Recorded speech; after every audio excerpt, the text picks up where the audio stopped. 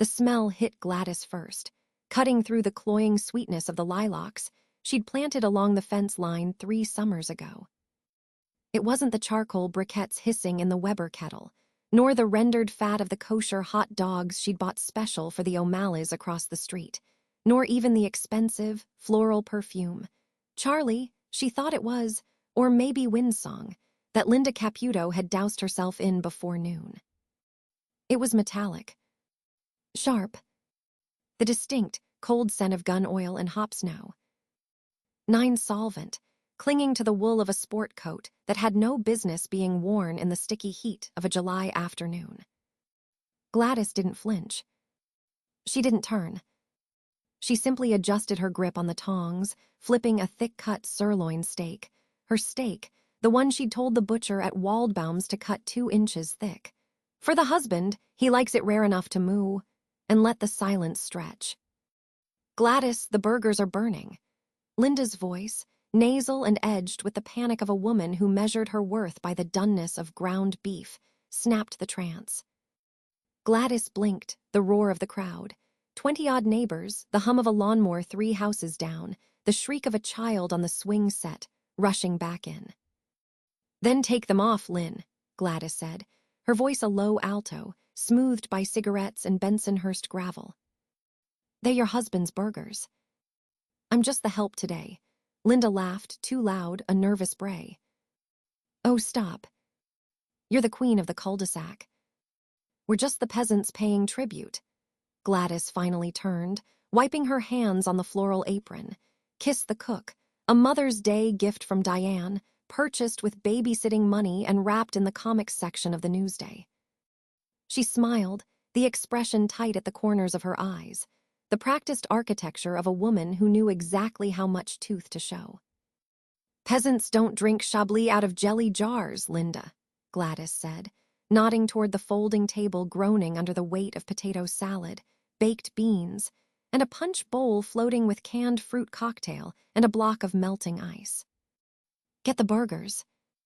I'll carve the roast beef. The centerpiece. 14 pounds of top round, rubbed with garlic, rosemary, and a secret pinch of dried porcini mushrooms her mother, Frances, had smuggled in a suitcase from a trip to Naples in '62. It had roasted low and slow since 4 a.m., the oven timer a metronome counting down the hours until Roy came home. If he comes home. The thought was a splinter under a fingernail, small, persistent, impossible to ignore once noticed. She pushed it down, deep into the cellar where she kept the other things. The bundles of cash banded with blue bank wrappers that smelled of ink and sweat. The .38 snub nose in the velvet Crown Royal bag tucked behind the winter blankets in the hall closet. The receipts for the Cadillac, the boat, the fur coat she wore to midnight mass, all paid for in crisp hundreds that never touched a bank account. She moved to the carving station, a card table draped in a lace cloth, set up under the big maple tree in the center of the lawn. The shade was dappled, perfect. The grass was striped, mowed in alternating directions by Roy on Saturday mornings when he was home, or by Albert when he was. Today, the stripes were perfect. Albert had done them yesterday, his small frame pushing the heavy Toro with a grim, 12-year-old determination that made Gladys's chest ache. "Make way for the carver," Chris called out. He was 17, 6 feet of broad shoulders and easy charm, wearing a polo shirt with the collar popped. A look Gladys hated but tolerated because the alternative was him wearing colors. He moved through the crowd like a shark through minnows, slapping backs, stealing a deviled egg from the platter with 2 fingers. "Ma, you need a hand." Or just an audience, Christopher. "And put the egg back." Diane made those. Chris grinned, the dimple flashing, the one that got him out of speeding tickets and into the cheerleader's bedroom window. He popped the egg into his mouth hole. Too late. "Witness protection program, Ma." "The egg is gone." "Wise guy," Gladys muttered, picking up the carving fork. The steel was cold, heavy. She liked the weight. "Carve your own roast next time. See how you like the critique." She positioned the fork, the tines sinking into the crust. The meat yielded, surrendering a whisper of steam and juice, pink and perfect. Medium rare. Just how he likes it. She began to slice, the knife gliding, rhythmic. Slice. Sunk. Slice. Sunk. Each piece fell onto the heated platter, fanning out like a deck of cards. Look at that, Mrs. O'Malley sighed from behind her, the scent of windsong and mosquito repellent drifting over. You could perform surgery with that knife, Gladys. The slices are transparent. Sharp knife is a safe knife, Mary, Gladys said automatically, the old adage rolling off her tongue. A dull blade slips. A sharp blade obeys. She didn't look up. She counted the slices in her head. 12 for the guests. 4 for the family. 2 for the sandwiches tomorrow, if there were leftovers. There never were. Where is the king, mister? O'Malley asked, a tall glass of sweat-beaded iced tea in hand. Roy missing the block party. That's a sin venial at best, mortal at worst. Gladys's hand didn't pause. The knife kept singing through the beef. He's working, Tom. Business. He'll be here for the cake. Business on a Sunday, Linda pressed, reappearing at her elbow, tongs clicking. The poor man. Does he ever stop? No, Gladys thought. He stops when the body is in the bag. He stops when the saw is clean. He stops when the car is parked in the Meadowlands, and the tide takes the rest. He stops for dinner, Gladys said aloud. And he stops for the kids. The rest is noise. She transferred the platter to the table, arranging the slices with geometric precision. Garnish, parsley springs, radish roses Diane had carved last night while complaining about the waste. Presentation was control. Control was survival. Albert, she called out, not raising her voice, just pitching it to carry over the laughter. Plates. Silverware. Napkins folded like the swans I showed you. Not the fans. Swans. Got it, Ma, Albert's voice drifted from the patio door. He appeared a moment later, arms loaded with Melmac plates, moving with a quiet grace that made him invisible in a room full of Chris's noise. He was 5 when they moved to Massapequa, a baby with big eyes and a silence that unnerved the pediatrician. Now, at 12, he was the keeper of the rituals. He saw the swans. He saw the tension in her shoulders. He saw the envelope. Gladys's jaw tightened imperceptibly. The envelope. Standard white business, 10 size. It sat in the ceramic jar on the kitchen counter, the one shaped like a rooster, a housewarming gift from her mother that Gladys had hidden in the back of the cupboard until Roy laughed and put it on the counter himself. Put the mail in the rooster, Gladdy. He crows loud enough to wake the dead. Roy didn't use banks. Not for the envelopes. She had seen it when she'd gone in for the iced tea pitcher 20 minutes ago. Thick. Heavy. The paper crisp, not wrinkled from a pocket.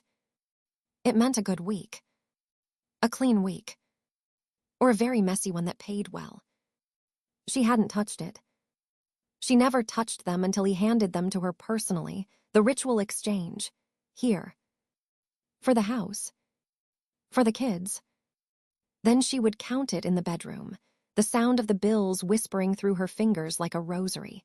Hail Mary, full of grace, the Lord is with thee. Bless this blood money, keep my babies safe. Before depositing it in the hollowed-out Bible in the sock drawer or the vacuum-sealed bags in the freezer behind the bird's eye peas. 3,000. Maybe 4. The Cadillac payment is due. The orthodontist for Chris's bottom teeth. The tuition for Diane's Catholic high school. The envelope for Mother. The math ran constantly, a ticker tape behind her eyes. Mom. The swans keep unfolding, Albert's voice soft, concerned. He stood at the carving table, a stack of imperfect napkin swans in his hand. Gladys looked at her son. Really looked. The dark hair, the olive skin, the eyes, Roy's eyes dark and fathomless, but the lashes were hers. The sensitivity was hers. Or maybe it was the Rosenthal in him, the part that came from Bensonhurst, from her father who read Nietzsche in Yiddish and wept at Puccini. She reached out, her fingers brushing his wrist. Pinch the tail tighter, Bubbly. Pinch it like you mean it. If you don't mean it, the paper knows. Albert nodded, serious. He adjusted his grip. The swan held. Like I mean it. That's my boy. She ruffled his hair, a quick, sharp gesture. Go on. Feed the masses, he went. She watched him go, the knot in her throat hardening into a diamond. Don't look at the garage. Don't think about the clothes he wears when he leaves at midnight. The coveralls. The boots he keeps in the plastic bag. The smell. The screen door slammed. Not the kitchen door. The side door. The one that led from the driveway, past the washer and dryer, into the hall. The air changed. The lilacs died. The gun oil returned, potent now, mixed with sweat, cheap cigar smoke. Antonio y Cleopatra, the ones he buys by the box in Jersey, and something else. A faint, cloying sweetness. Pine Sol. No. Formaldehyde. No. Just. Old iron. Blood money smell. Gladys didn't turn. She picked up the serving spoon for the potatoes. Her knuckles were white. He's here, Linda whispered unnecessarily. Thank God. I was telling Tom, a party without the host is just a meeting. Host is here, a voice boomed. Deep, resonant, carrying the Brooklyn vowels like medals. And the host is starving. That roast's still breathing, Gladys. Or did you kill it proper? Roy DeMeo walked onto the patio. He was 42, but he moved like a man 10 years younger, all coiled spring and kinetic energy. He wore the sport coat, navy blue, double-vented, tailored on 1818 Madison Avenue, the one that smelled of the solvent. Under it, a crisp white shirt, open at the collar, gold crucifix catching the sunlight filtering through the maple leaves. His pants were cream-colored silk blend slacks. Loafers, no socks. A heavy gold watch on his left wrist, a pinky ring on his right hand, heavy enough to shatter a jaw. His hair was thick, black as shoe polish, swept back perfectly, not a strand out of place. His face was handsome in a brutal way, high cheekbones, a nose broken once and reset perfectly, a jawline that could cut glass. But the eyes were the thing. They were flat, brown. They didn't crinkle when he smiled. They scanned. They assessed. They measured the weight and tensile strength of every soul in the vicinity. He moved straight to Gladys. He didn't greet the neighbors. He didn't ruffle Albert's hair. He didn't smirk at Chris. He stopped in front of her, invading her space, the heat of him radiating through the chiffon of her blouse. He smelled of the night. Of the Gemini Lounge, though she didn't know the name of the place, only that it was in Flatlands, and it was where the meetings happened. He smelled of the chassis grease from the chop shop on Flatbush, and the cold air off the water at the marina, and the specific, terrible scent of a man who has held a vibrating saw to bone and walked away clean. Hey, he said low. Just for her. The public boom dropped to a private rumble. You look tired, Gladdy. Gladys held the serving spoon suspended over the potatoes. She looked up at him. She didn't smile. She didn't scold. She studied the pores on his nose, the faint stubble shadow at his jawline, the microscopic speck of something dark, paint. Grease. Dried red, on the white shirt collar near the gold link. I'm not tired, Roy, she said, her voice steady, pitched for the neighbors. I'm hosting. It's what I do. You're late. The roast has been resting 20 minutes. It's perfect. Don't ruin it with your complaining. The neighbors laughed. Oh, the DeMeo's. What a card she is. He takes it, he gives it back. Roy's lips stretched. The smile that didn't reach the eyes. He reached out, his hand, large knuckles scarred, nails manicured, covering hers on the spoon handle. His palm was scorching. Calloused. Wouldn't dream of ruining perfection, he murmured, his thumb brushing the inside of her wrist, right over the pulse point. A claim. A brand. You hungry, baby? I could eat the ass out of a dead rhino. Language, she said automatically. Kids. Neighbors. Get a plate. Sit down. Act like a human being for 45 minutes. 45 minutes, he repeated, the words tasting strange in his mouth. A negotiation. I can do 45. For you. For this, he gestured vaguely at the lawn, the house, the fortress. This is good, Gladdy. Real good, he let go. The cold air rushed back into the space between them. He turned to the crowd, instantly switching channels. All right, listen up. Who's got a cold beer for a working man? O'Malley. Don't give me that warm Schieffer's, Tommy. Get the Budweiser from the tub in the garage. Top shelf. And somebody get the kid, Albert. Get over here, let me see those guns. Albert froze mid-swan fold. He looked at Gladys. She gave the tiniest nod. Go. Be the sun. Be the shield. Albert dropped the napkins and jogged over. Roy wrapped a massive arm around the boy's narrow shoulders, pulling him in. Look at this. The man of the house when I'm gone. You keeping the lawn straight, Al? Keeping the riffraff out? Yes, Dad. Good man. That's my boy. Chris, Roy bellowed, snapping his fingers. Get your old man a beer. And grab one for yourself. You're legal in my house, even if the state says otherwise. Chris materialized, 2 cans foam sweating in his hand. He cracked one, handed it to Roy. Here you go, Pops. Straight from the meadow, Roy cracked his own. PSSSD. The sound of the summer. He took a long pull, his throat working, the Adam's apple bobbing. He wiped his mouth with the back of his hand. Nectar of the gods. Gladys. A plate. I want the end cut. The rare one. With the horseradish that makes your eyes water. End cut is for the guests, Roy, Gladys said, but she was already moving to the carving board, her hands moving on autopilot. Slice. Sunk. The rare end piece. Thick. Juicy.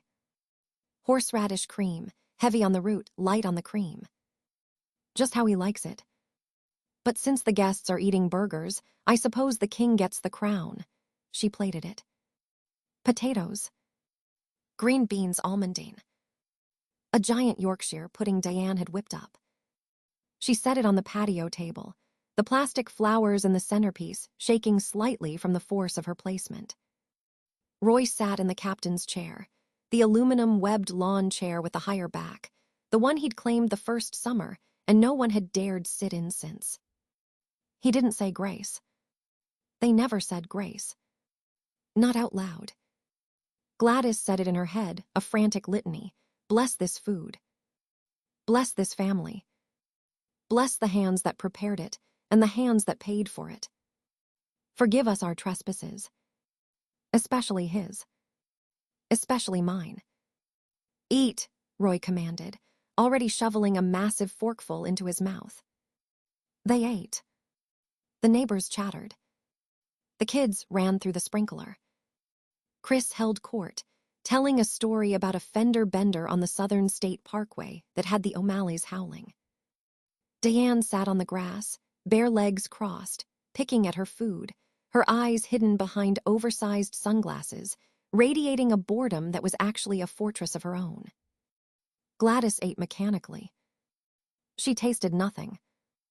She watched Roy. He ate like a man who had missed dinner for a week. Vast. Efficient. He didn't talk with his mouth full. He didn't gesture with his fork. He consumed, fueling the machine. But between bites, when the conversation swelled and eyes turned to Chris's story, his hand dropped to his thigh. Under the table, his fingers drummed a rhythm on the silk blend.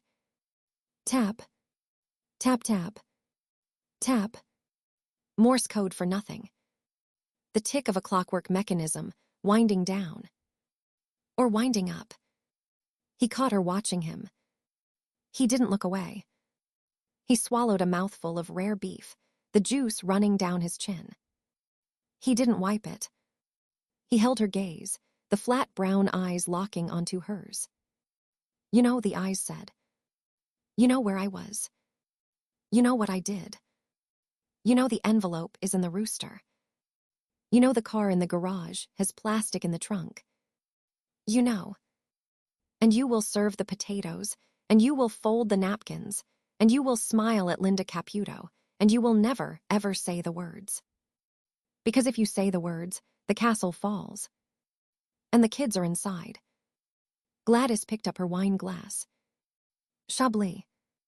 Cold. She took a sip, the crisp acidity cutting the grease on her tongue. She set the glass down. She picked up her fork.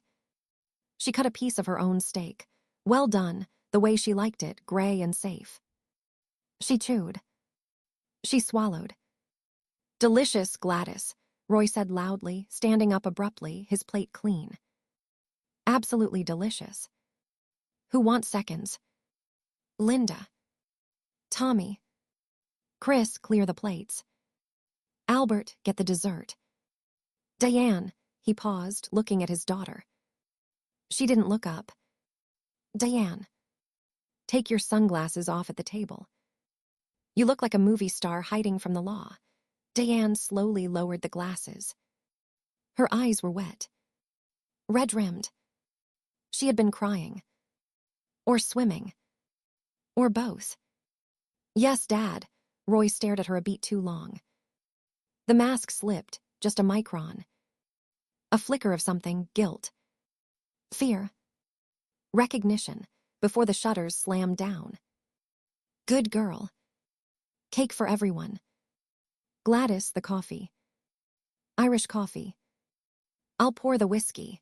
He walked toward the kitchen, the screen door banging shut behind him. Bang. Silence. Bang. Gladys exhaled. A long, slow release of breath she hadn't realized she'd been holding since the side door opened. Your father, Linda Caputo said, materializing beside her, refilling her wine glass from the sweating bottle. He is intense. He walks in, and the air pressure changes.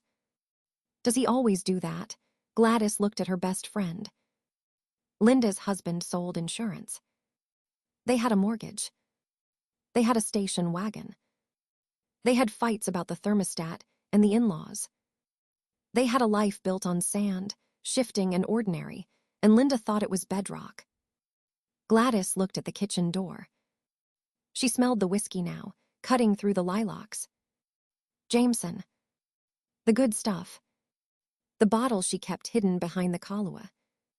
He's home, Gladys said. She stood up, smoothing her skirt. Her legs felt solid. Her spine was steel. That's all that matters. He's home for dinner. Get the cups, Lynn. I'll get the whipped cream. She walked toward the kitchen, her steps even, her head high. The Queen of Massapequa, returning to her throne room to pour the poison into the coffee, sweetening it just right, so the king would drink it all down and sleep in his own bed tonight, and the fortress would stand one more day. Chapter 2, the neon sign outside didn't buzz so much as scream. A jagged, electric cry of Gemini that sputtered in the flatland's wind, casting long, skeletal shadows across the cracked asphalt of the parking lot. Inside, the air was a thick, warm stew of stale cigarette smoke, spilled Schlitz, and the cloying, metallic tang of pine sol that never quite masked what lay beneath it. Roy DeMeo stood behind the bar, polishing a glass that was already clean. His movements were economical, precise. The hands of a watchmaker, a surgeon, a tailor. He wore a charcoal Brioni suit, the fabric heavy and cool against his skin, the cuffs kissed by French cuffs and gold links shaped like tiny lions. A pinky ring, a diamond solitaire the size of a baby's fingernail, caught the dim light as he set the glass down. He didn't look like a butcher. He looked like a man who owned the building, the block, and the mortgage on your soul. "Roy," the voice came from the booth nearest the kitchen doors. Chris Rosenberg didn't sit. He perched, vibrating with a kinetic energy that made the Formica table shudder. He was 26, beautiful in the way a shark is beautiful, all sharp angles, white teeth, and dead eyes. Tonight, his pupils were blown wide, the giveaway of the high-grade Colombian he'd been mainlining since noon. A thin sheen of sweat glazed his forehead, beating at his hairline. "Chris," Roy didn't turn. He reached for a bottle of Cutty Sark, poured 2 fingers into a fresh rocks glass, no ice. "You're late, traffic on the belt." Fucking Sunday drivers. Rosenberg downed the drink in one swallow, the muscles in his throat working overtime. He slammed the glass down, hard. "The guy S here." "In the back." "Waiting," Roy capped the bottle. "Who's on the door?" "Henry." "And Dilly's in the kitchen getting the tub ready." Rosenberg grinned, a flash of white against the stubble. "We got the new blades." "The Japanese ones." Cut through bone like butter, Roy finally turned. His face was a mask of olive skin and dark, hooded eyes. There were lines at the corners of those eyes, laugh lines, his wife called them. But tonight, they didn't look like laughter. They looked like blueprints. "Good," Roy said. His voice was a low baritone, pitched for the confessional, not the crowd. "Let's not keep him waiting. I got a little league game at 4. Albert's pitching. If I'm late, Gladys will have my balls in a jar next to the marinara." Rosenberg laughed, a sharp barking sound. "Since when do you care about Little League?" "Since my son threw a no-hitter last week. Since my wife threatened to invite the parish priest over for dinner if I missed another one." Roy buttoned his jacket, the motion smooth, automatic. "Walk with me." They moved through the narrow hallway past the restrooms. The music from the jukebox in the main room, Springsteen, Born to Run, thundering about "Baby, we were born to run," muffled to a dull throb behind the heavy steel fire door. Henry Borelli stood by the door to the back room. He was a wall of a man, 6'2", 250, wearing a windbreaker that strained at the seams. His face was blank, expressionless as a slab of quarry rock. He didn't nod, didn't speak. He just opened the door. The back room was not a room anymore. It was an operating theater. Plastic sheeting, heavy gauge, clear polyethylene, hung from the ceiling on a PVC frame, creating a sterile cube in the center of the floor. It covered the pool table, the walls, the floor. Industrial floodlights clamped to the pipes overhead, blasted a harsh, white glare into the enclosure, banishing shadow. In the center, strapped to a stainless steel gurney bolted to the concrete, sat a man named Mickey DeFalco. Mickey was a loan shark collector from the crew. He'd been skimming the vig, skimming the principal, skimming the top-off envelopes meant for Castellano. He'd thought his connection to the Westies, through Freddie Gnome, made him bulletproof. He'd thought wrong. He was awake. His eyes were wide, darting between the plastic, the lights, the tools laid out on a stainless steel tray beside him. A bone saw, Steiker, medical grade, a set of heavy bolt cutters, a linoleum knife with a hooked blade, a hatchet, and a roll of heavy-duty contractor bags. Black. 30-gallon. His mouth worked around the duct tape gag.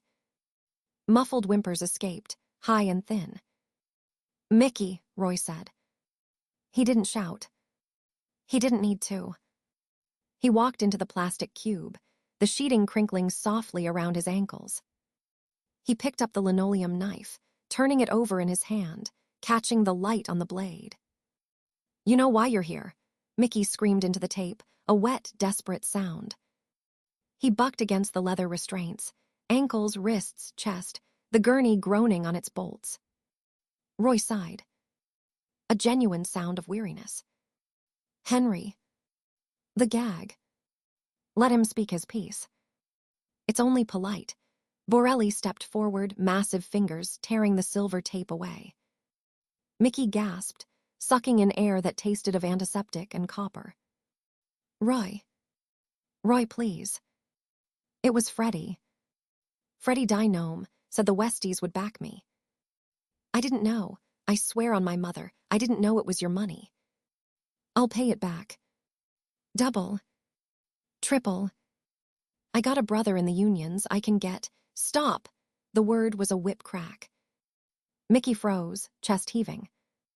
You skimmed from Paul, Roy said, his voice conversational, almost gentle.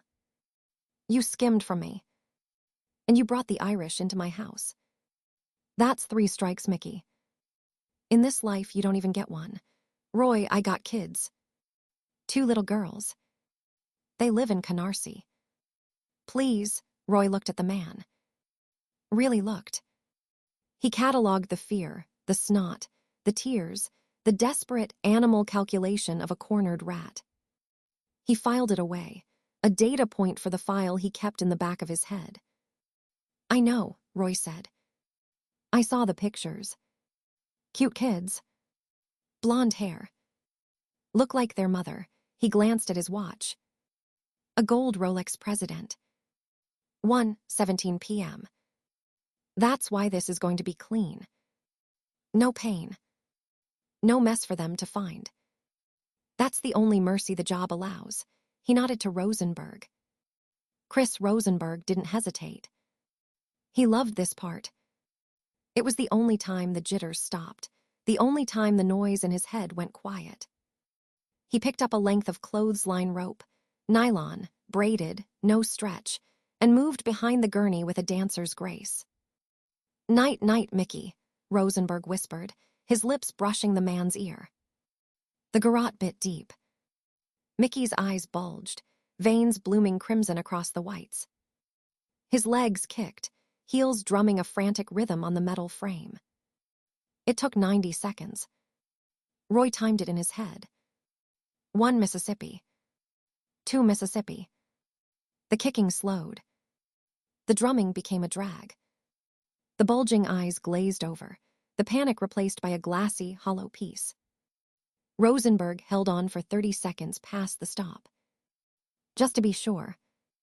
Just because he liked the feel of the pulse fading under his thumbs. Okay, Roy said quietly. Rosenberg let go, stepping back, breathing hard, his face flushed with a sickly euphoria. He wiped his hands on his jeans, leaving dark streaks on the denim. Dilly, Roy called toward the kitchen doorway. Joseph, Dilly Tester appeared. He was the antithesis of Rosenberg, small, wiry, neat as a pin in a cardigan sweater over a dress shirt. He looked like an accountant. He carried a black medical bag. He didn't look at the body. He looked at Roy. Time, Dilly asked. 1:18, Roy said.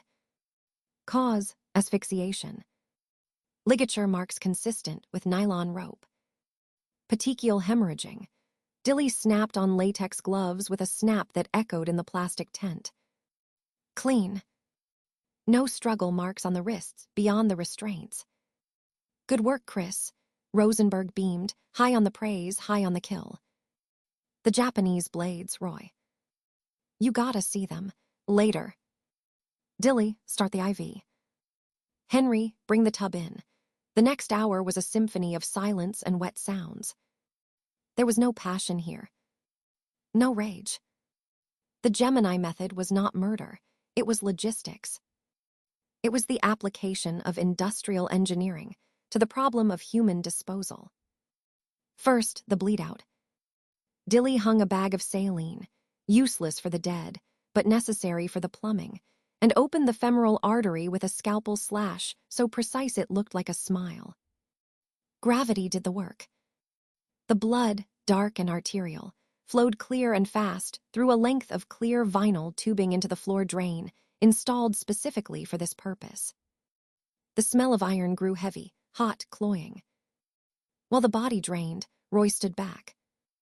He lit a cigarette, a Merit Ultra Light, cupping the flame with a hand that didn't tremble. He watched the fluid dynamics. He thought about Albert on the mound. Keep the elbow up, Albie. Don't aim, throw. Trust the mechanics. He thought about Gladys. She'd have the sauce on by now. The house would smell of garlic and oregano and simmered tomatoes. She'd be setting the table for the neighbors, the Caputos and the Shees. She'd be laughing at Linda Caputo's jokes about the new guy at the A&P. She would not ask where he was. She would not ask about the stain on the cuff of his shirt sleeve, already hidden by the French cuff. She knew. She had always known. And because she knew, she didn't ask. That was the contract. That was the architecture. Drain slowing, Dilly announced. Clinical. Detached. Moving to phase 2, the tub arrived. A standard industrial laundry tub, stainless steel, unlocking casters. Henry Borelli and Joey Guglielmo, a blunt instrument of a man with knuckles like walnuts, wheeled it into the plastic enclosure. They unstrapped the corpse. It was heavy, dead weight, the skin pale as paraffin now. They lifted it into the tub. Thud. A wet, heavy sound. Roy stepped forward. He picked up the bone saw. It whined to life, a high-pitched dental scream that cut through the Springsteen bleeding through the walls. Whir. He started at the right ankle. The blade bit through skin, muscle, tendon, bone. A fine mist of bone dust and blood sprayed the plastic curtain, stippling the clear sheet like abstract art. Roy guided the saw with 2 fingers, his posture perfect, his breathing even. He moved to the left ankle. Then the knees. The hips. The disassembly was modular. Feet. Lower legs. Thighs. Torso. Arms. Hands. Head. Each piece was placed into a black contractor bag, with the reverence of a priest placing hosts in a ciborium. Dilly sealed each bag with a zip tie, labeling it with a black marker. R-leg. L-leg. Torso. Head. Rosenberg watched, vibrating, bouncing on the balls of his feet. The blades, Roy. Seriously.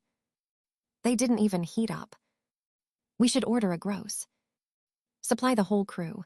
We'll see, Roy said. He set the saw down on the tray. It was still spinning down, the motor whining a descending scale. He peeled off his gloves, snapping them into the biohazard bin. His Brioni trousers were pristine. His shoes, hand-stitched Italian leather, were spotless. He had mastered the art of standing in the splash zone and staying dry. Head, Dilly said, holding up the final bag. It was the heaviest. Frozen solid in 20 minutes in the chest freezer. Then the Meadowlands. The usual spots. Good, Roy checked his watch again. 2:45 p.m. Clean the room. Bleach the tub. Burn the plastic. I want this place smelling like a hospital by 3. He stripped off the outer layer of the plastic suit he'd worn over the suit, a thin, transparent Tyvek coverall, and balled it up, tossing it into the incinerator bag. Underneath, the charcoal wool was immaculate. He walked out of the back room, past the jukebox now playing the Eagles' Lion Eyes. She can't hide her lion eyes. He pushed through the front door into the freezing January air. The wind off Jamaica Bay slapped him in the face, sharp and clean, scrubbing the pine sol and copper from his nostrils. He took a deep breath, filling his lungs with the scent of salt, exhaust, and wet asphalt. His Cadillac Eldorado sat at the curb, a land yacht of cream, leather, and chrome. He slid behind the wheel, the door closing with a solid thunk that sealed out the world. He sat for a moment, hands on the wheel at 10 and 2. He looked at his reflection in the rearview mirror. Dark eyes. Olive skin. The laugh lines. The diamond pinky ring winking back at him. He reached into the glove compartment, past the registration and the .38 snub nose in a holster, and pulled out a small, flattened cardboard box. Topps baseball cards. 1975 series. He tore the wax wrapper. The smell of pink bubble gum, chemical, sweet, nostalgic, exploded in the cabin. He thumbed through the cards. Yaz. Bench. Morgan. Schmidt. There. Third card from the bottom. Fred Lynn. Boston Red Sox. Rookie card. He smiled then. A real smile. It crinkled the corners of his eyes. It transformed the mask into a father. 250 average, 21 homers, he whispered to the empty car. Rookie of the Year and MVP. Kid's a stud, Albie. Just like you, he started the engine. The V8 purred, a deep, powerful rumble. He checked his mirrors, signaled, and pulled out onto Flatlands Avenue, merging into the flow of Sunday traffic. He had 20 minutes to cross the bridge, hit the southern state, and make the turn onto Cedar Shore Drive. 20 minutes to shed the skin of the Gemini Lounge and become the man who cheered for the Massapequa Mets, the man who carried the orange slices for the team, the man who kissed his wife on the forehead and asked how the roast was. He turned on the radio. Top 40. Casey and the Sunshine Band. Get down tonight. Roy DeMeo tapped the steering wheel in time with the beat, humming along, the ghost of bone dust already fading from his fingertips, the roar of the saw silenced by the distance, the black bags waiting in the freezer like groceries. He was late. Gladys would have the marinara jar ready. But Albert would strike out the side. He knew it. He had seen the mechanics. He had built the machine. And the machine worked perfectly. Chapter 3, Hail Mary the Confessional at St. William the Abbot smelled of old beeswax, dried lilies, and the particular metallic tang of other people's sins.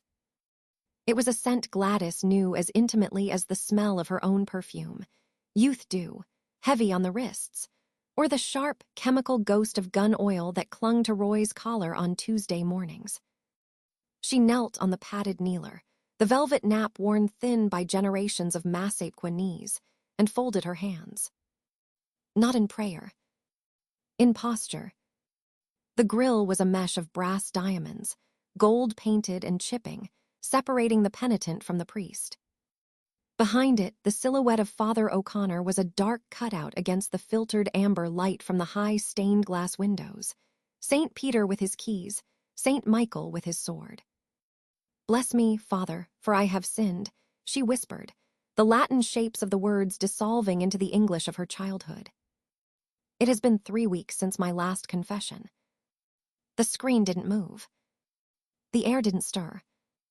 But she heard the soft thump of the breviary closing, the rustle of a purple stole settling over black wool.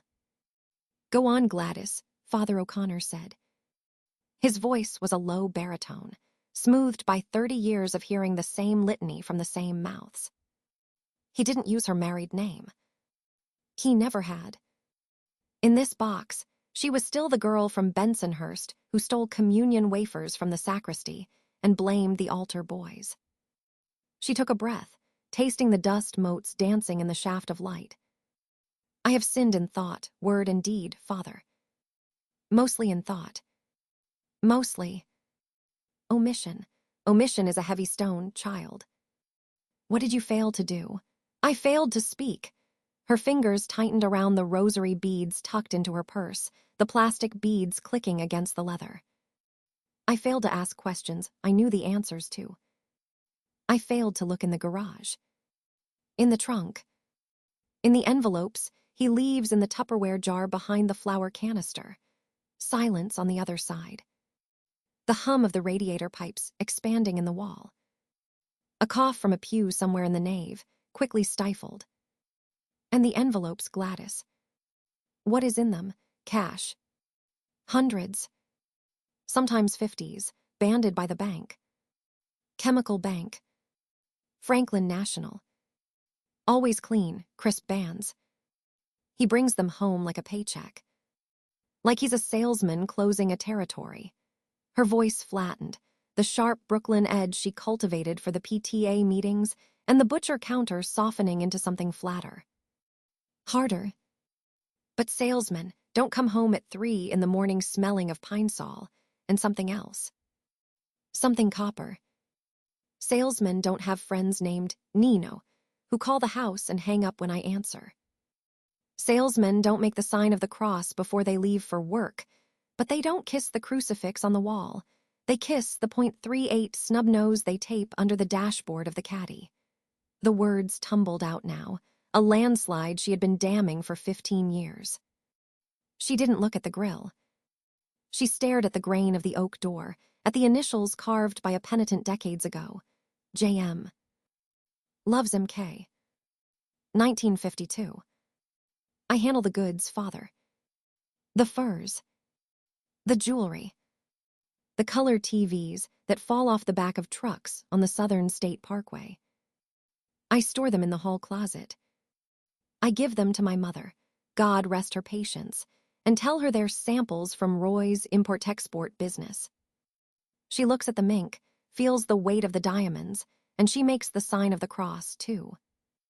But she crosses herself against me. She knows. We all know. We just agree not to say it out loud. That is my sin. The silence. The architecture of it. I built the walls.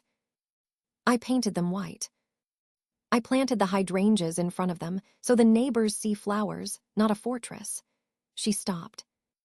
Her throat was raw. The air in the box was thin, stale, tasting of his breath and hers. Father O'Connor didn't speak for a long moment. When he did, his voice lacked its usual pastoral warmth. It was the voice of a man who had sat on the other side of this grill for decades, watching the neighborhood rot from the inside out, bound by the seal of the confessional like a man buried alive. You are not confessing sin, Gladys, he said quietly. You are confessing complicity. There is a difference. Sin is a stumble. Complicity is a foundation. You cannot receive absolution for a foundation you refuse to dismantle. I can't dismantle it, she said, the words surprising even her with their lack of shame. If I pull the foundation, the house falls on my children. Albert. Diane. Chris. They sleep in that house. They eat at that table. They wear the clothes the samples buy.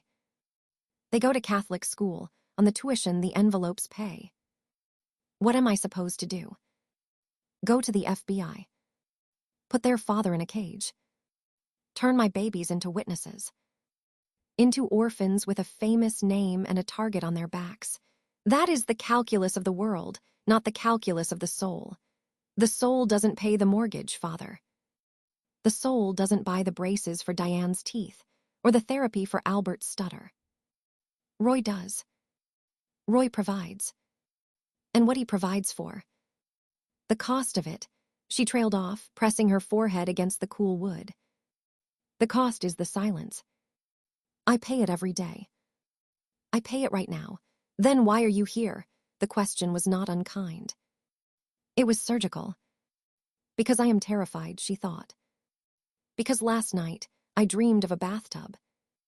Because I need to hear it, she lied. I need to hear that there is still a path. That a Hail Mary isn't just a prayer. That it's a play. A desperate throw into the end zone when the clock is 0. A Hail Mary requires faith, Gladys. You are describing a gamble. Faith is a gamble. You taught me that in CCD. Faith is the substance of things hoped for, the evidence of things not seen. Hebrews 11:1. I'm hoping for a miracle. I'm hoping the evidence, the blood, the bodies, the guns, stays unseen. I'm hoping Roy comes home tonight and builds the treehouse he promised Chris for his birthday. That's my substance. That's my evidence. Say 3 Our Fathers, 3 Hail Marys, and an act of contrition, Father O'Connor said. The ritual words, the prescription for a common cold, offered to a woman dying of cancer. And Gladys, yes, Father, pray for the victims. Not for your husband's soul. Not for your children's safety. Pray for the men who don't go home to treehouses. Pray for the ones in the bathtub. That is the only penance that touches the truth. The grill slid shut with a definitive clack. The confessional door on the priest's side opened and closed. Footsteps receded toward the sacristy. Gladys remained kneeling. She did not say the Our Fathers. She did not cross herself. She sat in the dimming light, the silence of the church pressing down on her, heavier than the silence of her kitchen at 2:00 a.m. She thought of the bathtub. Not the clawfoot tub in her master bath, the one with the bubble bath beads and the scented candles. The other one. The one in the basement of the Gemini Lounge on Flatlands Avenue. She had never seen it. She didn't need to. She knew the specifications.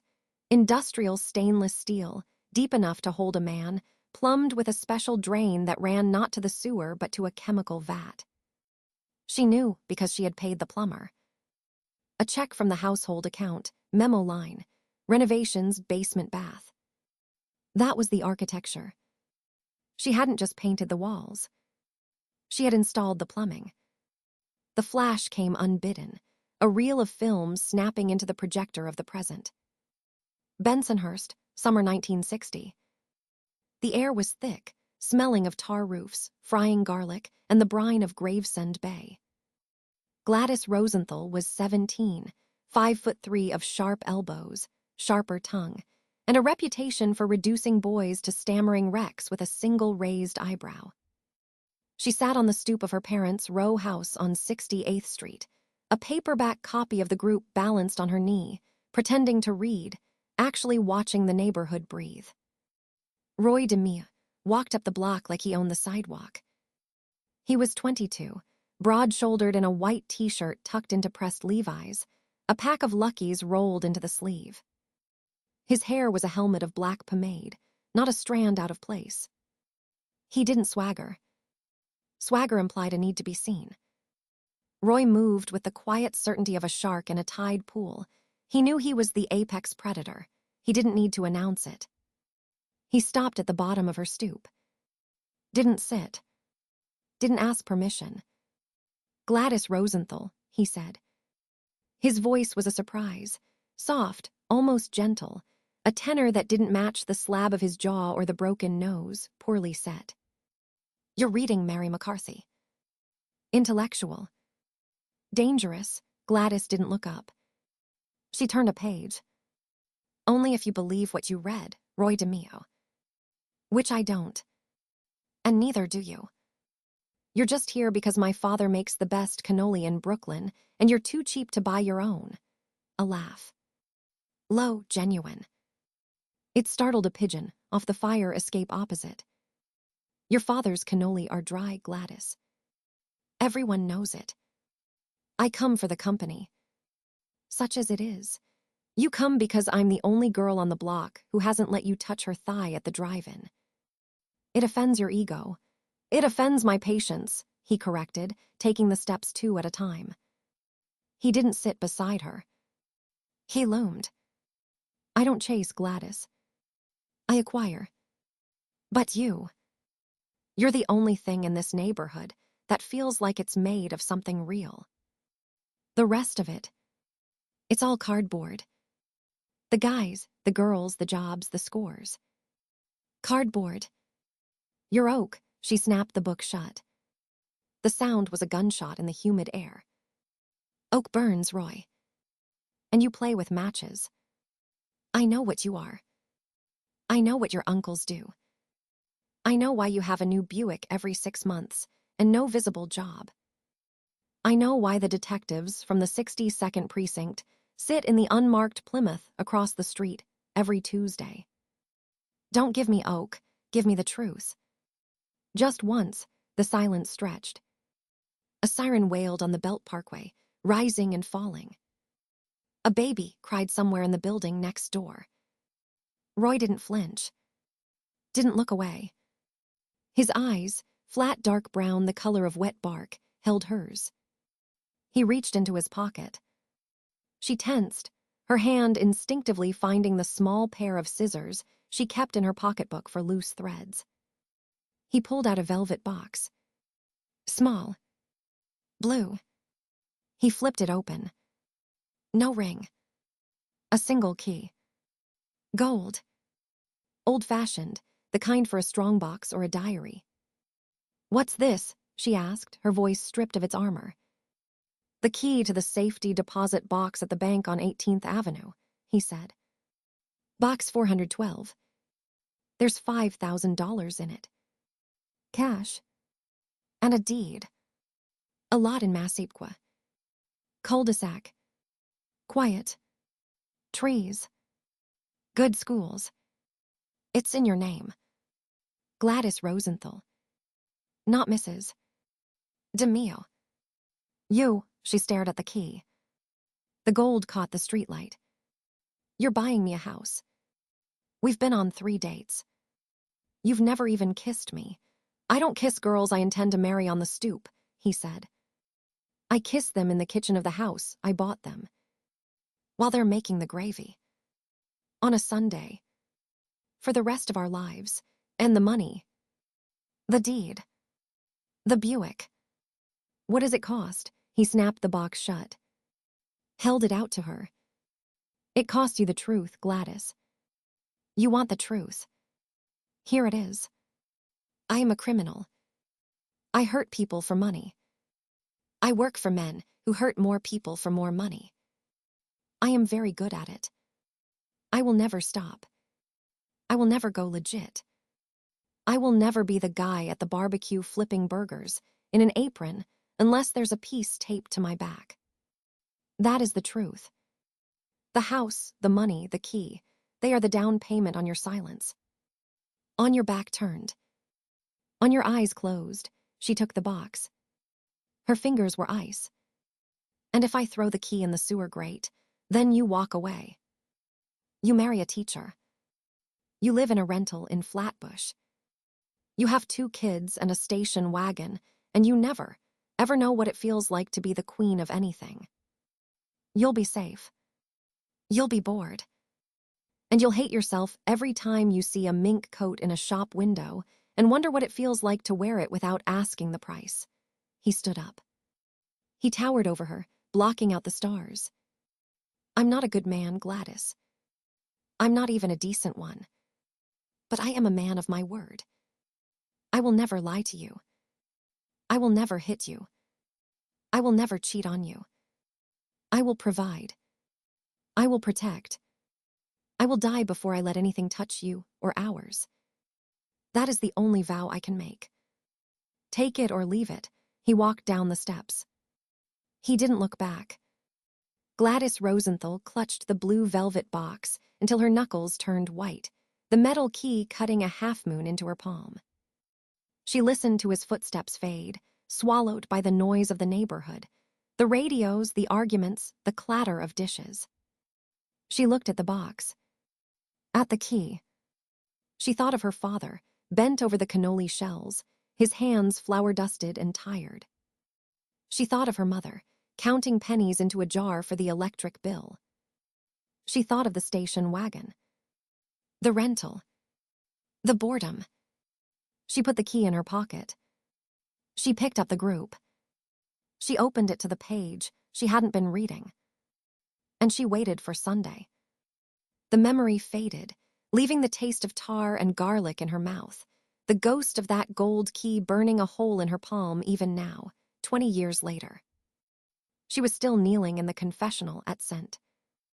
William S. The light through St. Michael's sword had shifted, dimming toward violet. The church was empty now. The custodian would be locking up soon. Gladys rose slowly. Her knees popped, stiff in the nylon of her pantyhose. She smoothed her skirt, a tailored wool number from Saks, pale yellow. She checked her reflection in in the dark glass of the confessional door. Face composed. Lipstick intact, Revlon cherries in the snow. Hair sprayed into a helmet that would survive a hurricane. The Queen of Massapequa. The architect. She stepped out into the nave. The holy water font at the entrance was dry, the basin dusty. She didn't cross herself. She pushed open the heavy oak doors of the church. The evening air hit her, cool, smelling of cut grass, exhaust, and the distinct, salty tang of the South Shore bays. The parking lot was mostly empty. Her car, a cream-colored Lincoln Continental Mark IV, sat under a floodlight. The white walls gleamed. She walked to it, her heels clicking a steady rhythm on the asphalt. Click, click, click. The sound of normalcy. The sound of a woman who had just finished her devotions, on her way home to baste a roast, check homework, kiss a husband hello. She slid into the driver's seat. The leather was cool. She didn't start the engine. She sat in the gathering dark, her hands folded on the wheel. She opened her purse. Past the compact, the tissues, the vial of Valium, doctor. Kessler's prescription, for the nerves, her fingers found the blue velvet box. It was worn now. The velvet balled in spots. The hinge stiff. She flipped it open. No key. Just a folded piece of paper, yellowed at the edges, unfolded and refolded 1,000 times. She didn't need to read it. She knew the handwriting. The cramped, precise block letters. Box 412. 18th Ave. $5,000. Deed, Lot 14, Maple Drive, Massapequa. In your name. Gladys. Always yours. The down payment is paid in full. The interest is forever. Or. She snapped the box shut. The sound was final. A gavel. A cell door. She started the engine. The V8 purred, a smooth, powerful vibration through the steering wheel. She put the car in drive.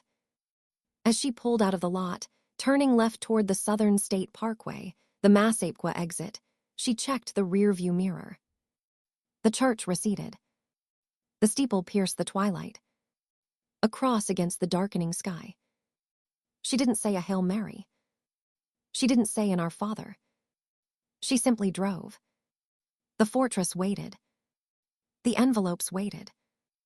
The treehouse wood waited in the garage, stacked neat beside the rolled-up plastic sheeting, and the band saw she had ordered from the Sears catalog last Tuesday, charging it to the household account. Renovations, basement bath. She merged onto the parkway, accelerating into the flow of traffic, a cream-colored ghost in the gathering night, carrying the silence like a second skin. Bless me, Father, for I have sinned. I have built the walls, and I will live inside them, until the roof caves in. Chapter 4, The Coffee in the Styrofoam Cup, had achieved that specific petrochemical viscosity found only in surveillance vans and hospital waiting rooms, thick, cold, and tasting of burnt plastic and regret. Jack Scalise didn't drink it so much as he circulated it through his system, a necessary fuel for the machinery of patience. He adjusted the focus on the long-range Nikon mounted on the tripod, the lens poking through a precisely cut slot in the side panel of the van. The slot was lined with black felt to kill the glint of glass. Outside, the world was a washed-out Kodachrome of a Tuesday morning in Massapequa. Blue sky, green lawns, the rhythmic thwack-thwack of a rotary sprinkler next door. The target residence, 1042 Harbor Lane, a split level with aluminum siding and a pristine driveway, sat silent. No movement behind the lace curtains of the picture window. No station, wagon pulling out for the market. The DeMeo fortress was buttoned up tight. Scalise lowered the camera and rubbed the grit from his eyes. 42 years old, 6 years on the organized crime strike force, and his knees ached like a man 20 years older. The van smelled of stale cigarettes, His cheap perfume, the UCSO secretary who'd borrowed the van last week, and the distinct metallic tang of the radio equipment humming in the back rack. He picked up the logbook, a black marbled composition notebook, and flipped to the fresh page. 0645, target residence static. Curtains drawn. Vehicle 1, Cadillac sedan DeVille, NY plate KNG 442, in driveway. Vehicle 2, Ford LTD wagon, NY plate 882 YZB, in garage. 0712, garbage cans placed at curb by Albert DeMeo, WM, approx 14. Subject wears blue robe. Retrieves Newsday from lawn. Returns inside. 0745, Diane DeMeo, WF, approx 17, exits side door. School books. Walks to bus stop corner of Harbor and Maple. 0801, Roy DeMeo exits front door. Dress, navy blue polyester suit, white shirt, open collar. Gold heavy on the wrist Rolex, fingers pinky ring. Demeanor, relaxed. Whistling. Enters Cadillac. Departs eastbound on Merrick Road. Scallies tap the pen against the paper. Whistling. That was the part that stuck in the craw. A man who could whistle while he walked to a car that smelled of gun oil and plastic sheeting. A man who left a house smelling of bacon and fabric softener to go manage an assembly line of death in Flatlands. He reached for the telephoto prints clipped to the clipboard above the dashboard. They were grainy, high-contrast black and whites, blown up from 35 Mtrix pushed to 1600 ASA. Grain the size of gravel, but the faces were unmistakable. Photo 1, the Gemini Lounge. Flatlands Avenue. The neon sign, a flickering red twin silhouette, was blown out to a white streak, but the doorway was clear. Roy DeMeo, stepping out of a different caddy, a two-tone brown job with a vinyl top. He wasn't whistling now. His shoulders were squared, his head on a swivel. The 1,000-yard stare the shrinks talked about, except the yard was 6 feet deep and lined with plastic. Photo 2, inside. Shot through the grimy window of the social club next door, using a 600 lens with a doubler. A table. Cards. Espresso cups. And Chris Rosenberg. Rosenberg. The golden boy. The cancer. In the photo, Rosenberg was leaning back, laughing, a mountain of a man in a silk shirt unbuttoned to the navel, gold chains nesting in the black curly hair. He was passing a small, folded piece of tinfoil to a kid who looked barely 19. The kid handed over a roll of cash, 50s, hundreds, banded with blue bank straps. Cocaine. Pure, uncut, moving in volume that made the DEA weep. Scallies knew the rules. He knew the commission rules better than most mob lawyers. Paul Castellano, the Big Paul, the CEO of the Gambino family, had issued a standing edict years ago. No junk. No heroin. No coke. It brought heat. It brought the feds down on the structure. It was bad for the stock price. But Rosenberg didn't care about the stock price. Rosenberg cared about the high and the cash flow and the feeling of being untouchable because his rabbi, Roy DeMeo, was the scariest son of a bitch in New York. Scallies picked up the handset of the secure landline hardwired into the van's console. He dialed a number from memory, letting it ring 3 times before a gruff voice answered. Riley, Ed. It's Jack. Flower truck Massapequa, a pause. The sound of a match striking, tobacco igniting. Jesus, Jack. You guys still sitting on that lawn? The grass is gonna grow over the tires. DeMeo just left. 0801. Heading east. Merrick towards the southern state. Roy. Solo. Clean getaway so far. And the kid. Rosenberg. Rosenberg's at the Gemini. Morning meeting. Moving white. Heavy, Scalise watched the smoke curl from his own forgotten cigarette in the ashtray. We got frames, Ed. Clear frames. Tinfoil packets. Cash exchange. Violation of the Castellano directive. If Polly knew the volume this kid is pushing. Christ, he's making the family look like a Colombian cartel. He knows, Riley said, the weariness evident even over the static. Castellano knows. He just doesn't know what to do without starting a war. DeMeo's his top earner. You whack the crew, you lose the revenue. You let it ride, you lose the commission's respect. It's a cyst, Jack. And cysts either burst or get lanced. We're gonna lance it, Scalise said, his voice dropping to a whisper. We got the pen register on the Gemini payphone. We got the bug application pending with the Eastern District. Judge Platt is signing off Friday. We get a wire in that back room, Ed, and we don't just get Rosenberg. We get the method. We get the whole mechanic. Platt hates wiretaps. Says they're unconstitutional fishing expeditions. Platt hates the mob more. He'll sign. He always signs for us. Scalise hung up the phone before Riley could offer another dose of cynicism. Riley was a good cop, an old neighborhood cop who knew which bodega sold the best hero and which wise guy's wife ran the numbers. But Riley believed in order. Scalise believed in destruction. You didn't police a cancer. You cut it out, roots and all. He put the photos away and started the van's engine. The vibrations settled into the frame, a low, comforting hum. He needed to move. The flower truck disguise, a magnetic sign on the side reading BAYVIEW Florists Deliveries in peeling green script, was good for stationary, useless for mobile. He had a different appointment now. He drove the van 3 blocks over, parking behind the Massapequa Public Library, a brutalist brick cube that smelled of dust and mimeograph ink. He killed the engine, stripped off the windbreaker with the FBI raid jacket underneath, and pulled on a beige member's only jacket he kept under the seat. He combed his hair in the rear view, thinning, gray at the temples, cut short and professional. He looked like a middle manager, an insurance adjuster, a husband.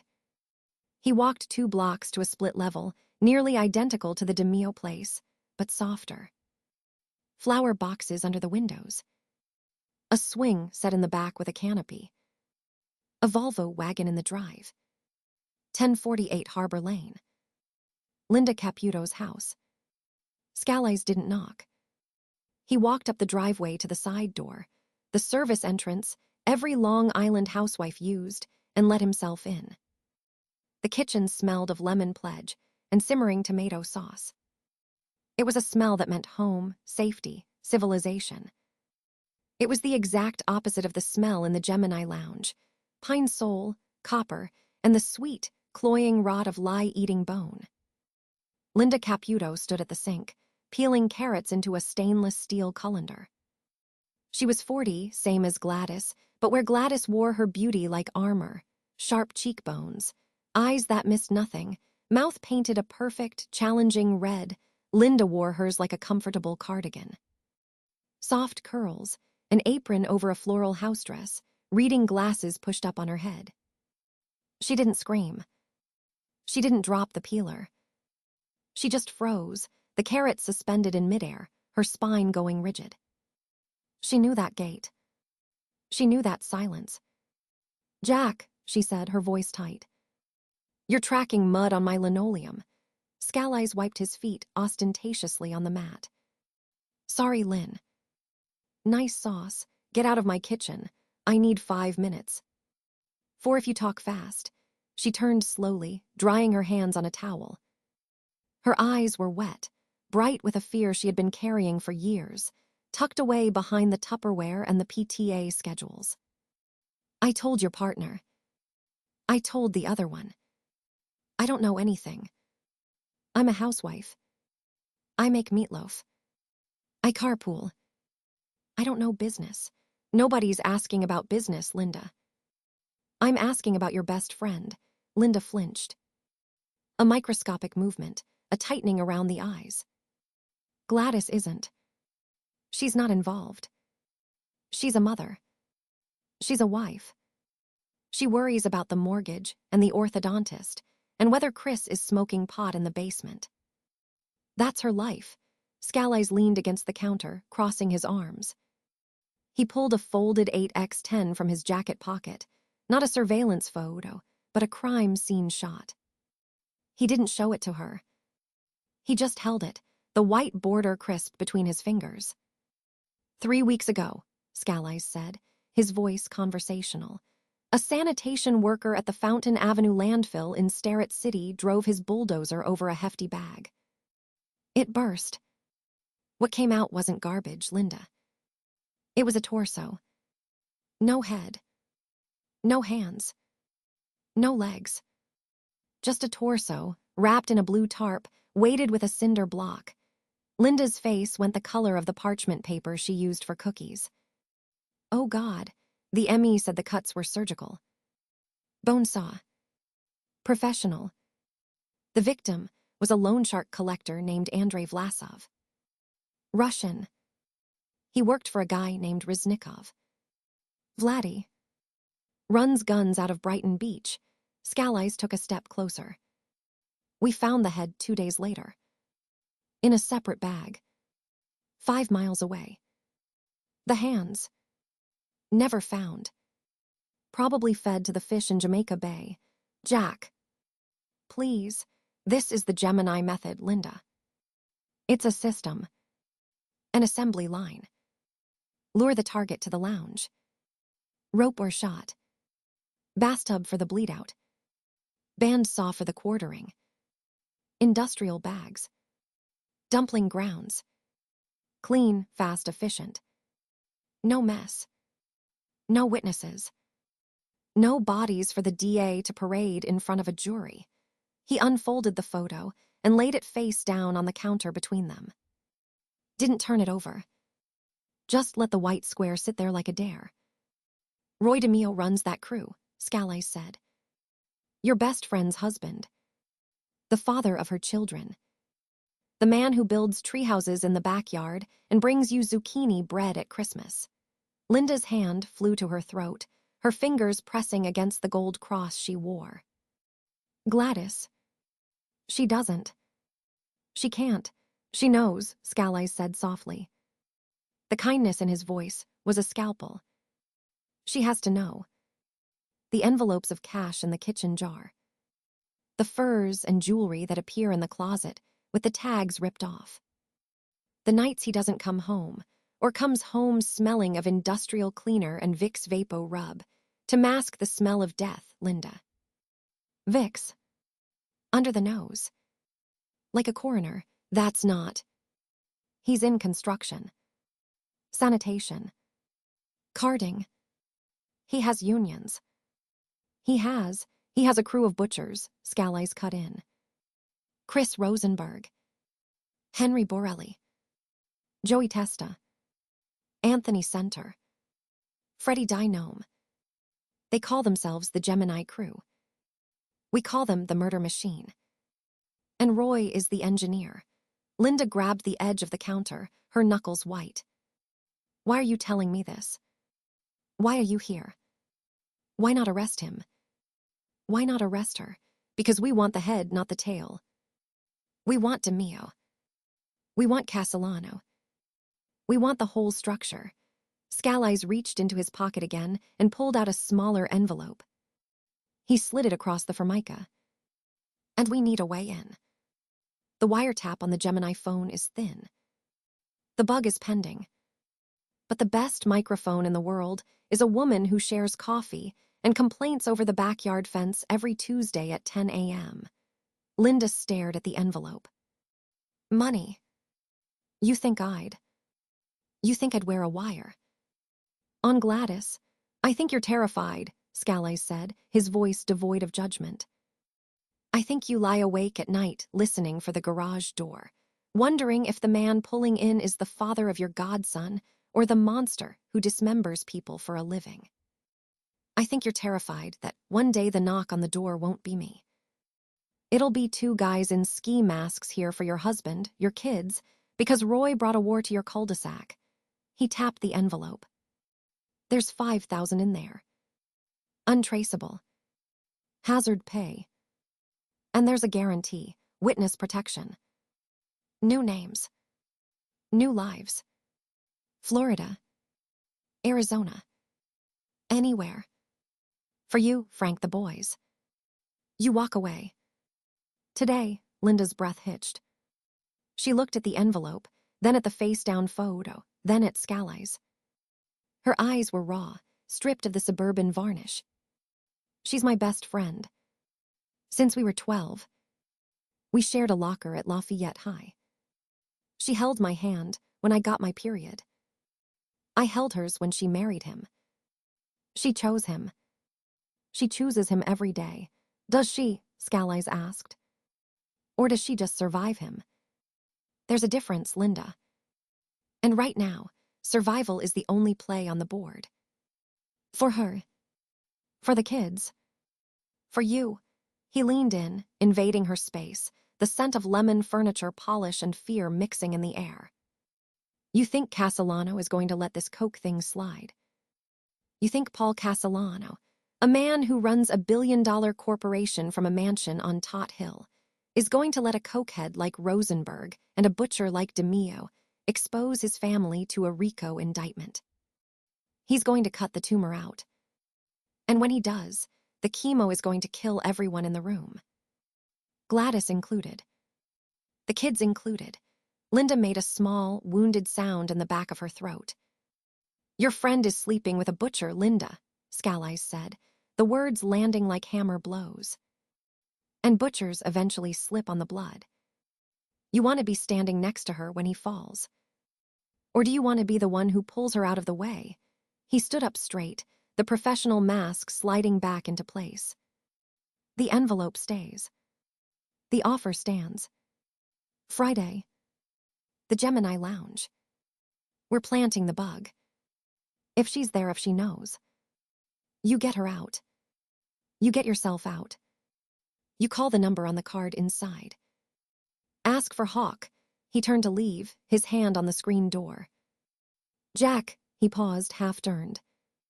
She makes the best meatballs, Linda whispered, staring at the floor. Sunday gravy. She uses 3 meats. Veal, pork, beef. And a pinch of cinnamon. My husband. Frank. He asks for them every birthday.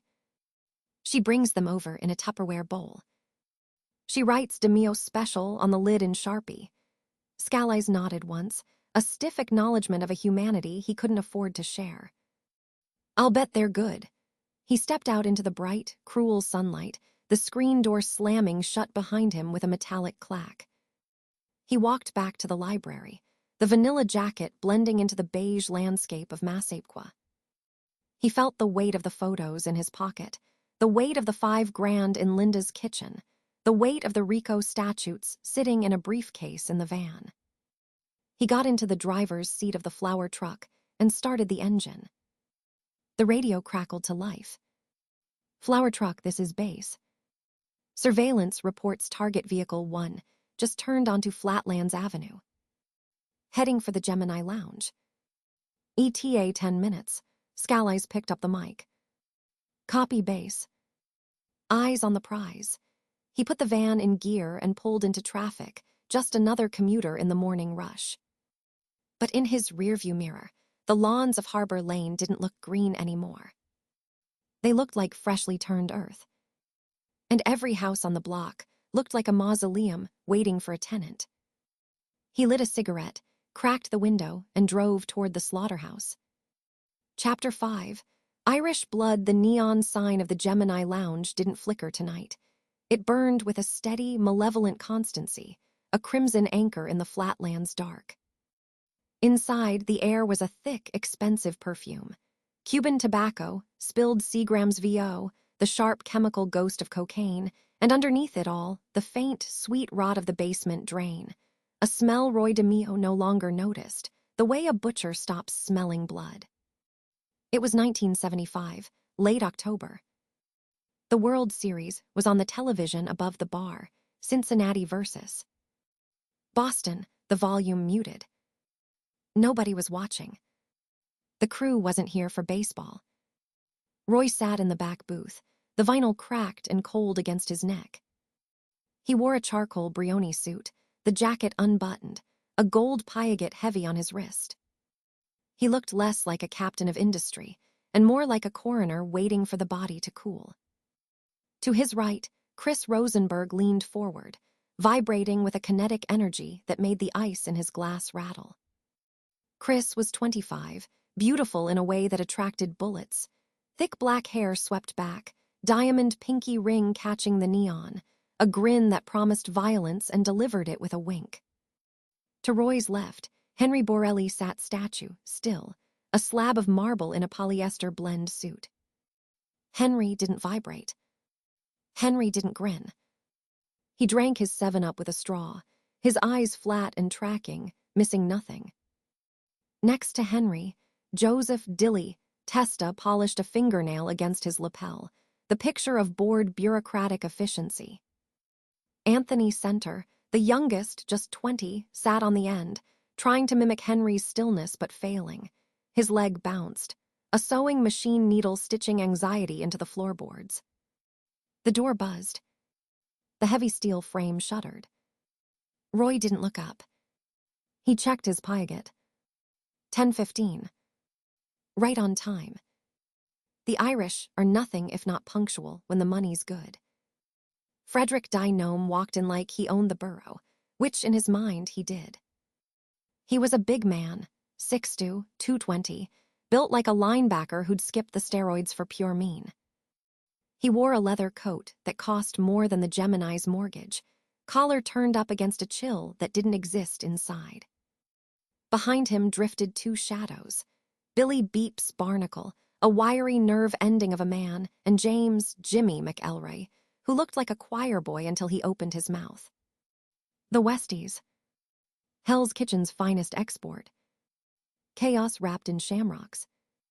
Roy, DeMeo boomed, his voice too loud for the room, a foghorn in a library. He didn't wait for an invitation.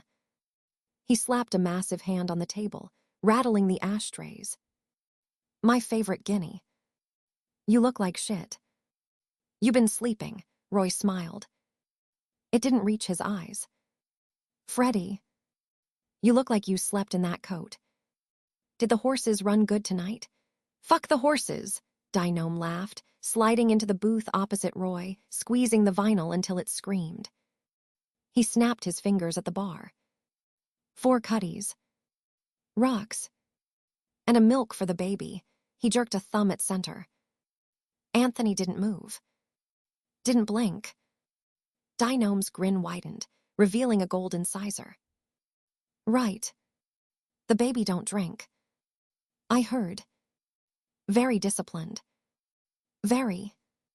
Corporate, the word hung in the smoke. Corporate. That was the word Paul Castellano used, spat out like a curse. Business. Legitimacy. Low profile. Roy poured the cutty sark himself, the amber liquid catching the light. He pushed a glass across the table. We're businessmen, Freddie. You know that. The Gemini method isn't a bar fight. It's a supply chain. Supply chain, DeMeo repeated, savoring the whiskey, letting it burn. I like that. Clinical. Clean. But tonight was a little messy, wasn't it, Roy? A little uncorporate. The temperature in the booth dropped 10 degrees. Henry Borelli's hand disappeared under the table, resting on the grip of the .38, snub-nosed in his waistband. Dilly Testa stopped polishing his nail. Roy picked up his drink. He sipped. The scotch was smooth, 20 years old, bought with money that had never seen a tax return. Messy how? Messy like a body on the sidewalk in broad daylight, DeMeo said, his voice dropping an octave, the humor draining out like water from a sink. Messy like Andy, the ant, Papa getting clipped outside the Rusty Nail on 9th Avenue. 2 in the head, 1 in the chest. 4:30 p.m. School kids walking by. A nun dropped her rosary beads. Roy's expression didn't change. He set the glass down, perfectly centered on a coaster. Andy Papa was a loan shark collector who skimmed 30 large off the top of the West Side action. He was told to stop. He didn't. The debt was collected. By who? DeMeo leaned in, the gold tooth flashing. Because my guys, beeps Jimmy, they swear they didn't pull that trigger. They say it was your crew. They say it was Rosenberg. Chris Rosenberg laughed, a sharp barking sound. He leaned back, spreading his arms wide. Me. Freddie, I was in the Bronx all afternoon. Ask my mother. I was eating ravioli. You were seen, DeMeo said softly. A gray Buick. Plate ran cold. Witness puts Chris Rosenberg behind the wheel. Witness puts you in the passenger seat, Roy. Getting out. Walking up to the window. Pop. Pop. Pop. The neon sign outside did flicker then. Buzz. Buzz. Buzz. A strobe light in a slaughterhouse. Roy looked at Chris. Just a glance. A micro-expression. Chris met his gaze, the grin faltering for a fraction of a second, replaced by a cold, dead calculation. I did it. So what? Roy turned back to DeMeo. Witnesses lie. Cops lie. Plates get swapped. You know the game, Freddie. You're bringing me gossip. I don't do gossip. I do business. Business, DeMeo slammed his glass down. Whiskey sloshed. This isn't business, Roy. This is heat. You know what Paulie Castellano said? He called me. Me. He screamed down the phone about indiscriminate slaughter. He used those words. Indiscriminate slaughter. He said the commission is watching. He said the FBI has a hard-on for the West Side, the size of the Holland Tunnel, because of you cowboys. Then tell Paulie to relax, Roy said. His voice was soft, reasonable, the voice he used to explain to Albert why he couldn't have a BB gun. Tell him the Papa problem is solved. The revenue stream is secure. The 30 large is back in the envelope. That is business. It's sloppy business, DeMeo hissed. We don't do drive-bys on 9th Avenue. We take them for a ride. We use the room. He jerked his chin toward the hallway leading to the back. You got the room, Roy. The plastic. The saw. The freezer. Use it. That's the deal. That's why we partnered. You make them disappear. You don't make them headlines. Roy was silent for a long moment. He looked at Henry. Henry looked at the door.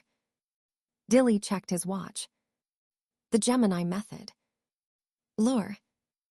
Isolate. Execute. Dismember.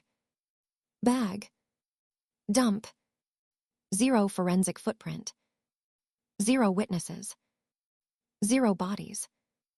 It was an industrial process, refined in this very room, perfected on the chassis of 100 forgotten men. But Chris Rosenberg didn't like the method. Chris liked the moment. He liked the flash of the muzzle, the spatter, the immediacy of the power. He was an artist of the splash. Roy was an architect of the silence. And lately, the artist was painting the town red. Chris, Roy said. The single syllable was a whip crack. Chris straightened. Yeah, Roy. Papa. Chris shrugged, the diamond ring catching the light. He was a rat, Roy. A fucking rat. He was talking to the feds. I heard it from a guy who knows a guy. He was gonna take down the whole West Side. I did us a favor. I saved the partnership. You exposed the partnership, Roy said. You expose me. You exposed this room. I exposed nothing, Chris spat, standing up suddenly, the booth springs sighing in relief. I took out a problem. You want to yell at me? Yell at Polly. He's the one who won't let us move coke. He's the one squeezing the balls till they pop. We need the cash, Roy. The coke money builds the fortress. You know that. She knows that. He jerked his head toward the ceiling, toward Massapequa, toward Gladys. The roof, the pool, the Cadillac, it's all white powder, Roy. Don't pretend it's the car theft ring. The insult hung in the air, heavier than the smoke. Chris had broken the first rule: never mention the wife. Never mention the fortress. The compartmentalization was the only thing keeping the architecture standing. Roy didn't flinch. He didn't stand. He just looked up at Chris, and in that look was the infinite patience of a man who had buried friends, enemies, and his own conscience in the Meadowlands mud. Sit down, Chris, Roy whispered. Chris breathed hard, nostrils flaring, the coke and the ego warring with the primal knowledge that the man sitting down was the only thing between him and a shallow grave. Slowly, arrogantly, he sat. Freddie, Roy said, turning back to the Irishman. The hit was unauthorized. It was loud. It was unprofessional. He let the word hang, a judgment. It won't happen again. I give you my word. DeMeo stared at him, searching for the lie. He knew the Gemini method. He knew the bodies were in the freezer, the saw was oiled, the plastic was stacked. He knew Roy DeMeo was the most efficient killer in the history of the Cosa Nostra. But he also knew Chris Rosenberg was a loose cannon with a death wish and a key to the armory. Your word, DeMeo repeated. And Rosenberg's word. My word covers my crew, Roy said. Always. DeMeo finished his whiskey in one swallow. He stood up, the leather coat creaking. Okay. Your word. But if there's a next time, Roy. If there's a headline with Flatlands or Gemini in it, Polly won't just call me. He'll send someone to talk to you. And they won't sit in a booth. They won't drink cutty. Understood, Roy said. DeMeo nodded, a sharp, jerky motion. Beeps. Jimmy. We're leaving. I got a date with a redhead in Jersey. As the Westies exited, the door buzzing shut behind them, the silence in the booth became a physical weight. Chris Rosenberg exhaled, a long, ragged breath. He grabbed the bottle of Cutty Sark, poured a slug into his glass, drank it neat. Fucking Mick. Thinks he's a made guy because he knows which end of the shillelagh to hold. Shut up, Chris, Henry Borelli said. It was the first thing he'd spoken all night. His voice was raspy, unused. You almost got us all pinched. You almost got him pinched. He nodded at Roy. I handled it, Chris muttered, wiping his mouth with the back of his hand. I handled Varapapa. I handled DeMeo. I handle everything, Roy stood up. The movement was fluid, economical. He buttoned his Brioni jacket. You handled nothing. You created a problem I have to solve with Polly. Tomorrow. Noon. The club in Cedarhurst. Polly, Chris's face went pale under the tan. The boss. You're taking me. I'm taking me, Roy corrected. You're staying here. You're not leaving this building until I get back. Henry. Dilly. Tony. He doesn't eat. He doesn't sleep. He doesn't use the phone. He doesn't open the back door for anyone but me. Clear, clear, Henry said. Dilly and Tony nodded in unison. Chris looked from face to face. Henry's stone. Dilly's indifference. Tony's fear. He saw the trap closing, the walls of the Gemini Lounge turning into the walls of a cage. You're benching me. Me. I'm your partner. I'm the one making the real money. Roy leaned down, his face inches from Chris's. The smell of brute and gun oil was overpowering. You're the one making the noise, Chris. Noise gets you killed. Silence gets you paid. Learn the difference. Or the next time Freddie DeMeo walks in here, he won't be drinking whiskey. He'll be identifying a body. He straightened. I'll handle Polly. You handle the silence. Roy walked out the front door, the neon light washing over him, turning the charcoal suit a bloody purple. The night air was cold, smelling of exhaust and salt from the bay. He didn't look at the surveillance van parked 2 blocks down, the flour truck. He knew it was there, knew the coffee-stained agents inside were logging his plate, his gate, the time. He got into his Cadillac. The interior smelled of leather and pine air freshener. He sat for a moment, hands on the wheel, the engine purring a deep, expensive V8 rumble. Varapapa. 9th Avenue. Broad daylight. He closed his eyes. He saw the tailor. The tailor. The ghost from the basement. The one who had begged. Please, Mr. DeMeo. My wife. My daughters. The rope. The bathtub. The saw. The bags. The industrial sink swallowing the evidence. That was the method. Clean. Quiet. Respectful in its way. A transaction. Chris didn't do transactions. Chris did theater. Roy started the car. He had a meeting with the businessman tomorrow. Paul Castellano. The Howard Hughes of the mob. The man who wanted the Mafia to be a publicly traded corporation. Clean, sterile, legitimate. Roy drove toward the Southern State Parkway, heading east, toward Massapequa, toward the split level on the cul-de-sac, toward the swing set and the wet bar and the jar in the kitchen where the envelopes lived. He checked his watch. 10:45. Little League practice was Tuesday. Tomorrow was Wednesday. Parent-teacher conference for Albert. Diane had a dance. Chris had nothing. Chris had the Gemini. He merged onto the parkway, the headlights cutting a tunnel through the Long Island dark. In the rearview mirror, the city lights receded, a glittering, corrupt jewel. Ahead, the suburbs waited, dark and quiet and safe. He rolled down the window. The cold air rushed in, sharp and clean. He breathed it deep, trying to scrub the smell of Cutty Sark and Coke and Irish blood from his lungs. Just business, he told the steering wheel. Just business. I do it for them. For the fortress.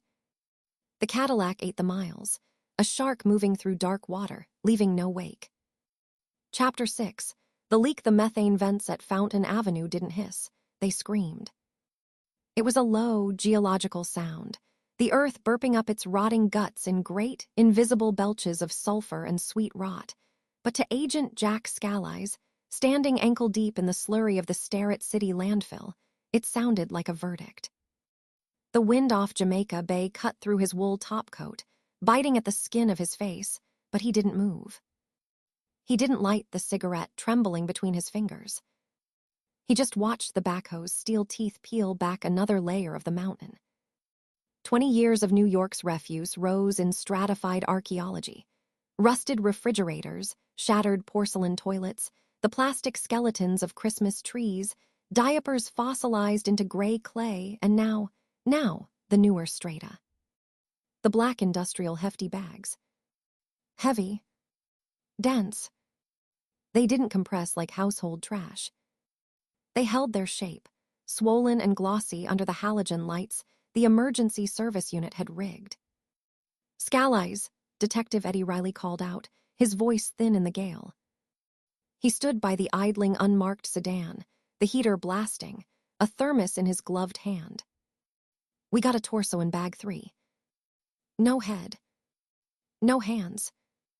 But the ME says the rope burns on the ankles match the ligature marks on the guy we pulled from the bay last week. Same knot. Same synthetic fiber. Scalise didn't turn.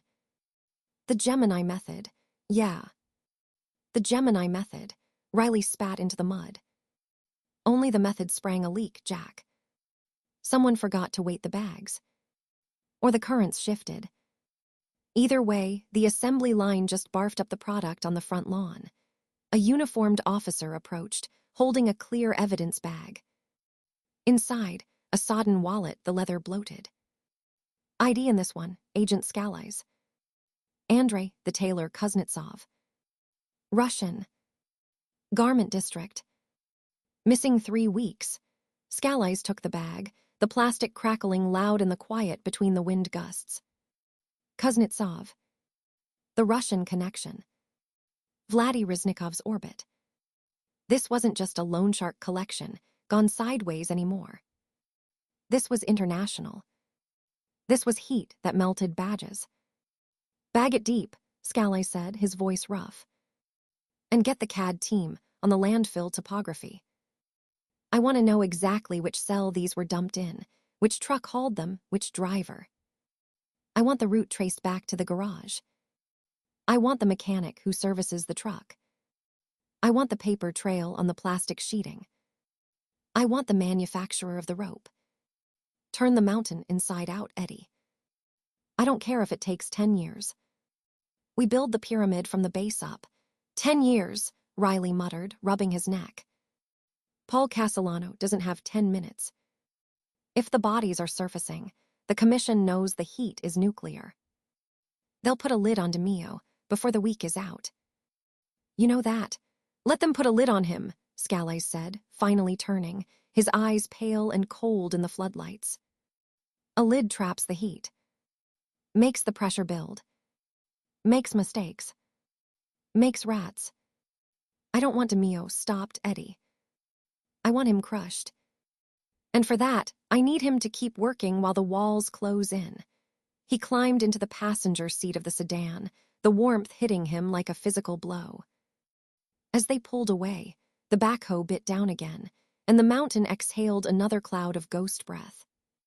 The Gemini Lounge smelled, as it always did, of pine sol, stale beer, and something older, copper and salt, soaked into the floorboards behind the paneling, a perfume no amount of industrial cleaner could exorcise.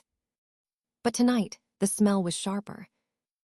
It was the smell of adrenaline, sour and metallic, rolling off Chris Rosenberg in waves. Rosenberg was pacing. Not walking. Pacing. 3 steps, turn, 3 steps, turn. His arms were crossed tight over his chest, hugging a sweatshirt that cost more than the booth they stood in. His eyes, usually bright with the manic glitter of cocaine, were wide, the pupils pinned to black dots despite the dim light. He wiped his nose. Again. And again. 3 bags, Henry. 3, Rosenberg's voice cracked, a high, whining frequency. Kuznetsov. The tailor. The Puerto Rican kid from the numbers spot. And the fucking dentist from Queens. 3 bags popped like zits. How? How the fuck does a bag pop in a landfill? You pack M tight. You weigh M down. You dump M deep. That's the method. That's the rules. Henry Borelli sat on a bar stool, motionless as a gargoyle. He didn't look at Rosenberg. He stared at the grain of the wood bar, his thick fingers drumming a slow, hypnotic rhythm on the scarred surface. Tap. Tap. Tap. His suit was immaculate, charcoal wool, the creases sharp enough to cut paper. He looked like a man waiting for a bus, not a man whose life expectancy had just been measured in heartbeats. Currents shift, Chris, Borelli said. His voice was a low rumble, devoid of inflection. Tides chain. The meadowlands breathe. You know this. You've dumped enough weight. I didn't dump these, Rosenberg snapped, stopping his pacing to jab a trembling finger at Borelli. Dilly dumped them. Dilly and Center. They did the run. I was here. I was counting the take from the Shylock books. Ask Joey. Ask Vladdy. Joseph, Dilly, Testa leaned against the pool table, chalking a cue he had no intention of using. His face was a mask of bureaucratic boredom, but his eyes, flat, gray, calculating, tracked Rosenberg's every spasm. We used the same anchor chains, Chris. Same rope. Same bags from the same box. We drove the same route. Floyd Bennett Field, drop at the old runway, tide going out. Textbook. If the bags surfaced, it ain't the packaging. It's the ground. Or it's the mouth, Anthony Center said quietly from the shadows near the back room door. The silence that followed was heavier than the smoke hanging in the air. Rosenberg spun toward Center, his face twisting into a sneer that revealed teeth grinding too hard. Watch your fucking tongue, Anthony. You're the new guy. You're the one Castellano's looking at. You're the one with the badge-shaped target on your back. And you're the one snorting your weight in Peruvian marching powder every night, violating a direct order from the boss, Center shot back, stepping into the sickly yellow light. He was younger, leaner, his eyes clear and cold. Paul Castellano said no drugs. You're moving keys through the lounge like it's a candy store. The body's washing up. That's bad. But the coke, that's the knife at our throats. The feds don't RICO you for murder, Chris. They RICO you for the enterprise. And you just built them a fortress out of white powder. Shut up, Rosenberg hissed, his hand drifting toward his waistband. Both of you. Sit down. The voice came from the doorway to the kitchen. Roy DeMeo didn't stride in. He appeared. 1 second the frame was empty. The next he filled it entirely. A block of tailored charcoal and coiled violence. He wore a beige trench coat over a cream turtleneck, expensive leather gloves still on his hands. He smelled of Brute 33, expensive leather, and underneath it all, faintly, the chemical ghost of the back room, the industrial solvent they used to strip the bone saws. The crew froze. The air pressure in the room seemed to drop. Roy didn't look at the bags of evidence in his mind's eye. He didn't look at the fear on Rosenberg's face. He looked at the floor. He calculated the square footage of the linoleum. He calculated the trajectory of the spray. He calculated the cleanup time. Henry, Roy said, peeling off his right glove with slow, deliberate fingers. The phone. Borelli slid a rotary phone across the bar without rising.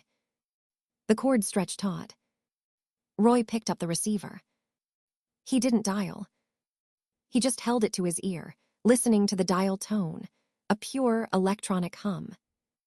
The freeze is on, he said into the receiver, not to the crew, but to the void. Effective immediately. No collections. No meetings. No new inventory. The shop is closed, he hung up. The click was final.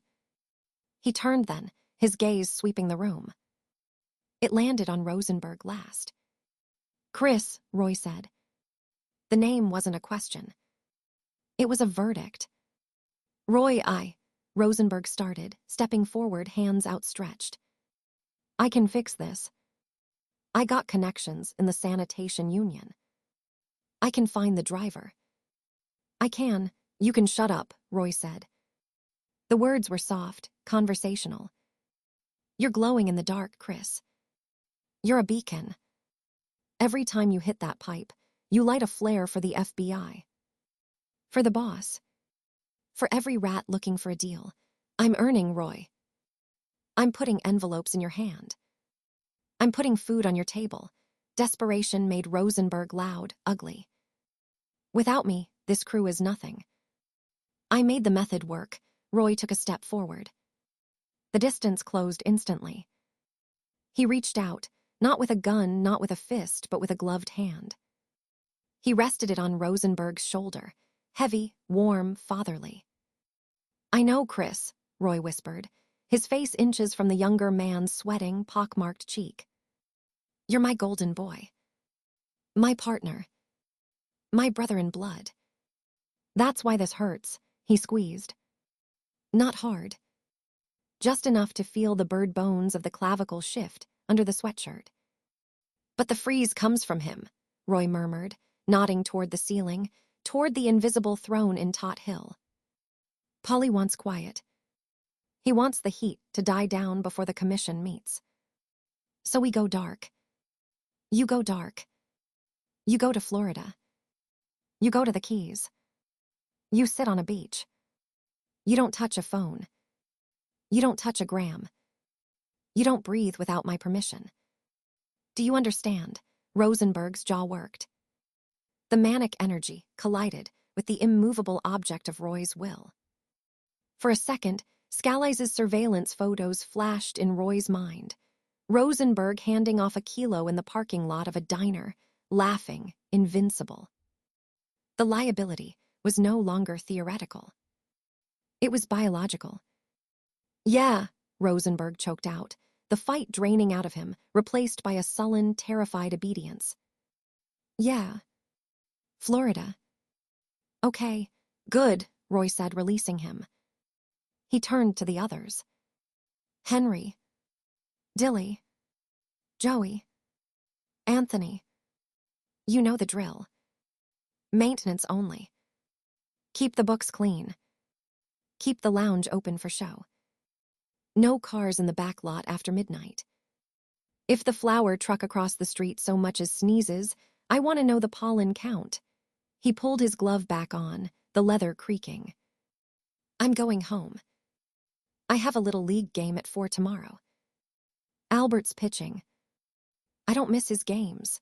He walked out the door, the neon sign flickering Gemini behind him, the N buzzing a tired, dying note.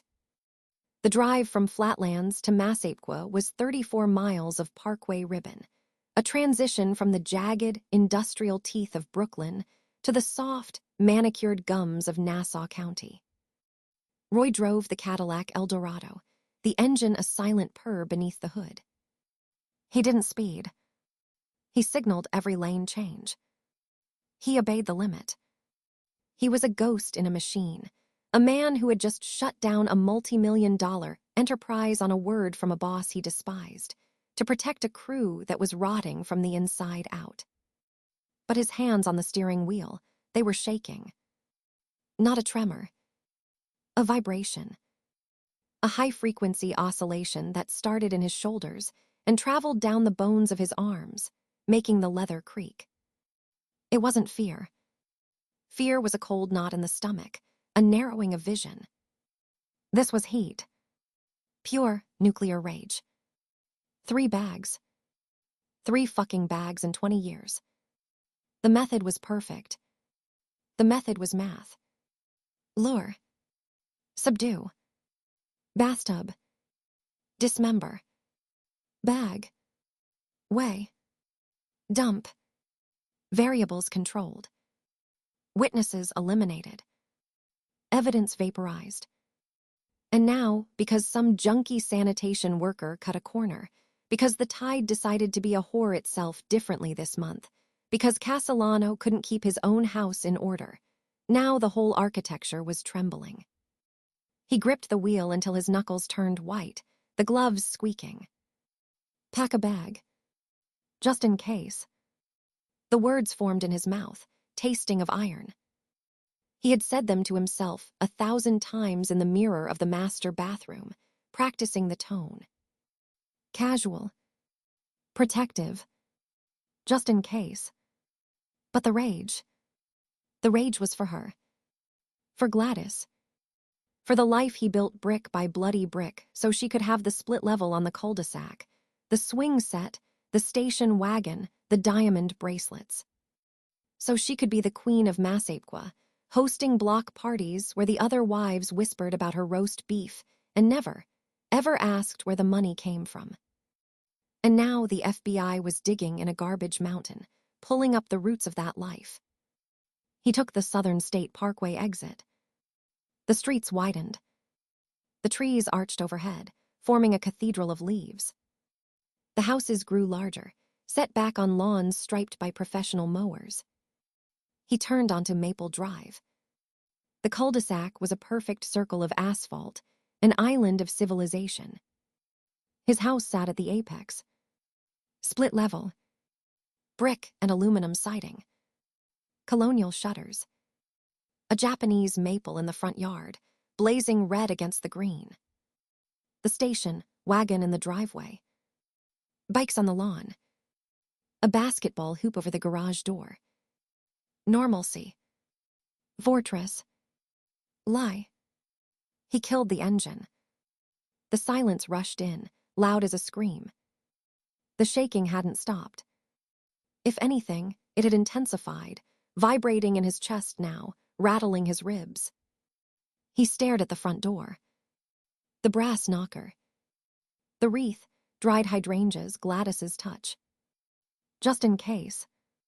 He unclenched one hand, reached into his breast pocket, and pulled out a pack of Marlboros. He didn't smoke in the house. Never in the house. He tapped one out, lit it with the dashboard lighter, inhaled deep, holding the smoke until his vision swam. Compartmentalize. The garage. The shower. The turtleneck in the hamper. The gloves in the hidden box. Be Roy. Be dad. Be husband. He exhaled, a dragon's breath in the cooling night. He opened the car door. The house was quiet. The good quiet. The kids quiet. Gladys was in the kitchen. He heard the rhythmic thunk-thunk of a knife against a cutting board. Carrots. Celery. Onion. The holy trinity of the sofrito. The smell hit him the second he came through the side door into the garage. Garlic, olive oil, simmering tomato. The scent of safety. The scent of the contract. He stood in the doorway between the garage and the kitchen, leaning against the jamb, watching her. She wore a yellow house dress, practical cotton, an apron tied tight at her waist. Her hair was pinned up in a messy twist, a few dark curls escaping at the nape of her neck. She didn't turn at the sound of his footsteps. She knew his gait. She knew the weight of his silence. "Sauce is almost done," she said, her voice calm, not looking up. "Albert's homework is done." Diane S. on the phone in her room, probably talking to that boy from Levittown. Chris is in the basement lifting weights. Again.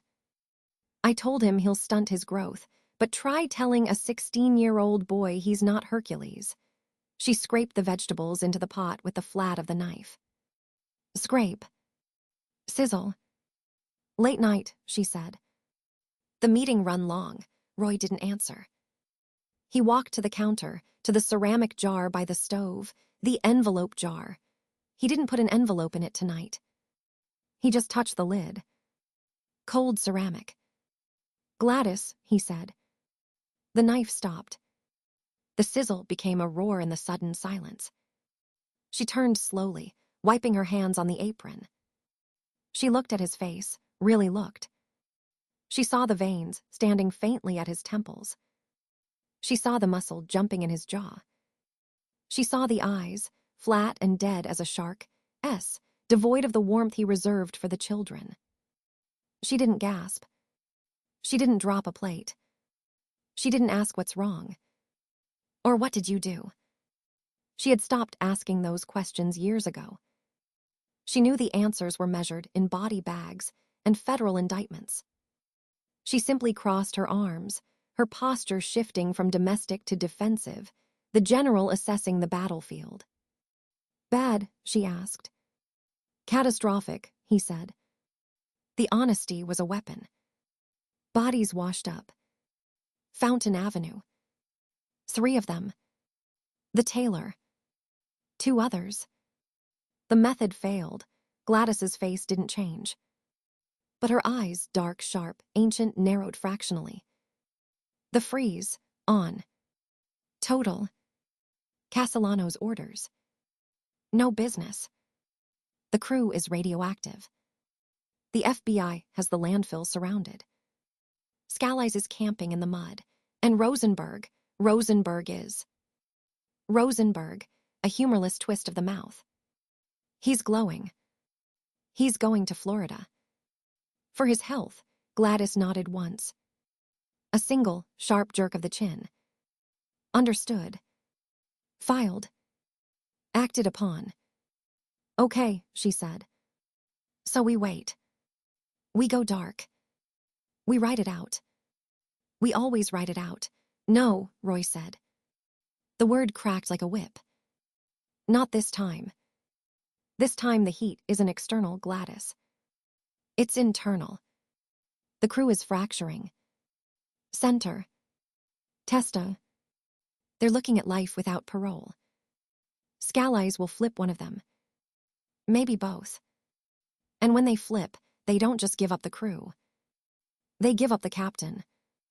They give up the house. The cars. The bank accounts. They give you up. He took a step closer. The shaking in his hands had migrated to his voice, a low, dangerous vibration. They're coming for us. Not just me. Us. Rika. Conspiracy. Money laundering. The envelope jar. The furs. The jewelry. The boat. They'll take the house, Gladys. They'll put a padlock on the front door and throw you and the kids into the street while I die in a cement box. Gladys stared at him. The kitchen sounds, the fridge hum, the sauce bubble, the distant TV, seemed to fade into a high-pitched whine. So, Roy said, his breath hot on her face, we don't wait for the knock. We prepare for the run. Go upstairs. Pack a bag. 1 bag each. Cash only. Passports. Birth certificates. The keys to the safe deposit box in Nassau. Do it now. Quietly. Tell the kids. Tell them we're going to the boat for the weekend. A surprise. Tell them whatever you need to tell them to get them moving without questions. Roy! Her voice was steel wrapped in velvet. It's a school night. Albert has a math test Thursday. Diane has cheerleading practice. Chris has, pack the fucking bag, Gladys. The profanity hung in the air, obscene in the yellow kitchen, vulgar against the soffritto. It was the first time he had ever sworn at her in this room. Gladys didn't flinch. She didn't cry. She looked at the monster standing in her kitchen, the man who had held her hand through 3 labors, who had built the treehouse in the backyard, who had once killed a man in this very garage for looking at her wrong at a diner. She saw the terror masked as rage. She saw the boy from Bensonhurst who had promised her the world, delivering it in blood-soaked installments. She reached out, her hand landing on his trembling forearm, her fingers finding the pulse hammering under the expensive wool. She squeezed, anchoring him. Anchoring them. Okay, she whispered. Okay. I'll pack the bags. You go shower. Get the gun oil off your hands. Change your clothes. Be a father for 20 minutes while I be the general. She let go. Turned back to the stove. Stirred the sauce. Slow. Deliberate. Go, she said over her shoulder, her voice steady as a surgeon's scalpel. I'll have the car loaded in 10 minutes. Where are we running to, Roy? The boat. Florida. A cave in the mountains. Roy stood frozen, the adrenaline crashing into a sudden, heavy exhaustion. He looked at her back, the yellow cotton, the strong shoulders. The boat, he said, the lie smooth again, the mask clicking back into place. The happy hour.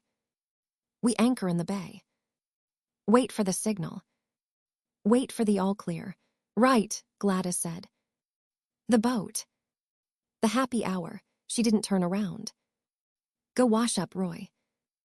And bring the envelope jar with you when you come down. If we're running, the cash comes too. He heard the dismissal. He heard the command. He turned and walked toward the stairs, his boots heavy on the carpet. Behind him, the knife resumed its rhythm. Sunk. Sunk. Sunk. Carrots. Celery. Onion. The architecture of normalcy, rebuilt one chop at a time, even as the foundation cracked and the earth shook. Chapter 7, static on the line, the click wasn't loud. It wasn't the dramatic clunk of a switchboard operator connecting a call in the movies. It was a breath. A microscopic, electronic inhalation buried deep inside the handset of the avocado green rotary phone on the kitchen wall. A pause of static, white and sharp as crushed glass, before the dial tone settled back into its monotonous hum.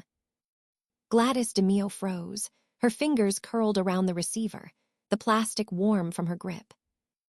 The chicken broth she'd been simmering for the matzo balls bubbled over, a sudden volcano of yellow foam hissing onto the blue flame of the General Electric range. She didn't move to stop it. She listened to the silence after the click, straining for a voice, a breath, the scratch of a pencil on a log sheet in a flower van parked 3 houses down on the cul-de-sac. They're here. Inside the wire. She replaced the receiver with agonizing slowness, centering it perfectly in the cradle. Click. A final, definitive sound. The broth continued its suicidal spill, the smell of scorched chicken fat rising to join the permanent perfume of the house. Lemon pledge, floor wax, and the ghost of Roy's Brute 33 cologne. Ma. The soup. Diane's voice drifted down the stairs, husky with sleep and cigarette smoke. 17, beautiful, and already sharpening her claws against the bars of the cage. She appeared in the kitchen doorway, wearing one of Roy's old flannel shirts over a thermal undershirt, bare legs pale against the dark linoleum. She didn't ask what was wrong. She never asked anymore. She just scanned the room, the pot boiling over, her mother standing statue, still by the phone, and calculated the angle. Gladys blinked, the spell breaking. She moved with the practiced efficiency of a bomb disposal expert, turning the knob, lifting the pot, waving a dish towel through the smoke. Get a bowl, Diane. And tell your brother to get his ass down here before the matzo balls turn to rubber. Diane didn't move. She lit a cigarette, the Zippo flare illuminating the hollows of her cheeks. Chris took the caddy. Left 10 minutes ago. Said he had a meeting with Rosenberg. The words landed like stones in a well. Meeting. Rosenberg. The Gemini Lounge. Gladys's hand tightened on the pot handle, knuckles blanching white against the enamel. He's 21, Diane. He drives the car. He goes to meetings. That is the arrangement. Right, Diane exhaled a stream of smoke toward the ceiling. The arrangement. Does the arrangement include the new locks on the basement door? Or the guy in the flower truck who reads the post upside down? Don't be fresh, the automatic reprimand. The shield. Gladys drained the broth, her back rigid. Eat your soup. Go to school. Live your life. That is the only arrangement that matters. Diane stubbed the cigarette out in the sink, a black smear on white porcelain. Whatever you say, Ma. Past the salt, the basement was Gladys's true domain. Not the kitchen with its performative domesticity, not the living room with its plastic-covered lampshades and framed portraits of children who didn't exist anymore. The basement. Finished. Paneling the color of dried blood. A wet bar stocked with Cutty Sark and Seagram's VO. A pool table with felt worn thin by cues that had never touched a ball in anger. And the furnace. It was an octopus of a thing, a cast-iron beast from the 50s, converted from coal to oil, its belly a roaring mouth. Gladys stood before it now, a steel fire poker in one hand, a grocery bag stuffed with paper in the other. Bank statements. Phone bills with numbers circled in red ink, numbers that didn't exist in any directory. A receipt for a band saw from a hardware store in Flatlands, paid in cash. A flyer for a mechanic's lien sale at a junkyard in the Meadowlands. Letters from the IRS, thin and threatening. A postcard from Chris Rosenberg, postmarked Miami, depicting a flamingo in sunglasses. Weather's great. Business booming. Send the recipe for the sauce. A C. She fed them to the fire one by one. Whoosh. The band saw receipt curled, blackened, vanished. Whoosh. The IRS notice turned to lace and ash. Whoosh. The postcard. The flamingo melted into a grotesque black skeleton. The heat singed the fine hairs on her forearms. She wore no oven mitts. She wanted to feel the burn. It was the only honest sensation in the house. The smoke curled up the chimney, invisible against the gray Long Island sky, carrying the DNA of their lives into the lungs of the neighbors. "Ma," the voice came from the top of the stairs. Not Diane. Lighter. Higher. Trembling on the edge of a change. Albert. 14. The age where the world stops being a fairy tale and starts being a crime scene. He stood silhouetted against the kitchen light spilling down the stairwell, one hand gripping the railing. In his other hand, he held a black canvas duffel bag. The kind the crew used. The kind Roy threw into the trunk of the caddy. Gladys didn't turn around. She didn't drop the poker. She fed the last of the phone bills into the furnace, watching the blue numbers dance in the orange dark. "Put that back where you found it, Albert." "Now, I found it in the garage." Behind the snow tires, his voice didn't waver. It was terrifyingly calm. The chronicler already taking notes. "It's heavy." I looked, put it back. "There's a gun in here, Ma." A snub-nose .38. Nickel-plated. Serial number filed off to nothing. He took a step down.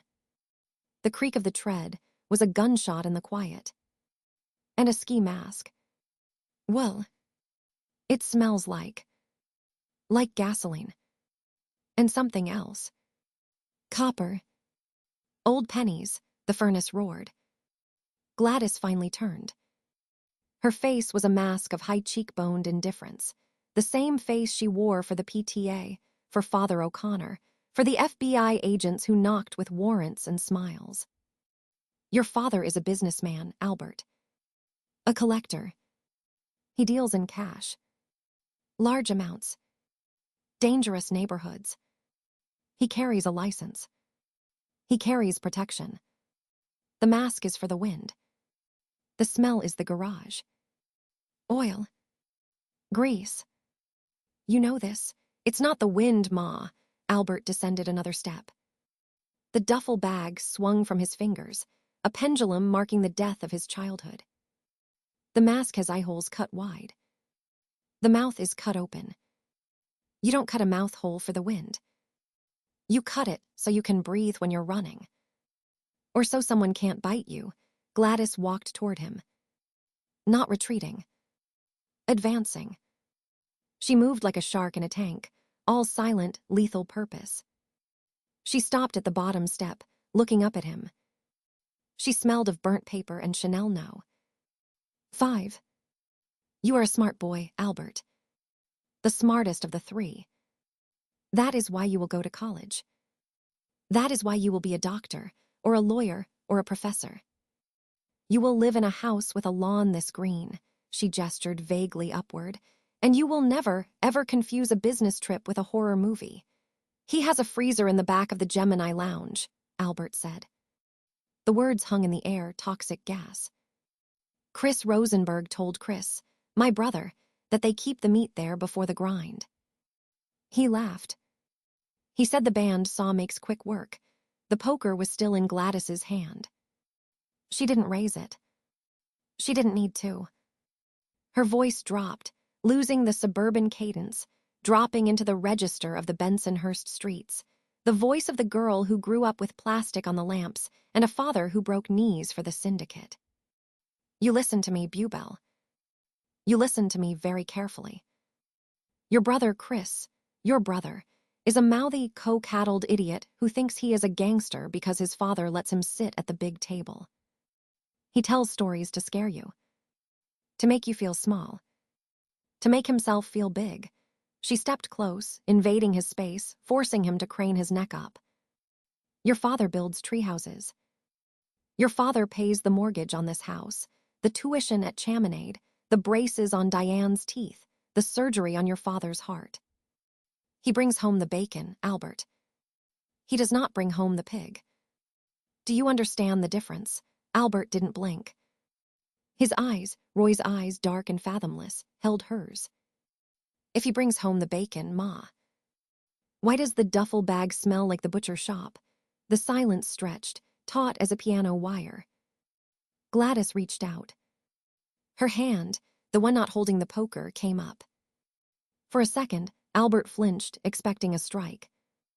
The gaslighting playbook, violence then tenderness. Fear then relief. But her fingers brushed his cheek. Light as a moth. Warm. The mother. The shield. Because you have an overactive imagination, mio figlio. Because you read, too, many Stephen King novels. Because you are 14 years old and you are terrified of becoming a man. She cupped his jaw. Go upstairs. Wash your hands. Eat your soup. Forget the bag. If I ever see you touch it again, if I ever hear you speak of it to Diane, to Chris, to a priest, to a therapist, to a cop, I will send you to a boarding school in Switzerland so fast your head will spin. And you will never see this lawn again. Do we understand each other? Albert stared at her. He saw the fire in the furnace reflected in her pupils. He saw the trembling in her fingertips against his skin. He saw the terror she wore like a second skin, tailored perfectly over the steel. Yes, Ma, he whispered. Good boy, she patted his cheek. Now go. The matzo balls are perfect today. Don't ruin them with your face. She watched him climb the stairs, the duffel bag dangling loosely now, forgotten or surrendered. She listened for the kitchen door to close. She listened for the clatter of a spoon in a bowl. Then she turned back to the furnace. The poker clattered to the concrete floor. She reached into the pocket of her house dress and pulled out a small, spiral-bound notebook. Albert's journal. She had taken it from his dresser drawer 20 minutes ago. She opened it to the last entry. The handwriting was cramped, neat, pressing hard into the paper. March 14. The click on the line. Ma burns things at 3 a.m. The flour truck, blue Chevy, rust on rear quarter, has been there 11 days. New guy today. Reading paper upside down. Diane knows. Chris knows. I found the bag. Garage. .38. Ski mask. Smells like blood. Ma lied. She lied to my face. She looked me in the eye and lied. The monster isn't Dad. The monster is the house. We are the food. Gladys read it twice. 3 times. The pen imprints on the next page showed where he had pressed down. I will not forget. I will write it all down. So they know. So I know. She tore the page out. Slowly. Deliberately. She didn't crumple it. She folded it in half, then in quarters, a precise origami of destruction. She dropped it into the furnace. Whoosh.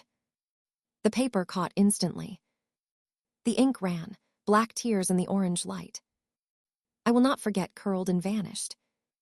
So they know turned to gray ash. Gladys stood there until the last ember died, the heat drying the tears she refused to let fall.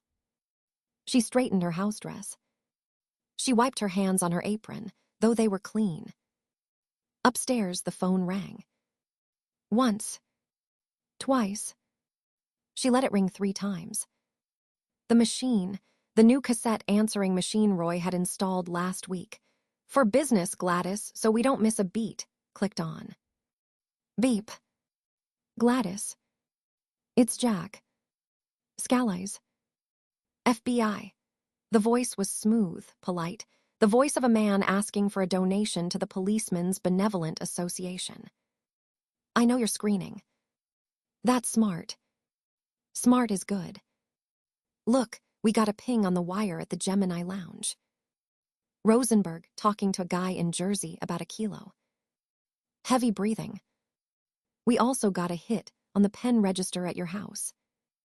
Lots of calls to Flatlands. Lots of calls to a payphone on Flatbush Avenue. I'm not asking you to wear a wire, Gladys. Not today. I'm just letting you know. The static on the line. It's not the weather. It's us. We're the static. And we're not going away. Have a nice day, click. The dial tone returned.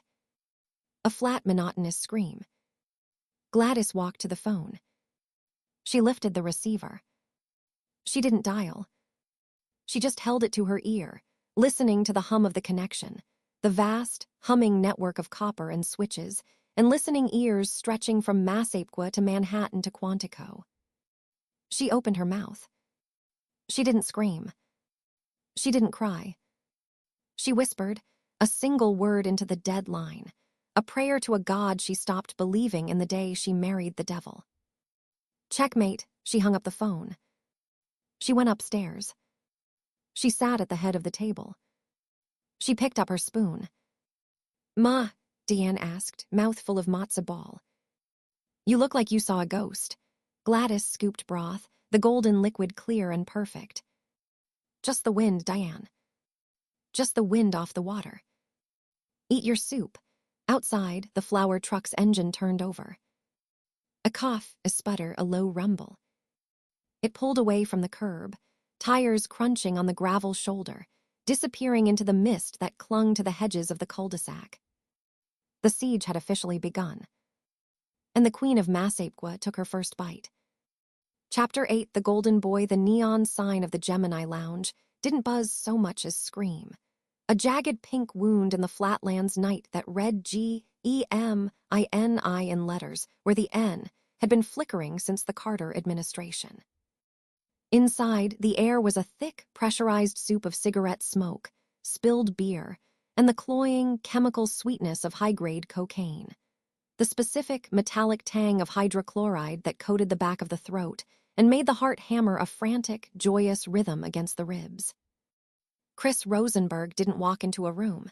He detonated in it.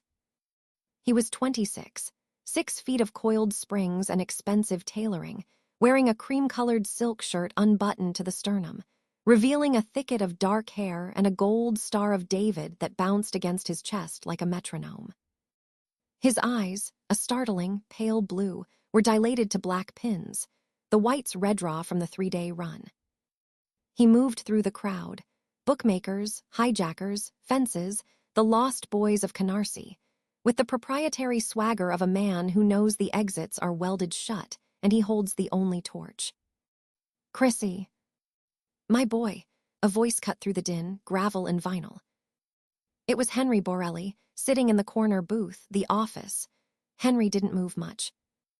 He was a statue carved from granite and silence, his hands folded on the table, knuckles scarred white.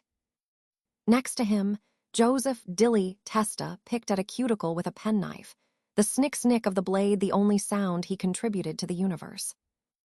Rosenberg didn't sit. He vibrated. He slapped a kilo brick, wrapped in clear plastic, onto the sticky tabletop. The thud was obscenely loud in the sudden hush. Peruvian flake, Henry. 92% pure.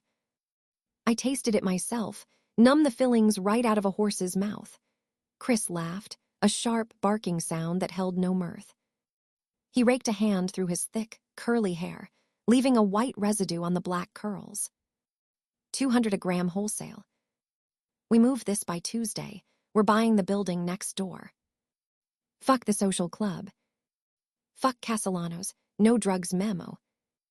Paulie's got his head so far up his own balance sheet, he thinks the interest on the Shylock loans is the gross national product. Henry Borelli didn't blink. His eyes, the color of a winter sky over the meadowlands, tracked a fly crawling up the wood-paneled wall. Paulie said no dust, Chris. The commission said no dust. You know the rule. Rules are for guys who take the subway to work, Henry. Chris leaned in, his face inches from the older man's impassive mask. He smelled of Brute 33, sweat, and the sharp chemical ghost of the product. I am the rule now. I bring in more cash in a week than the whole Bergen crew sees in a year. Roy knows. Roy agrees. Ask him. He straightened, scanning the room for an audience. Where is the old man, anyway? Hiding in the can. In the back, Dilly said, his voice a dry whisper. With the girl. The air in the booth pressure dropped. Chris's grin faltered, microscopic fractures appearing at the corners of his mouth. The girl, redhead. Tall. Legs to Tuesday, Joey Guglielmo muttered from the shadows near the pool table, chalking a cue with violent precision. Been here 3 hours. Drinking water.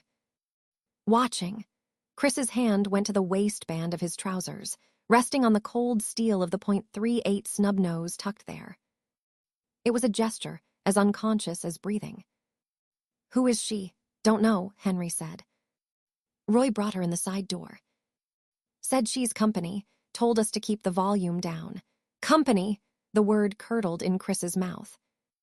He didn't do company. He did conquests, quick and dirty in the bathroom stalls or the back of the caddy. Roy did company, wives, mistresses, the women who knew how to keep a secret because their lives depended on it. But Roy didn't bring them here. Not to the slaughterhouse. A sudden, sharp spike of paranoia, familiar and cold, spiked behind Chris's eyes. She's a fed. She's a wire. She's the leak.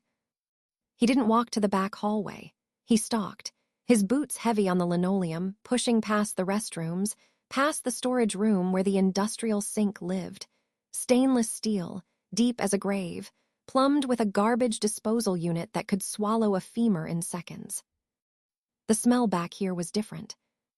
Pine sol and old blood, and the faint, sweet rot of the deep freezer humming in the corner. The door to the private back room was ajar. A slit of yellow light cut the darkness. Chris didn't knock. He kicked it open. Roy. What the? The room was small, furnished with a torn velvet couch and a card table. Roy DeMeo sat on the couch, looking less like a captain of industry and more like a tired accountant. He wore a beige cardigan over a dress shirt, his reading glasses perched on his nose, a ledger open on his lap. He didn't startle. He didn't reach for the .45 in the shoulder holster under the cardigan. He simply looked up, his expression flat, the eyes behind the glasses ancient and utterly devoid of surprise. Next to him, on the very edge of the cushion, sat the girl. She was young. 19, maybe 20. Skin like milk, hair the color of a copper penny pulled back in a severe ponytail. She wore a sensible wool coat, buttoned to the neck, jeans, scuffed sneakers. A civilian. A student. She held a styrofoam cup of coffee with both hands, her knuckles white. She wasn't looking at the door. She was looking at the ledger. She was reading it. The silence stretched, thick as tar. Chris's breath hitched, a dry rattle in his chest. His finger found the trigger guard inside his waistband. Roy removed his glasses slowly, folding the arms with deliberate care. He placed them on the ledger, obscuring the columns of numbers, names, dates, weights, disposal sites. Christopher, Roy said. His voice was soft, conversational, the voice he used to read The Cat in the Hat to Albert. You're making a scene. The neighbors can hear you. Who is she? Chris's voice cracked, high and thin. She's looking at the book, Roy. She's reading the fucking book. The girl didn't flinch. She didn't scream. She didn't reach for a phone. She simply turned her head, her eyes wide and clear, blue, the same shade as Chris S, but clear, and looked at him. There was no fear in them. There was a terrifying, clinical curiosity. Christine, Roy said. This is Chris Rosenberg. My partner. Chris, this is Christine. My niece. My sister Marie's girl. From Jersey. She's pre-law. Fordham. She wanted to see the family business. The lie landed with the force of a physical blow. Chris knew Roy's sister. Marie lived in a split level in Paramus with a husband who sold linoleum. They had 2 boys who played Little League. They did not have a daughter named Christine who went to Fordham Pre-Law. She's a witness. She's a civilian. She's a leak waiting to happen. Chris's hand came out of his waistband, the gun clearing leather before his conscious mind gave the order. The movement was fluid, practiced, the result of 1,000 hours in the mirror. He leveled the .38 at her forehead. "Get up," Chris said. The gun didn't waver. "Get the fuck up. We're going for a ride. Put the gun away, Christopher." Roy didn't raise his voice. He didn't stand. He reached into his cardigan pocket and pulled out a pack of Marlboros, tapping one out with a flick of his wrist. "You're high. You're embarrassing yourself in front of the girl." She read the book. She saw the names. Eppolite. The Westies. The Fountain Avenue drops. Chris was screaming now, spittle flecking his lips. "I should put her in the bathtub right now." "I should, Christopher," the tone shifted. The father was gone. The captain was there. The ice. "Holster the weapon. Now. Or I will take it from you and break your fucking hand." It was a contest of wills, played out in the space between heartbeats. Chris's finger tightened on the trigger. The tendons in his forearm stood out like cables. He could do it. He would do it. He had done it for less. He had put 2 in the head of a waiter in Queens, just for spilling soup on his shoes. But Roy didn't reach for a gun. He lit the cigarette. The flare of the match illuminated the deep lines carved around his mouth, the gray stubble on his jaw. He inhaled, held it, exhaled a plume of smoke toward the ceiling. "She's family," Roy said, the smoke curling around the words. "Blood. You touch her, you answer to me. Not the commission. Not Castellano. Me. You understand that. You answer to me." Chris's arm began to tremble, not from fear, but from the sheer hydraulic pressure of the adrenaline and the cocaine fighting the iron command in Roy's voice. The silence in the room was louder than the jukebox in the bar. The girl Christine spoke. Her voice was steady, unimpressed. "You have a smudge on your shirt, Uncle Roy.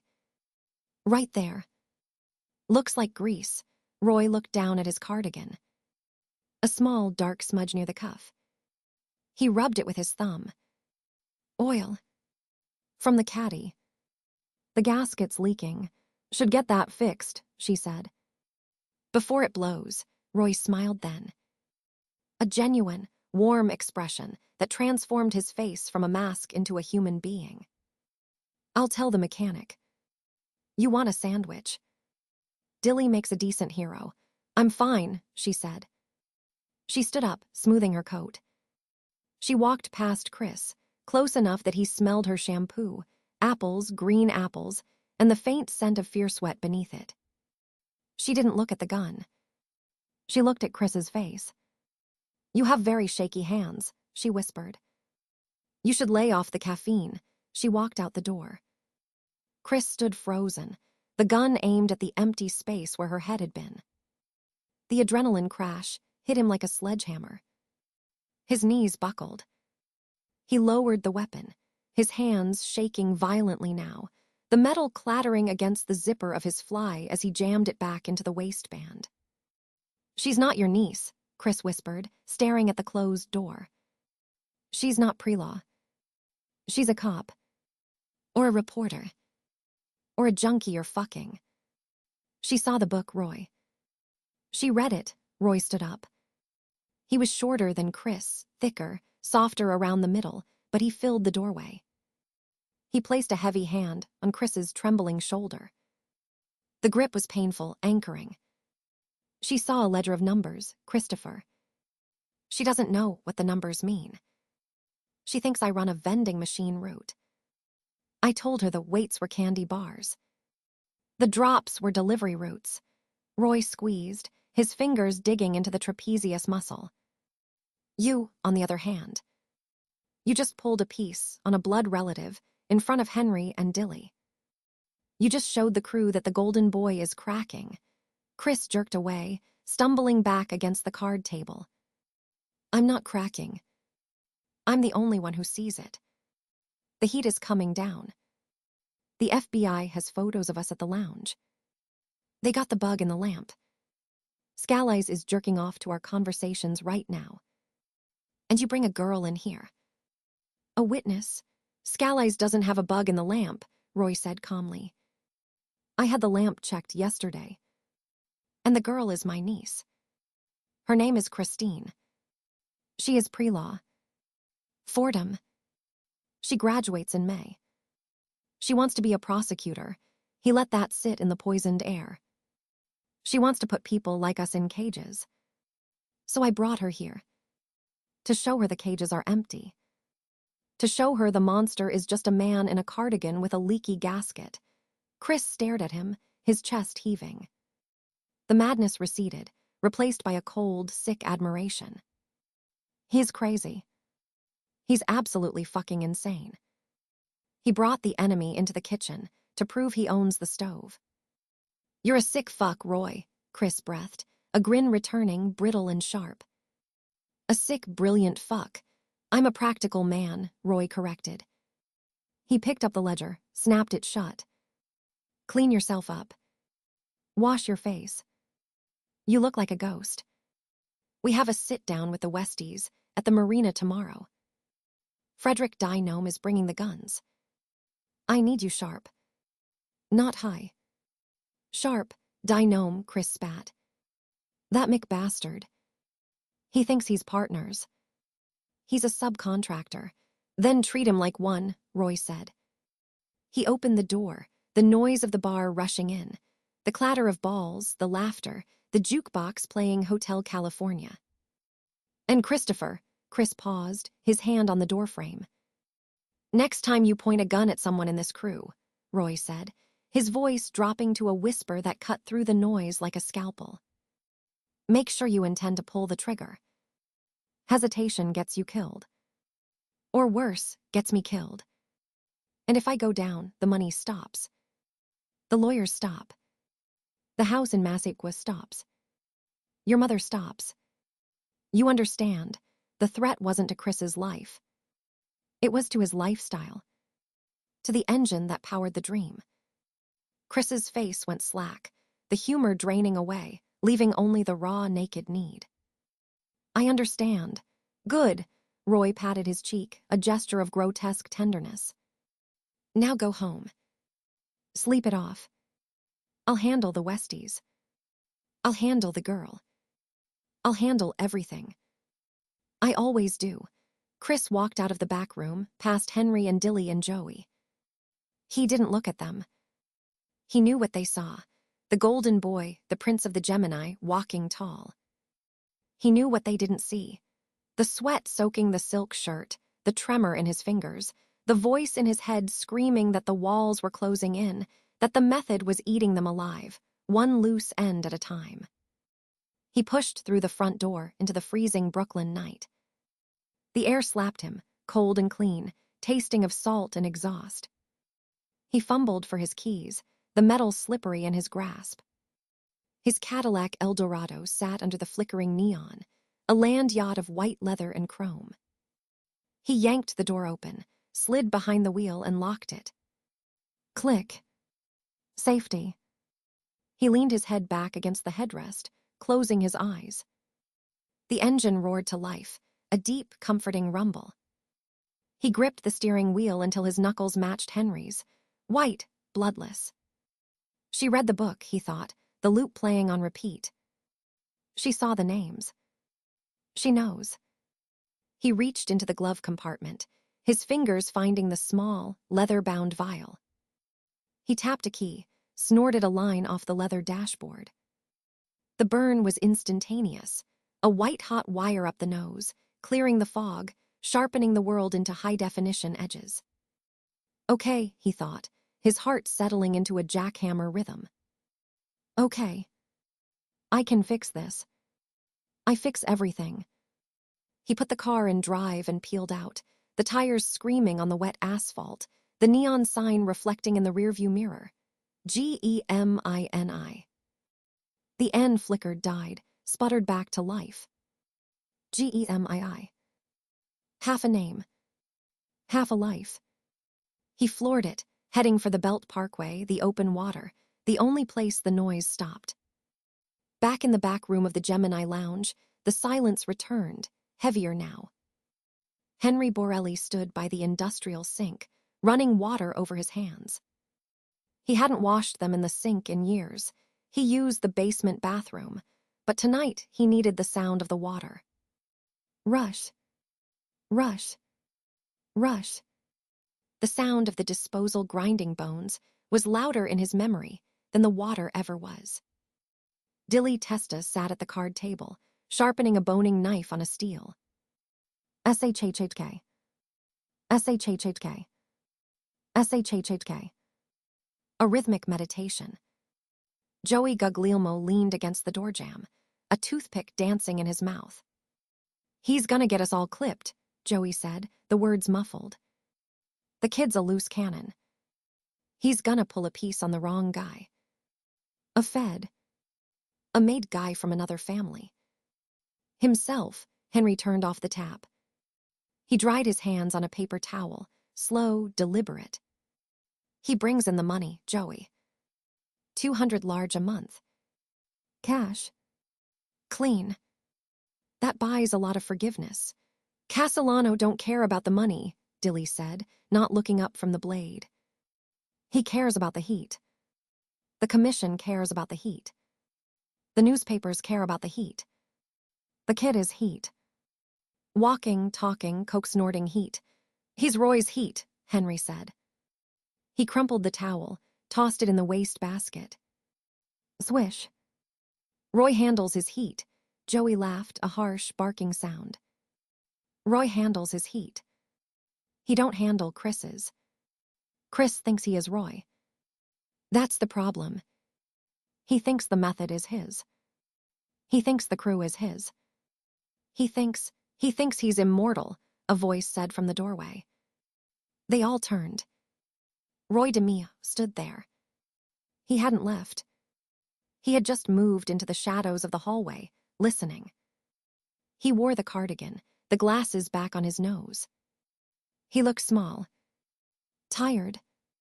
The cardigan was frayed at the cuffs. He thinks the rules don't apply, Roy said, stepping into the room. He picked up the ledger from the table. He thinks the Gemini method is a license to print money, not a contract with the devil.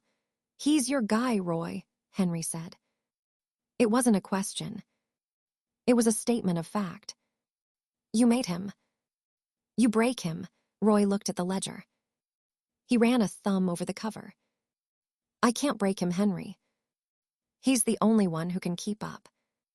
The only one who doesn't flinch at the saw. The only one who laughs when the disposal chokes. He's sloppy, Dilly said. The knife stopped moving. The girl. The coke. The mouse. Sloppy gets you caught. Caught gets you flipped. Flipped gets us all life without. Roy was silent for a long moment.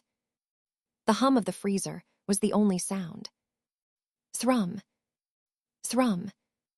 Thrum. Then we make sure he doesn't get caught, Roy said finally. His voice was devoid of inflection. We tighten the circle. No more girls. No more side deals. No more freelancing with the Westies. DeMeo gets a salary, not a partnership.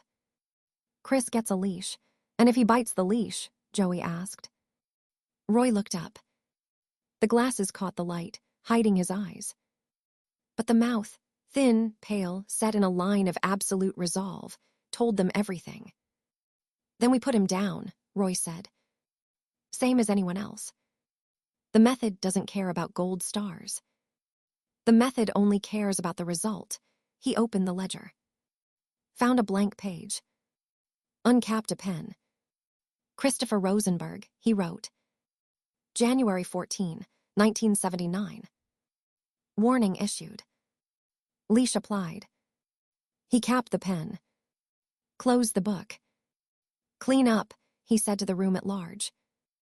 I'm going home to my wife. It's a school night. He walked out the side door, into the cold, leaving the three men in the fluorescent light, the keepers of the method, the cleaners of the mess, staring at the closed book on the table. Henry Borelli picked up the boning knife from the table. He tested the edge with his thumb. Blood welled bright red. School night, Henry muttered.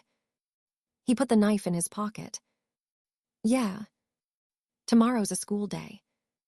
Pop quiz for the golden boy. Outside, the neon N finally gave up the ghost and went dark for good. Gemini. The Gemini Lounge stood blind in the night, a lighthouse with a broken beam, guiding the ships onto the rocks. Chapter 9. Open water the happy hour didn't rock, she breathed. It was a 31-foot Chris-Craft Catalina. Hull painted a midnight blue so deep it swallowed the stars. Decks scrubbed to a blinding white that hurt the eyes under the midday sun, but turned ghostly gray under the moon. Roy had bought her new in '77, paying cash, $30,000 in banded hundreds peeled from a roll he kept in the garage safe, next to the .38 and the ski masks. He named her with a drink in his hand and a grin that didn't reach his eyes, christening the beau with a bottle of Dom Perignon that cost more than Gladys's first car. Tonight, the only sound was the suck and sigh of the Great South Bay against the fiberglass, the occasional thwack of a halyard against a mast in the neighboring slip, and the low, purring heartbeat of the twin 350 Chevys idling at the dock, warming the oil. The marina at Captree was dead for the season. The summer crowd, the families with their coolers and their screaming kids, the smell of Coppertone and burning hot dogs, had vanished with Labor Day. Now there was only salt, rot, and the wind off the barrier island. Gladys stood at the stern, her fingers curled around the cold stainless steel of the railing. She wore a camel hair coat, the collar turned up against the bite of the November air, her legs encased in wool slacks, sensible loafers. She looked like any other Long Island matron taking the air, waiting for her husband to tie off the lines. Her purse, a structured leather Gucci, sat clipped to her wrist. Inside, beside the compact and the lipstick, Revlon, cherries in the snow, lay a snub-nosed .38 Smith & Wesson, Model 36, hammerless, 5 rounds of +P hollow points. Roy had put it there himself 3 nights ago, his hands shaking so badly he'd fumbled the cylinder release. Gladys, you coming in, or you gonna freeze to death admiring the pilings? Roy's voice came from the cabin, muffled by the teak bulkhead. It was thick, slurred at the edges. He'd been drinking since noon. Not the usual doers on the rocks, measured, civilized. He'd moved to the bottle of Stoli he kept in the freezer compartment, drinking it neat, chasing it with nothing but the cold air. She didn't answer immediately. She looked back at the shore. The lights of Babylon and Bay Shore smeared across the water, a jagged necklace of sodium vapor and mercury. Somewhere in that glow, a flowered truck sat on a side street near the house on the cul-de-sac. She knew the rhythm of the agents inside. Scalise's crew, rotating shifts, thermoses of terrible coffee, the boredom punctuated by the static of the pen register on the house phone. She knew the microphones buried in the hedges, the laser mic bouncing off the kitchen window. She knew the photographs they took of her, subject exiting vehicle, subject retrieving mail, subject entering Gemini Lounge, passenger. She knew the body count. Not the specific number, Roy never gave her the ledger, but she knew the weight of it. She felt it in the heavy canvas bags he sometimes brought home to burn in the incinerator behind the garage, the smell of singed hair and melted plastic that no amount of Pine Sol could scrub from the concrete floor. She felt it in the way Chris Rosenberg's laughter had turned jagged, coke-fueled, a hyena's cackle in the back room of the lounge. She felt it in the silence of Henry Borelli, the way the big man stared at his knuckles when Roy gave an order. She turned, opened the sliding teak door, and stepped down into the cabin. The air inside was thick, hot, smelling of diesel fumes, stale cigar smoke, and vodka. The mahogany paneling gleamed under the amber glow of the overhead lamps, reflecting the chaos of the chart table. Nautical charts of the South Shore were ripped open, weighted down with brass paperweights, but they weren't marked for fishing grounds. Coordinates were penciled in with a ruthless hand. Dump site Alpha. Dump site Bravo. Fountain Ave. The GPS unit, a Lorenzi set, state-of-the-art, costing more than a Cadillac, sat blinking silent coordinates. Roy sat at the dinette, his massive frame squeezed into the booth. He still wore his work clothes. A charcoal Brioni suit, the jacket unbuttoned, the silk tie Hermes, burgundy with a faint paisley yanked loose, the top button of his shirt undone. His shoes, hand-stitched Italian leather, were kicked off, toes wiggling in black silk socks against the plush carpet. He looked like a giant stuffed into a dollhouse. In front of him, the Stoli bottle stood half empty. A highball glass, untouched, sat beside it. He was drinking from the bottle. "Sit," he said. Not a request. A command. Gladys slid into the booth opposite him. The vinyl cushions sighed under her. She placed her purse carefully on the table, the clasp clicking shut. Click. Safety off. "You're going to kill yourself drinking like that," she said. Her voice was flat, stripped of the sing-song lilt she used for the PTA mothers, the butcher, the priest. This was the voice of the fortress. "It's freezing. You'll get pneumonia on top of the cirrhosis." Roy laughed, a wet, rattling sound. He wiped his mouth with the back of his hand, leaving a smear. "Cirrhosis? That's a rich man's disease, Gladys. Poor men just die of the shakes. I got the best liver money can buy. Doctor, Kessler says I got the heart of a ox, too. Blood pressure's 120/80. He don't know why I'm still vertical. Because the devil looks after his own," she said quietly. Roy froze. The bottle hovered at his lips. The amber liquid caught the light.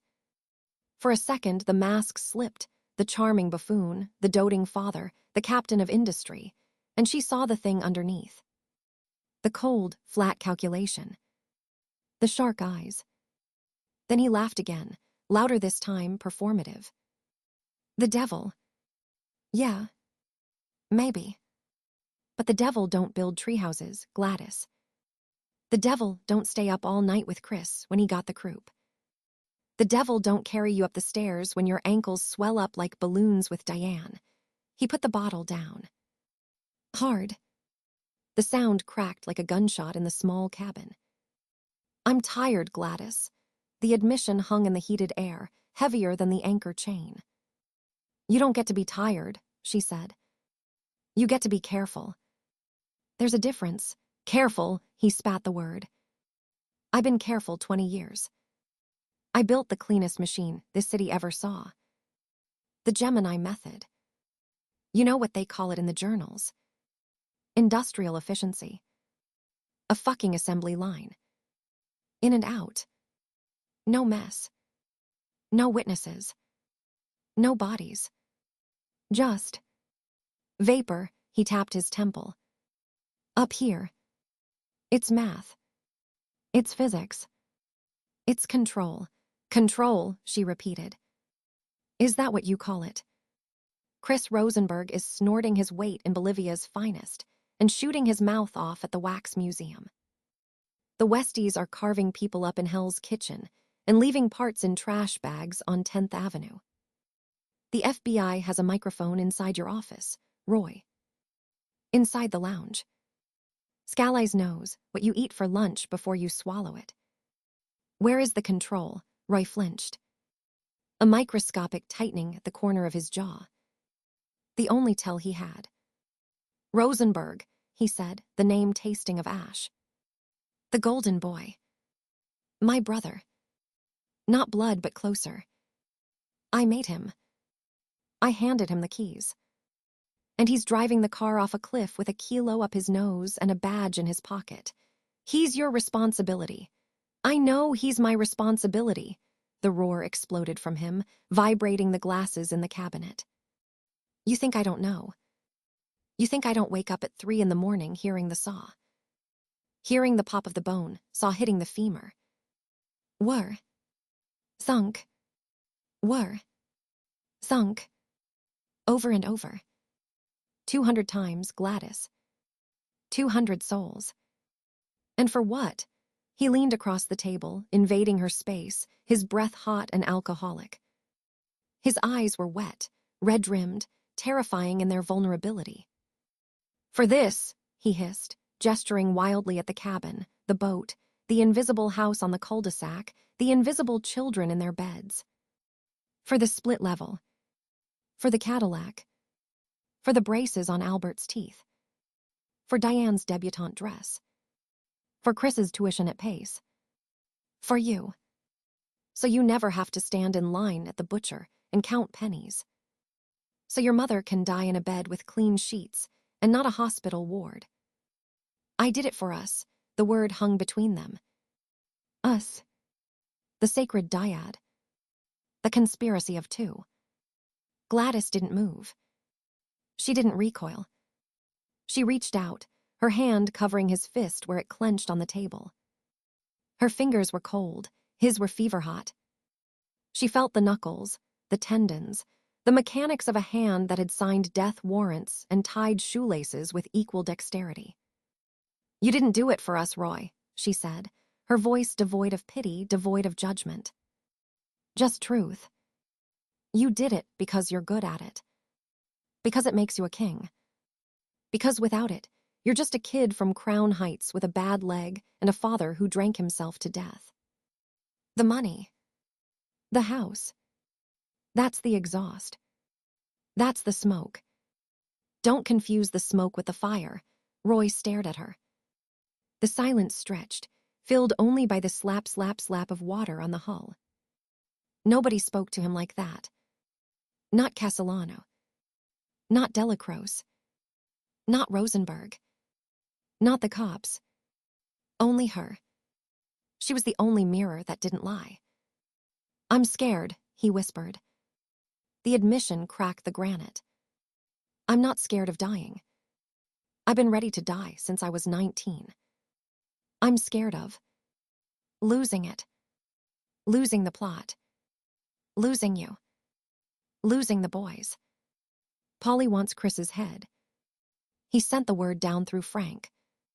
Whack the junkie or you're next. He wants me to pull the trigger on the only thing in this world that feels like a son. Then don't, she said simply.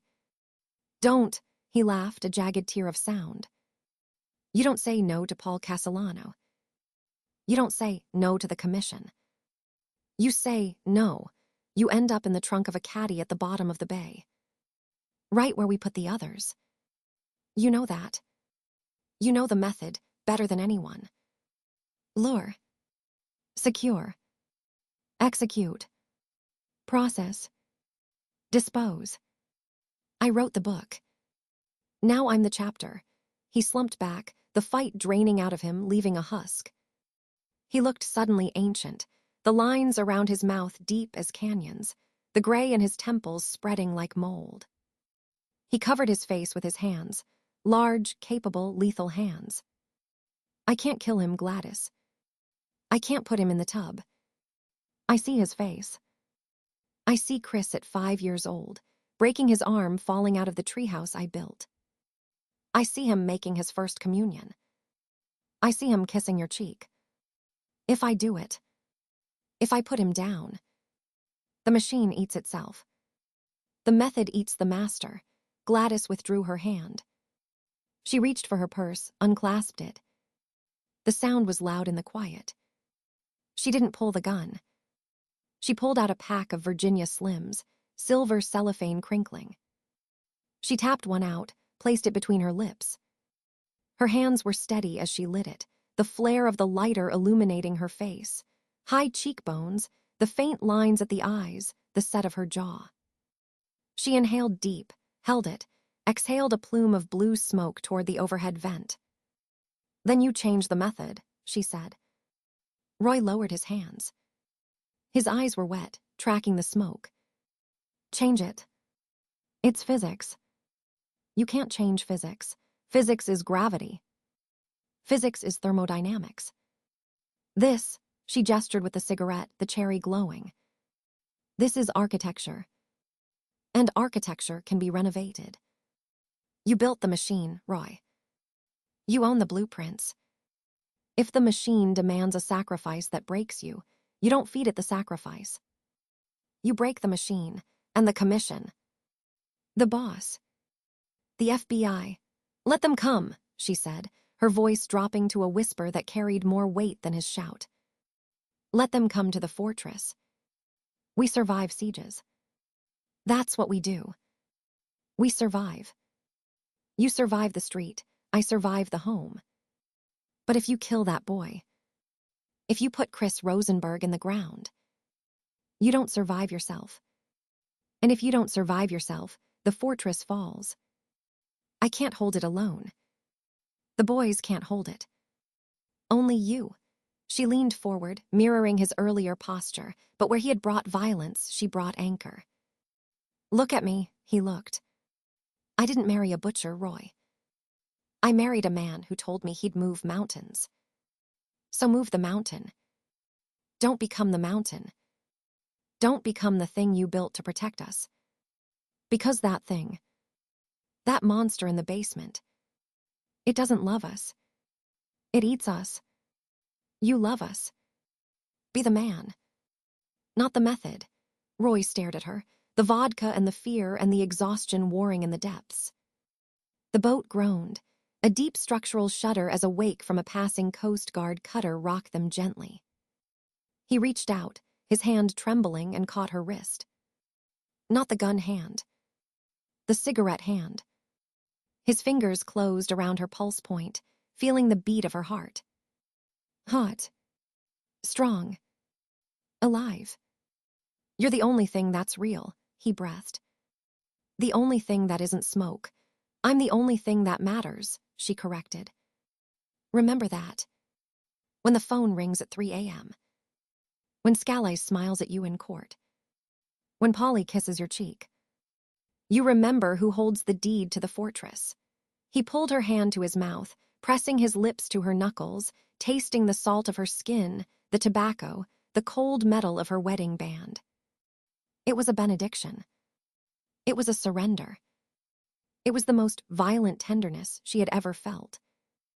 "I did it for us," he murmured against her fingers, a prayer to a saint he didn't believe in. "All of it. Every scream. Every saw. Every bag. For you. For the kids. For the name. I know," she said. She didn't say "I forgive you." She didn't say it's okay. She said the only thing that was true. "I know. Now put the bottle away. We're going home. Albert has a science fair on Thursday. Chris has practice. Diane needs a check for the sorority. You have a meeting with Castellano on Friday. You need to be sharp. You need to be Roy DeMeo, the name. The armor. Roy DeMeo. Not the butcher. Not the ghost. The architect." He nodded, a single sharp jerk of the chin. The trembling stopped. The wetness in his eyes dried, locked away behind a shutter.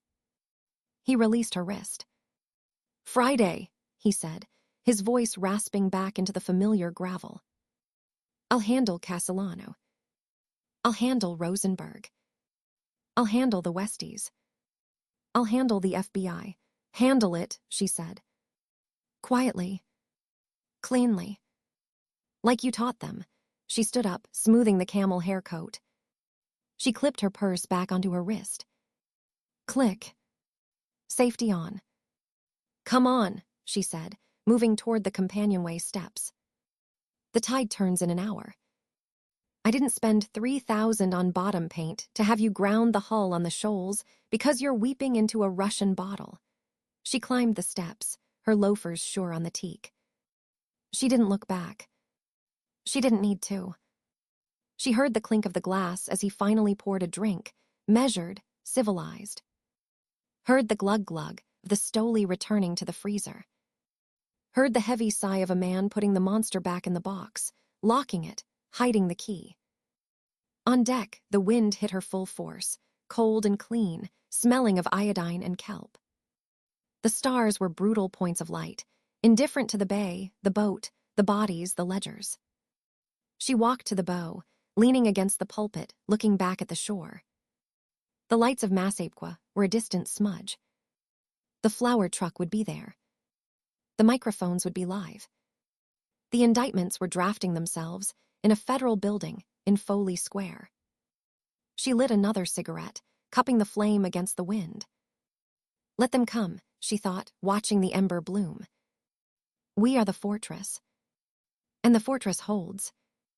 Behind her in the cabin, the engines roared to life, a deep, powerful throb that vibrated through the soles of her feet, shaking the water, pushing the heavy hull away from the dock, into the open water, into the dark. Chapter 10. The air inside the back room of the Cedarhurst Social Club tasted of stale espresso, cheap cigar smoke, and the specific, cloying scent of old money. Wax polish on cherry wood, leather upholstery cracking at the seams, the dust of decades settling on the framed photographs of men who had died in their beds, a rarity in this life. Paul Castellano sat behind a massive oak desk that had once belonged to a bankruptcy court judge in Jersey. He didn't look like a boss of bosses. He looked like a CEO who had stayed too long at the office, his suit a bespoke armor of charcoal wool, his hands soft, manicured, folded atop a blotter that held nothing more threatening than a Mont Blanc pen and a silver letter opener. The Big Paul moniker was a joke the crews told behind his back. He was big, yes, 6'2" and 230, but the weight was soft, corporate. He ran the Gambino family like a holding company. Construction, concrete, waste management unions. He hated the wet work. He hated the noise.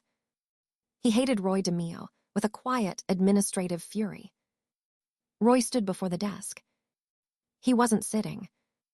He never sat when summoned to the principal's office. He stood at parade rest, his own suit, a double-vented midnight blue number from a tailor on 47th Street, sharp enough to cut glass. His hair was shellacked back, not a strand moving.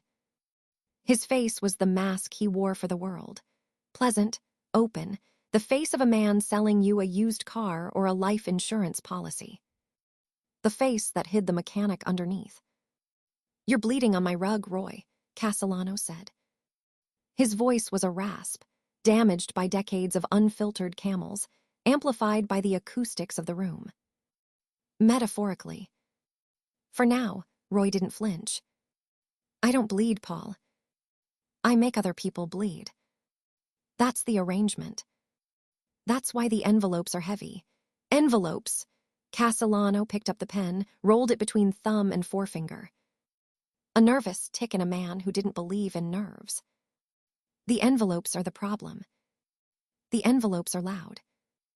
The envelopes smell like cocaine, Roy. They smell like Chris Rosenberg. The name hung in the air, heavier than the smoke. Rosenberg. Chris. The golden boy. The mistake. "He's a kid," Roy said. The words were smooth, rehearsed. "He's energetic. He stepped on his dick with the Colombians, sure. The Eppolito thing. That was sloppy. I've read him the riot act. He's pulling back. The coke money goes to the wash, same as the Shylock money. 10% to the administration, same as always. You're getting your taste, Paul. Don't let the heat blind you to the revenue." Castellano stopped rolling the pen. He looked up, and the eyes were the only hard thing about him. Flat, gray, assessing asset depreciation. "The heat isn't the revenue, Roy. The heat is the FBI parked across the street from your house in Mafia. The Heat is the strike force in Brooklyn with a bug in the Gemini Lounge. The Heat is Ruddy Ferron singing like a canary about a body count that makes the Nazis look like amateurs. Roy's jaw tightened. A microscopic movement. The only tell. Ferron is a junkie. He'll say whatever keeps the needle in his arm. You know that. I know the pattern, Roy. Castellano stood up. He moved around the desk, slow, deliberate. He didn't loom, he towered. I know the pattern of the Gemini method. Lure. Shoot. Bathtub. Saw. Bag. Dump. Industrial.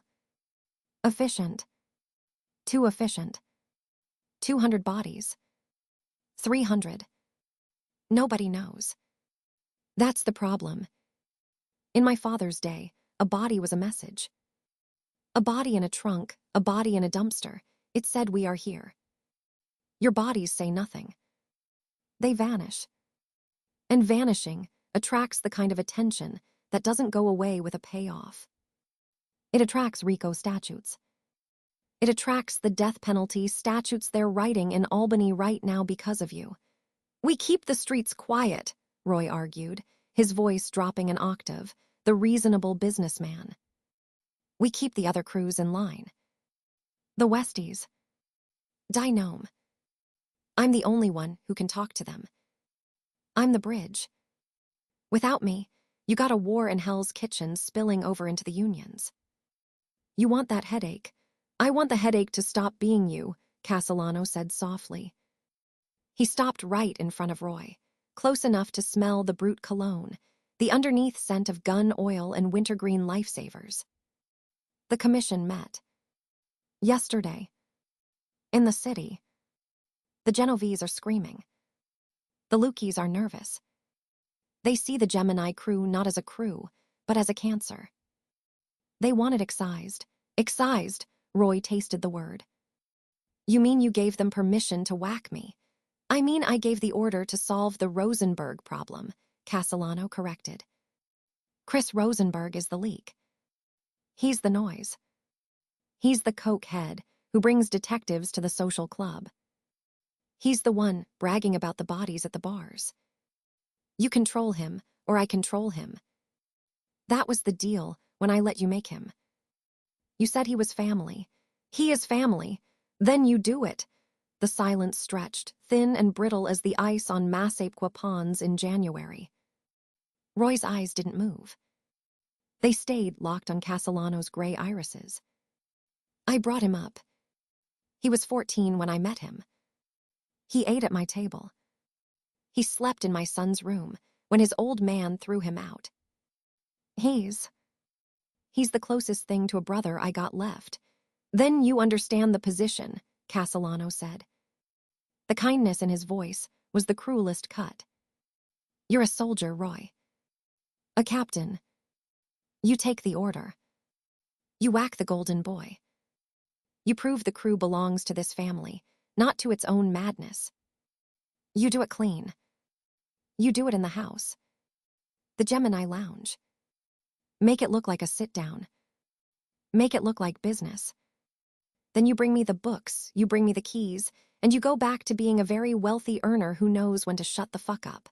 And if I say no, Castellano sighed, a long, weary exhalation. He reached into his suit jacket. Roy's hand twitched, a fraction, toward his own waistband, and pulled out a silver cigarette case. He tapped a cigarette out, lit it with a gold Dunhill lighter.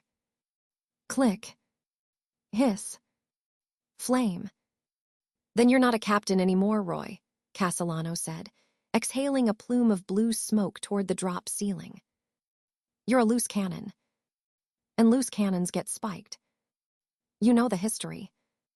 You read the papers. Gal. Colosima. Castellano, my cousin, the first one. They don't retire to Florida.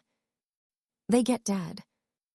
If you don't pull that trigger on Chris, someone pulls it on you. And on your crew. Henry. Dilly. Joey. The kids. The whole apparatus gets dismantled. The feds get the RICO case handed to them on a silver platter by the very people you think are your friends. He took another drag. Dead men walking Roy. That's what you are. Both of you. The only question is who writes the obituary. Me. Or the government. Roy stood perfectly still. The mask didn't slip. Not a muscle twitched in his jaw, not a blink of the eyes. But inside, behind the wall, the machinery was grinding. Chris. The image flashed. Chris Rosenberg laughing at the Gemini bar, snorting a line off a pool cue, throwing hundreds at the waitresses. Chris Rosenberg in the bathtub, the water pink, the saw buzzing. Chris Rosenberg at the Massapequa house, eating Gladys's meatballs, calling her Ma, wrestling with Albert in the living room, buying Diane a prom dress that cost more than Roy's first car. He's a rat waiting to happen, the cold voice whispered. The mechanic's voice.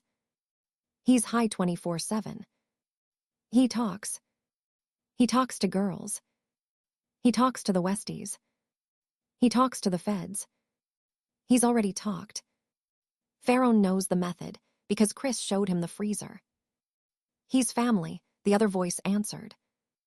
The father's voice. The husband's voice. I promised Gladys. I promised the kids. I promised him. Paul, Roy said. His voice was perfectly level. Chris is difficult. I grant you. The coke is a problem. The heat is a problem. But he's mine. My responsibility. My cleanup. You give me 30 days. I'll put him on a shelf. No more clubs. No more coke. He runs the Shylock collections in Canarsie. Low profile. I'll personally see to it he disappears from the radar. You won't hear his name again. The envelopes will get heavier. The Westies stay quiet. I guarantee it. Castellano stared at him through the smoke. The silence returned, heavier now. The boss tapped ash into a crystal ashtray. 30 days, Castellano murmured. That's generous. That's me being a grandfather. But Roy, he fixed Roy with that gray, depreciating stare. If I see his face in the paper, if I hear his name on a wiretap, if one more gram of Colombian marching powder touches his nose, I don't care if you're at your daughter's wedding. I don't care if you're in church taking communion. The contract goes open. On him. On you. On the whole Gemini experiment. Do we understand each other? Roy didn't nod. He didn't smile. He simply existed in the space between heartbeats. We understand each other, Paul. Good. Castellano dismissed him with a wave of the cigarette. Get out of my sight. And Roy, tell the wife I said hello. Tell her the cannolis from Ferrara's were dry last time. Tell her to send the good ones next time. The insult was deliberate. A reminder of who owned the kitchen. Roy turned on his heel. He walked to the door, his stride even, his shoulders back. He didn't run. He didn't slam the door. He closed it with a soft click, the sound of a latch engaging on a vault. The Cadillac smelled like him. Leather, brute, gun oil, the faint metallic ghost of the Gemini Lounge that never really washed out of the pores. Roy slid behind the wheel, the heavy door closing with a solid thunk that sealed out the Brooklyn night. He didn't start the engine. He sat in the darkness of the parked car, the streetlights painting the windshield in sodium stripes. His hands gripped the steering wheel, 10 and 2, driver's ed perfect. His knuckles were white. Dead men walking. The phrase echoed in the cavity of his chest, bouncing off the ribs. He thought of the Gemini Lounge. The back room. The industrial sink. The band saw hanging from the ceiling on a pulley system, lubricated and ready. The deep freezer humming its lullaby. The plastic sheeting, bought in bulk at the restaurant supply store on Flatbush. He thought of Chris Rosenberg walking in, laughing, arms wide. Uncle Roy. What's the action? He thought of the .38 snub nose in the ankle holster. The weight of it. The familiarity. 30 days. 30 days to turn a brother into a memory. 30 days to break the only heart in the crew that beat in time with his own. Roy DeMeo closed his eyes. He didn't pray. He didn't curse. He didn't cry. He calculated. Variables. Chris's paranoia. His coke habit. The girlfriend, what was her name? Donna. Denise. The one he brought to the club last week. She saw the plastic. She saw the saw. Chris didn't care. Chris laughed. She's cool, Roy. She likes the life, liability. The girlfriend was a loose end. Chris was a loose end. The Westies were a loose end. The FBI van across from the Massapequa house, the flower truck with the peeling paint, was a loose end. Solution. The Gemini method was designed for loose ends. Industrial efficiency. No loose ends. But the method required a mechanic. And the mechanic was being asked to dismantle his own masterpiece. Roy's right hand left the wheel. It moved instinctively, automatically, to the glove compartment. He popped the latch. Inside, registration, insurance, a pair of driving gloves, and a folded photograph. He pulled it out. Unfolded it. Gladys. 1960. Black and white. Standing on the boardwalk at Coney Island, wind whipping her hair, laughing at something he said. She was 19. She looked like a movie star who knew a secret. He looked like a hoodlum who had just conned the universe. He turned it over. Ballpoint pen, faded blue ink. Roy's my whole world. Gladys. He traced the G with a thumbnail. Rough skin on smooth paper. I did it all for you. For us. The words he'd whispered to her on the boat, the happy hour rocking on the Great South Bay, the city lights a distant, harmless glitter. He had cried then. Real tears. Hot and salt. He had held her like she was the only solid thing in a world of water. And now the boss wanted him to sink the ship. If I don't do it, they kill me. They kill the crew. They come for the house. They freeze the accounts. Gladys loses the fortress. Albert loses college. Diane loses the wedding. Chris loses his father. If I do it, I lose the only thing that makes me human. The dashboard clock glowed green. 11:42 p.m. He had to be home by midnight. Gladys waited up. She always waited up. She'd have coffee ready. She'd ask how the meeting went. She'd look at his hands, checking for blood, for tremors, for the truth. And he would lie. He would lie with his eyes, his voice, his heart. 30 days. He refolded the photograph with surgical precision. Placed it back in the glove compartment. Locked it. He started the engine. The V8 purred, a deep, satisfied growl. A beast content in its cage. He pulled away from the curb, merging into the thin traffic of Rockaway Boulevard. The social club vanished in the rearview mirror, just another brick building with awnings, harmless in the night. Ahead, the Belt Parkway loomed. The road home. The road to Massapequa. The road to the fortress. Roy DeMeo residence. 2341 Pine Street. Cul-de-sac. Immaculate lawn. Swing set. Wet bar in the basement. Master bedroom with the jar in the closet where the envelopes lived. He checked his mirrors. A dark sedan 3 cars back. No headlights. Just the glow of a cigarette cherry in the driver's window. Flower truck. Scallies. The hawk. They were always watching. Always listening. Waiting for the mechanic to drop a wrench. Roy accelerated. The speedometer climbed. 40. 50. 60. The wind noise rose. The engine roared. He drove into the dark, the only sound the hum of tires on asphalt and the ticking of the clock on the dash, counting down 30 days to a funeral he had to conduct himself. Dead men walking.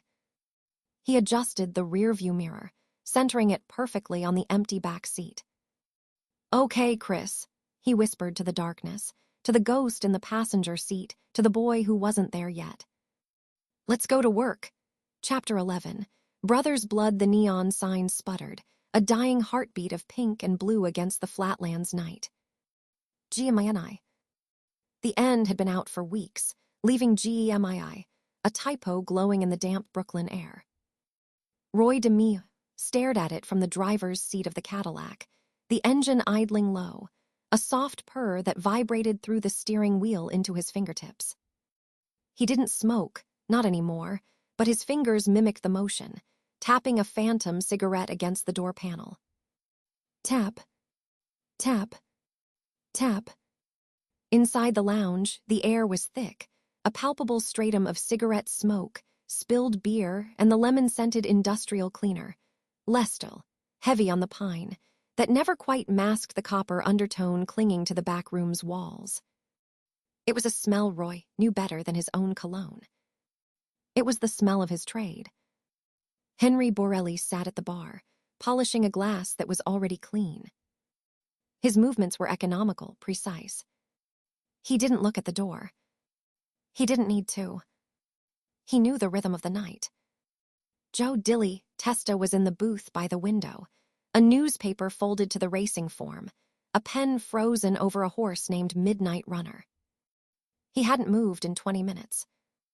Joey Guglielmo leaned against the pool table, chalking a cue he wouldn't use, his eyes tracking the reflection in the mirrored wall behind the bar. Frederick Dynome was absent. Smart. The Irishman smelled the weather changing before the barometer dropped. Roy checked his watch. A gold piegat, heavy on the wrist. 11:42 p.m. He's late. He's always late. The side door, the one that didn't have a handle on the outside, buzzed. A harsh, electronic BRRRRP that cut through the smoke. Henry didn't flinch. He set the glass down, the cloth draped over his wrist, and moved to the door. He unbolted the steel slide, pulled it open a crack, peered through the safety chain, then unlatched it fully. Chris Rosenberg walked in like he owned the place. Because, in a way, he did. He was wearing a cream-colored silk shirt, unbuttoned to the sternum, gold chains, catching the neon bleed from the window. A white suede jacket tossed over one shoulder. His hair was feathered back, perfect, not a strand out of place. He looked like a rock star who had wandered into a butcher shop by mistake. He was vibrating. Coke. Roy could see the micro-tremors in Chris's jaw, the way his pupils were pinned tight against the dim light, the way he sniffed, hard and wet, wiping a thumb under his nose. "Roy," Chris's voice boomed, too loud, brittle with forced cheer. He spread his arms wide. The man of the hour. The captain. "You look tense, Roy. You look like you need a blowjob or a vacation." Maybe both. Roy didn't stand. He sat in the high-backed booth at the back, the office, the plastic-covered bench creaking softly as he shifted his weight. He gestured to the seat opposite. "Sit down, Chris. Have a drink. Henry, get him a 7 and 7. Heavy on the 7, Chris laughed, a sharp, barking sound. He slid into the booth, the suede jacket hitting the plastic with a whump. Heavy on the 7. "You sound like my father. Or my confessor. Which one are you tonight, Roy?" "Huh. Because I got sins lined up around the block, and I ain't got time for a lecture." "You got time for whatever I give you," Roy said. His voice was flat, stripped of the warmth he used at the Massapequa dinner table, the warmth he used with the neighbors, the warmth he reserved for Gladys and the kids. This was the voice of the machine. Drink your drink. Henry placed the highball on the table. The ice clinked. Chris grabbed it, downed half in one swallow, the Adam's apple bobbing. He slammed the glass down, rattling the ice. Medicine. So. The sit down. Polly wants his pound of flesh. I heard. The Westies heat, the Eppolito mess, the Coke. The Coke. He leaned in, conspiratorial, a grin stretching his face too wide. Polly don't understand the new economy, Roy. He's a dinosaur. He counts union dues, we count kilos. There's a difference. I tried to tell him at the club last week. I told him, Polly, the street don't care about your commission. He didn't like that. No, Roy said. He didn't. So what's the play? Chris wiped his mouth with the back of his hand, leaving a smear of moisture. We go to war. Me and you. We take the whole fucking thing. Because I got guys. I got Vladdy. I got the Westies. We got the muscle. You got the brains. We cut the head off the snake, Roy. We be the commission. His eyes burned, manic, brilliant, stupid. We stop hiding in the back room, cutting up stiffs like plumbers. We sit at the head of the table. The silence in the lounge stretched, pulled tight as a wire. Henry had stopped polishing glasses. Dilly had capped his pen. Joey had lowered the pool cue. The only sound was the hum of the refrigerator compressor behind the bar and the wet, rattling breath of Chris Rosenberg. Roy looked at his partner. His golden boy. The kid he had pulled from the streets of Canarsie, taught to shoot, taught to steal, taught to disappear people. He had loved him. Not like a son. He had a son, upstairs sleeping in a race car bed, Albert with his journals, Chris with his baseball glove. He loved Chris Rosenberg like a limb. Like his right arm. And the arm had turned gangrenous. The Gemini method. Lure. Isolate. Execute. Dismember. Dispose. A chassis of ice and silence. Efficient. Industrial. It worked because it was clinical. It worked because there was no passion, no ego, no witnesses. Chris Rosenberg was all passion, all ego, and he had become the witness to himself. Chris, Roy said. The name hung in the air, heavy as a body bag. Yeah, Roy. Chris's grin faltered just a micron. The survival instinct, buried under the cocaine and the hubris, flickered. What's the verdict? We going to the mattresses. Roy's hand moved. Not fast. Not slow. Deliberate. It slid under the table, rested on his thigh for a heartbeat, then came up, clearing the plastic tablecloth. In his palm sat a .38 Smith and Wesson, snub-nosed, blued steel eating the light. No silencer. They didn't need silencers in the Gemini. The walls drank sound. The method was the silencer. Chris stared at the gun. The highball glass slipped from his fingers, hit the plastic, didn't break. Ice skittered across the floor. Roy, the voice cracked. The boy was there, suddenly, terrified, peeking out from behind the maniac. Roy, come on. We blood. We brothers. You said we die together. Roy's face was a mask. No hatred. No joy. No sorrow. Just the flat, dead expression of a man operating a press. You talked to the FBI, Chris. You talked to the Westies. You talked to the newspapers with your spending. You became the leak in the hull. I can't plug you. I have to cut you loose. I swear on my mother. Stop. The word cracked like a whip. Don't insult the Virgin Mary with lies. It's unbecoming. Finish your drink. Chris's hand shook violently as he reached for the glass. He spilled whiskey on his silk shirt, a dark stain spreading over the cream. He drank the rest, choking, gasping. Okay. Okay. Okay. Let me call Diane. Let me tell her, no calls. No goodbyes. You knew the rules when you signed up. The method eats its creator. You taught me that, remember? You laughed when you said it. Roy, we're building a machine that eats us. You were right. Roy didn't hesitate. He didn't close his eyes. He didn't say a prayer. He raised the gun, two-handed grip, Weaver stance textbook. He aimed at the center of Chris's forehead, just above the bridge of the nose. The third eye. Bang. The report inside the small room was a physical assault, a concussion wave that flattened the smoke, that rang in the ears like a struck anvil. Chris Rosenberg's head snapped back, the white suede jacket catching the spray. Fine, misting, arterial red blooming on the cream fabric like a grotesque flower. His body stiffened, legs kicking out once, knocking the table, rattling the ashtray, then went limp, sliding down the plastic booth until he rested in a heap against the wall, one arm draped over the backrest, hand open, fingers curled as if still holding the ghost of the glass. The smell hit instantly. Gunpowder, sharp and metallic, mixing with the copper, the pine, the spilled whiskey. Roy lowered the gun. His ears rang.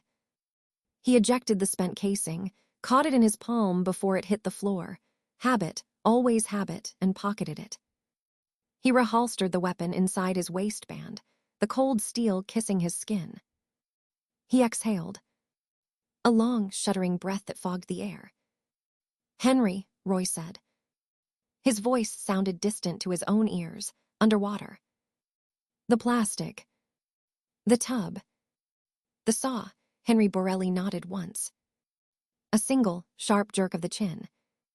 He didn't speak. He moved to the back room, his footsteps heavy on the linoleum. The sound of heavy mill plastic sheeting being unrolled whapped through the doorway, a sound as familiar as the national anthem. Dilly Testa stood up from the booth. He walked over, calm as a Sunday stroll, and picked up the fallen highball glass. He inspected it, then wiped the rim with a napkin. Waste of good Canadian club, he muttered. He tossed the napkin onto Chris's chest. It landed on the red bloom, turning pink. Joey Guglielmo walked over, hoisting the pool cue onto his shoulder. He looked down at Chris. Chris's eyes were open. One pupil blown wide, the other pinned. The mouth was slightly open, frozen in the shape of a final O. Joey spat on the floor, a glob of tobacco juice landing near Chris's expensive shoes. Fucking junkie, Joey said. Thought he was a king. Just a pile of meat. Bag him, Joey, Roy said. He hadn't moved. He stared at the body. At the gold chains. At the white suede. At the cream silk shirt, now a map of the end. Careful with the jacket. It's nice suede. Might get a few bucks for the wives at the flea market. Joey laughed, a low, ugly sound. You got it, Roy. Dilly grabbed the legs. He's heavier than he looks. All that coke adds water weight. They moved in unison. The crew. The mechanics. They didn't look at Roy for permission. They didn't look at each other for courage. They grabbed the plastic runners Henry had fed out from the back room, sliding them under the body with practiced ease. They wrapped Chris Rosenberg. Chris, the golden boy Rosenberg, the money machine, the coke king, the brother in clear, industrial polyethylene. They taped the seams with duct tape, silver strips flashing in the neon light. Rip. Rip. Rip. The sound of the tape was louder than the gunshot. Roy watched them work. He felt a strange detachment, a floating sensation. This is the rule, he thought. The method eats its creator. I built the machine. I fed it the fuel. Tonight, I fed it the engineer. He looked at his hands. They were steady now. The tremor was gone. The adrenaline had burned off, leaving a cold, clear ash behind. "Henry," Roy called out. "The saw. Use the band saw in the back. Clean cuts. 6 pieces. Standard distribution." "Got it, Roy." Henry's voice drifted from the back room, muffled by the plastic sheeting now sealing the doorway. The high-pitched whine of the band saw started up a moment later, a dentist's drill on an industrial scale. Whir. A wet, slushing sound followed, the smell of bone dust and marrow joining the cocktail in the air. Roy walked to the bar. He didn't ask. He reached over, grabbed a bottle of Cutty Sark, unscrewed the cap with his thumb, and poured 2 fingers into a dirty tumbler. He drank it neat. The burn grounded him. He looked at the neon sign, reflected in the mirror behind the bottles. Gemini. Gemini. The twins. Castor and Pollux. One mortal, one immortal. Pollux begged Zeus to share his immortality with his dying brother. They spend eternity alternating between Olympus and Hades. One day up, one day down. Chris is in Hades now. And I just bought my ticket for the next shift.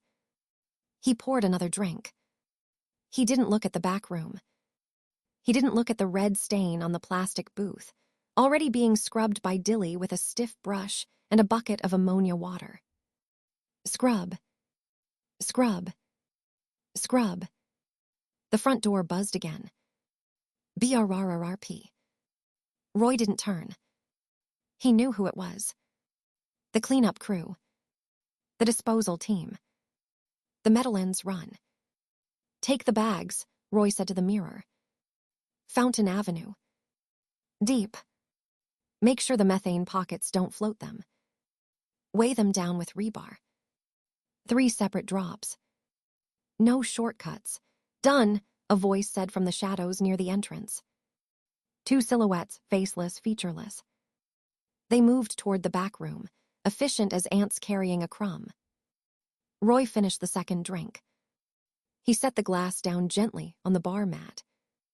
He straightened his tie. He checked his reflection. The face staring back was pale, the eyes dead flat. But the hair was perfect. The suit was unrumpled. He looked like a businessman.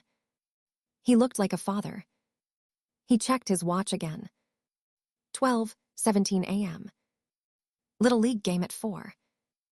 Albert pitches. I promised I'd bring the orange slices. He walked to the side door. He paused, hand on the cold steel bolt. He looked back one last time. The lounge was empty. The booth was clean. The plastic was gone. The saw had stopped whining. The only evidence was the lingering scent of pine oil and copper, and the faint, ghostly outline of a body on the plastic cushion, slowly fading as the ammonia evaporated. Brother's blood, he thought. The method eats its creator. And the creator just keeps driving. Roy DeMeo unbolted the door, stepped out into the cold flatlands night, and pulled the heavy steel shut behind him. The lock clicked. A final period at the end of a very long sentence. He walked to the Cadillac. The engine was still warm. He slid behind the wheel, the leather creaking. He sat for a long moment, hands on the wheel, staring at the steering column. Then he started the car. The engine purred. He put it in drive. He pulled away from the curb, the tires silent on the wet asphalt, heading west toward the Southern State Parkway, toward Massapequa, toward the split level on the cul-de-sac, toward the orange slices waiting in the fridge. The neon sign sputtered above the empty doorway. Gemini. Buzzing. Flickering. Watching him go. Chapter 12. The Rico storm. The February wind didn't blow across the Massapequa cul-de-sac. It scraped. It was a low, grinding things, tearing the last brittle leaves from the pin oaks and hurling them against the aluminum siding of the fortress. Inside, the thermostat was set to 72, a tropical bubble maintained by oil burning in the basement furnace. A furnace Gladys knew, with a sudden, sharp clarity, was paid for with blood money that had just evaporated. She stood at the bay window in the living room, the lace curtain pinched between thumb and forefinger, watching the unmarked sedans bloom like poison mushrooms on the frost-heaved asphalt. 4 cars. Maybe 5. Doors opening in silent, choreographed unison. Men in wool topcoats and cheap suits, breath pluming in the 18-degree air, fanning out across her lawn. They didn't knock. They never knocked anymore. They came with the battering ram of the law, the RICO statute, a word that sounded like a cough or a chokehold. Racketeer-influenced and corrupt organizations act. Gladys let the curtain fall back into place. Her fingers were numb. She walked back to the kitchen, the linoleum cold through her socks, the smell of the morning's burnt toast still clinging to the air, a mundane ghost in a house suddenly haunted by federal agents. Roy was at the table. He wasn't shaking. Roy DeMeo didn't shake. He was wearing a charcoal cardigan over a white turtleneck, looking for all the world like a retired engineer reading the Newsday sports section. But the paper wasn't open. It was folded neat and square beside a cup of coffee that had gone cold 2 hours ago. His hands, those hands, the surgeon's hands, the butcher's hands, lay flat on the formica, knuckles white against the pale laminate. "There on the porch, Roy," Gladys said. Her voice didn't tremble. It was the voice she used for the butcher at Waldbaum's when the chuck was gristly. The voice of a woman who manages things. Roy didn't look up. Let them knock. Let them break the door. Makes for a better motion to suppress. The warrant's clean, Roy. Scalise didn't get sloppy. Not this time. It's signed by a federal judge. Northern District. They have the Gemini on tape. They have the wire from the boat. They have Center. They have Testa. The names hung in the air, heavier than the lead weights they used to sink the bodies in the Meadowlands. Anthony Center. Joey Testa. The young wolves. The ones Roy had taught to hunt. They had sat at this very table, eating Gladys's Sunday gravy, complimenting her meatballs, calling her Mrs. DeMeo, with the particular reverence reserved for the boss's wife. They had held Chris Rosenberg's legs, while Roy did the work in the back room of the Gemini. And now, faced with the needle or the rest of their lives in a box, they had done the math. The omertà wasn't a blood oath. It was a cost-benefit analysis. And the cost had just become infinite. Roy's jaw muscle twitched. The only tell. "Joey Testa," he murmured, almost to himself. "Joey Dilly, I changed his diapers." Metaphorically speaking. He was a good earner. Quiet, he was a survivor, Roy. Same as Center. They looked at the RICO chart, enterprise, predicate acts, 20 years minimum, and they saw the exits. You taught them well. You taught them how to dispose of a body. You forgot to teach them how to dispose of a conscience. Roy's head snapped up then. The eyes. Flat. Black. The shark eyes. Watch your mouth, Gladys. You don't know what I taught them. You don't know nothing. I know the bank accounts are frozen, she said, stepping closer, the silence of the house pressing against her eardrums. I know the envelope in the jar is the last liquid cash we have. I know the retainer for Bruce Cutler alone is $25,000, and that's just to walk in the door. I know the cars, the caddy, the Lincoln, the boat. They're all seized assets pending forfeiture. They're taking the fortress, Roy. Brick by brick, the front door shuddered. A heavy thud. The battering ram. Then the sound of splintering wood, the sharp crack of the jam giving way. Boots. Heavy, tactical boots on the hardwood of the foyer.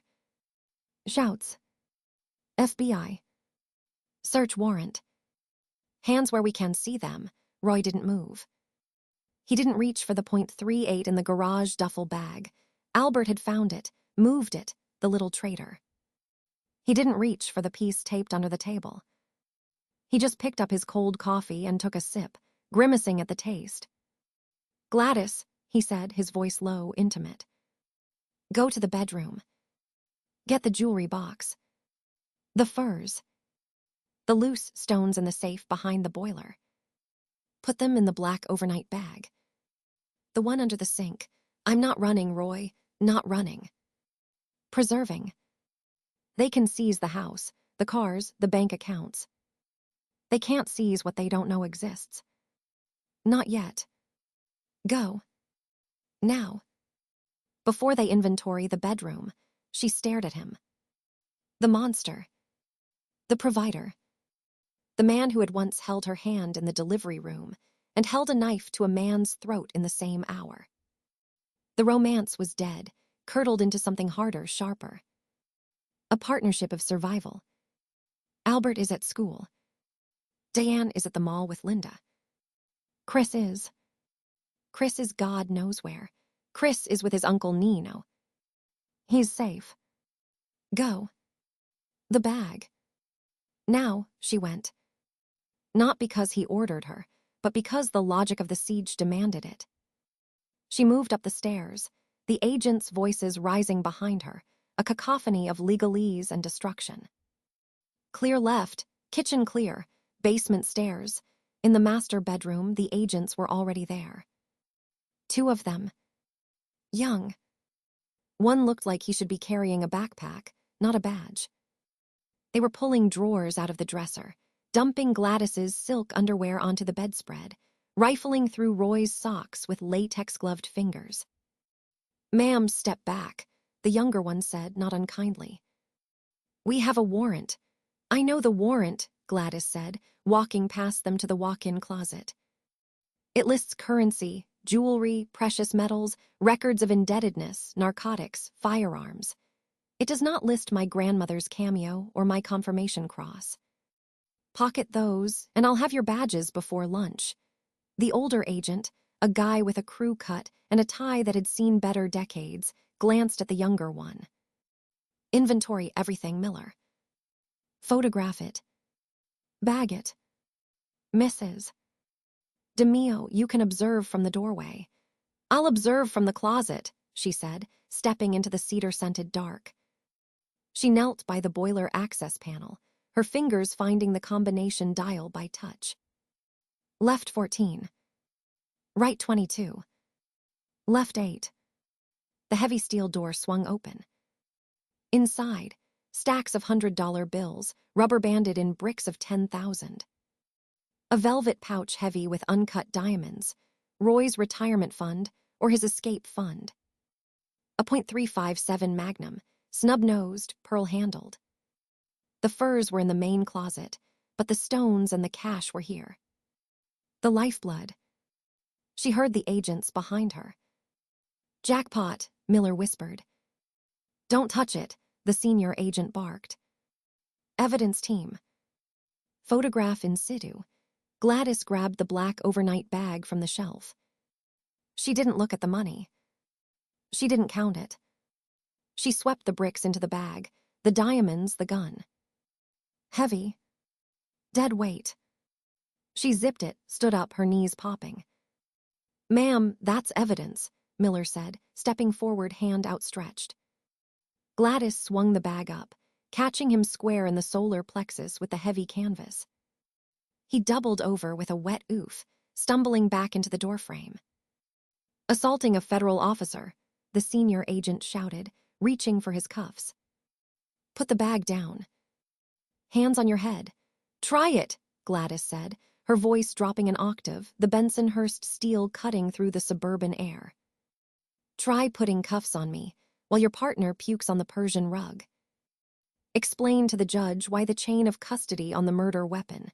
Because that gun has bodies on it, son, bodies you haven't found yet, was compromised because you let the wife walk out with it. Or, you let me walk out with the bag, I put it in my car, I drive to my lawyer's office, and we call it attorney-client privilege work product. Your call." The senior agent froze. He looked at Miller, gasping on the floor. He looked at Gladys, 50 years old, peroxide blonde, pearls at her throat, holding a bag that probably weighed 40 pounds. He calculated. The warrant allowed seizure. It didn't specify the physics of the seizure. If she claimed privilege, it would tie the money up in motions for years. "Miller," the senior agent said. "You good, wind." "Knocked out," Miller wheezed. "Mrs. DeMeo," the agent said, his voice tight. "You are under surveillance. If that bag leaves this property, the surveillance follows it. To the lawyer. To the bank. To the hole in the ground you bury it in. Then you'll know where the hole is," Gladys said. "Which saves you the trouble of digging." "Move." She shouldered past them, the bag banging against her hip. Down the stairs. Through the living room, where they had ripped up the carpet looking for floor safes. Through the dining room, where the china cabinet stood open, the Waterford crystal glittering on the table, inventoried, photographed, condemned. Roy was gone from the kitchen table. Panic, cold and sharp, spiked in her chest. She spun, the bag thumping against the wall. "Roy, basement," a voice called out. "An agent. We got him in the basement. He's cooperating." Sort of. Gladys dropped the bag. It hit the linoleum with a muffled thud of cash and metal. She ran for the basement door, flinging it open. The basement was the heart of the fortress. The finished half: wet bar, pool table, wood paneling, the big Zenith TV. The unfinished half: the laundry, the furnace, the workbench where Roy sharpened his knives and cleaned his guns. Roy was standing at the workbench. 2 agents flanked him. Scalise was there. Jack the Hawk Scalise. He looked older than the last time Gladys saw him in the courthouse hallway. The lines around his mouth were deeper, the gray in his temples more victorious. He held an evidence bag with a coil of rope in it. White nylon. The kind used for mooring boats. The kind used for the Gemini method. "Mrs. DeMeo," Scalise said. He didn't smile. He never smiled. "Nice bag. Heavy. Mind if we weigh it?" "Go to hell, Jack," Gladys said, planting herself between the agents and Roy. "You have a warrant for the house. You don't have a warrant for my husband's person. He's not under arrest. The indictment is sealed. The arraignment isn't until Monday." "Indictment was unsealed 20 minutes ago, counselor," Scalise said, pulling a folded sheaf of papers from his coat pocket. "RICO conspiracy. 28 predicate acts. Murder. Loan sharking. Gambling. Obstruction. Drug trafficking. Chris Rosenberg's little side hustle just buried you all. We have the tapes from the Gemini. We have the bugs from the boat. We have Center and Testa singing like the Vienna Boys Choir. We have the bodies, Gladys. Fountain Avenue. The landfill. We found the teeth. We found the fingers. We matched the DNA. The air left Gladys's lungs. The bodies. The Gemini method was supposed to erase the bodies. The lime, the industrial incinerator at the mob-controlled garbage transfer station, the deep ocean dumps. But Fountain Avenue, that was the emergency dump. The night they ran out of time. The night Chris Rosenberg got sloppy. "Roy," she whispered, not looking at Scalise. Looking at Roy. Roy was looking at the rope in the evidence bag. His face was unreadable. Then he looked at her. The mask slipped, just for a second. "I'm sorry. I failed you. The fortress has fallen. They're not taking me today, Gladys," Roy said. His voice was steady. "Bail hearing is Monday. Bruce is meeting us at the courthouse. I'm not going to MCC tonight. Remand, Scalise said. We're asking for remand. Flight risk. Danger to the community. 28 murders, Roy. 28 we can prove. 200 we can't. You're not seeing the outside of a cell until you die in one. Roy smiled. A thin, cruel stretching of lips. You haven't proven shit, Jack. You have turncoats. Junkies. Thieves. You have tape of me eating a meatball sandwich. Good luck with the jury. We have the ledger, Roy, Scalise said softly. The one from the safe in the Gemini. The one with the codes. Names. Dates. Amounts. Your handwriting. The basement went silent. The furnace kicked on, a low roar in the vents. Gladys felt the floor tilt. The ledger. Roy was meticulous. He treated murder like a spreadsheet. But he burned the pages. He always burned the pages. Every Sunday, in the incinerator behind the lounge. Unless he didn't. Unless the night they killed Chris, the night the heat came down so hard and fast, he forgot. Or he couldn't. Or someone took it before he could burn it. Center. Testa. They cleaned the lounge that night. They bagged Chris. They had the keys. Roy, Gladys breathed. The ledger. Roy didn't look at her. It's just paper, Gladys. Ink on paper. Bruce will shred it on cross. My client collects debts. These are loan records. It's noise. It's a confession, Scalise said. Written in his own hand. Subject disposed. Gemini method. 300 entries, Roy. 300 ghosts with page numbers. Roy finally looked at Scalise. The shark eyes were flat, dead. You're a romantic, Jack. You think paper beats rock. You think law beats gravity. It doesn't. Gravity always wins. Ask the guys in the Meadowlands. We're not in the Meadowlands, Scalise said. We're in the Eastern District. And gravity just caught up to you. 2 more agents came down the stairs. Sir, we're clearing the perimeter. The wife needs to step aside. We're transporting the subject to the vehicle. U.S. Marshals are en route for the remand hearing at 4:00 p.m.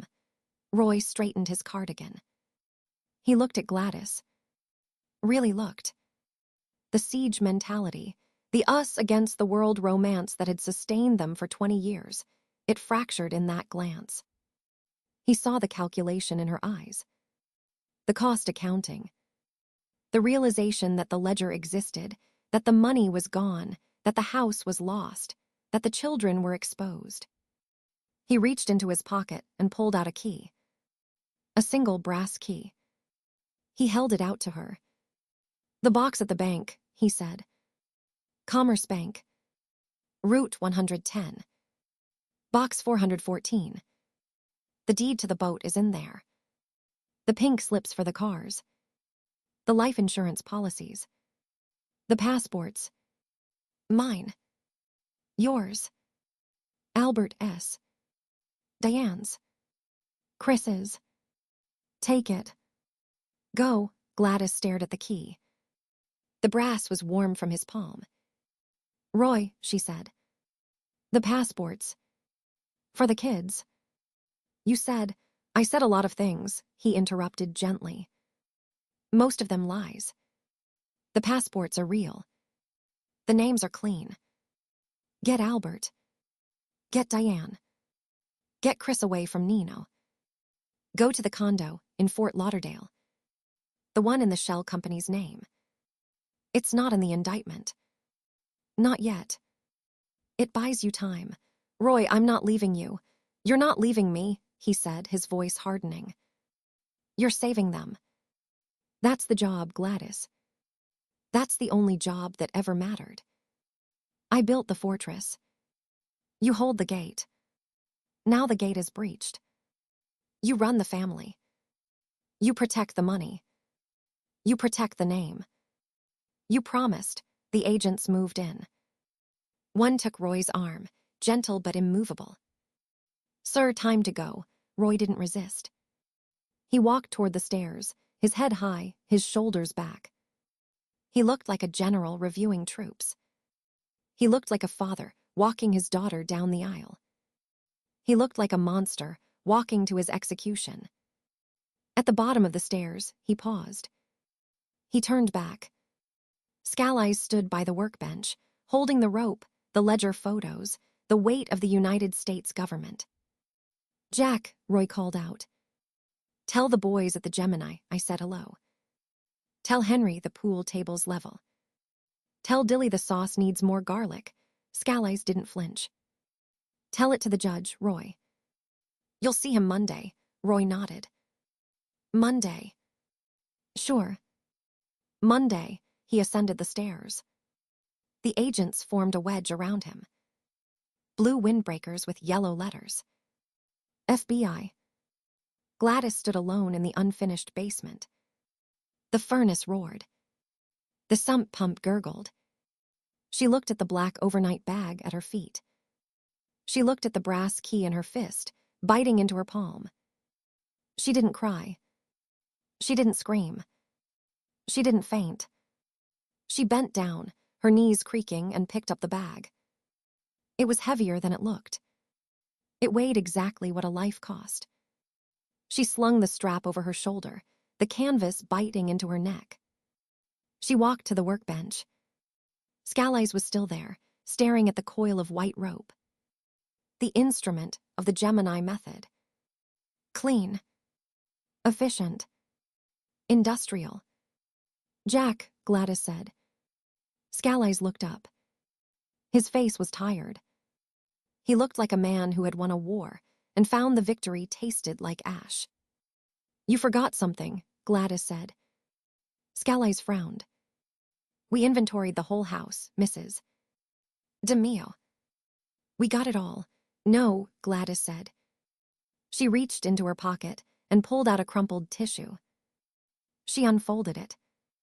Inside lay a single, gold cufflink. A lion rampant. Roy S. He must have lost it at the lounge, or in the car, or in the basement last night. She had found it on the bathroom floor this morning while brushing her teeth. "You forgot the man," Gladys said, her voice dropping to a whisper that carried more weight than the agent's shouts. "You got the monster. You got the ledger. You got the rope. You got the bodies. But you forgot the man. The one who built the treehouse in the backyard. The one who drove Diane to ballet in the snow. The one who held my hand when Albert stopped breathing for 30 seconds when he was born. You indicted the captain. You arrested the crew. But the husband, the father, he just walked out that door. And you let him go." Scalise stared at her. The wind outside howled, rattling the basement windows.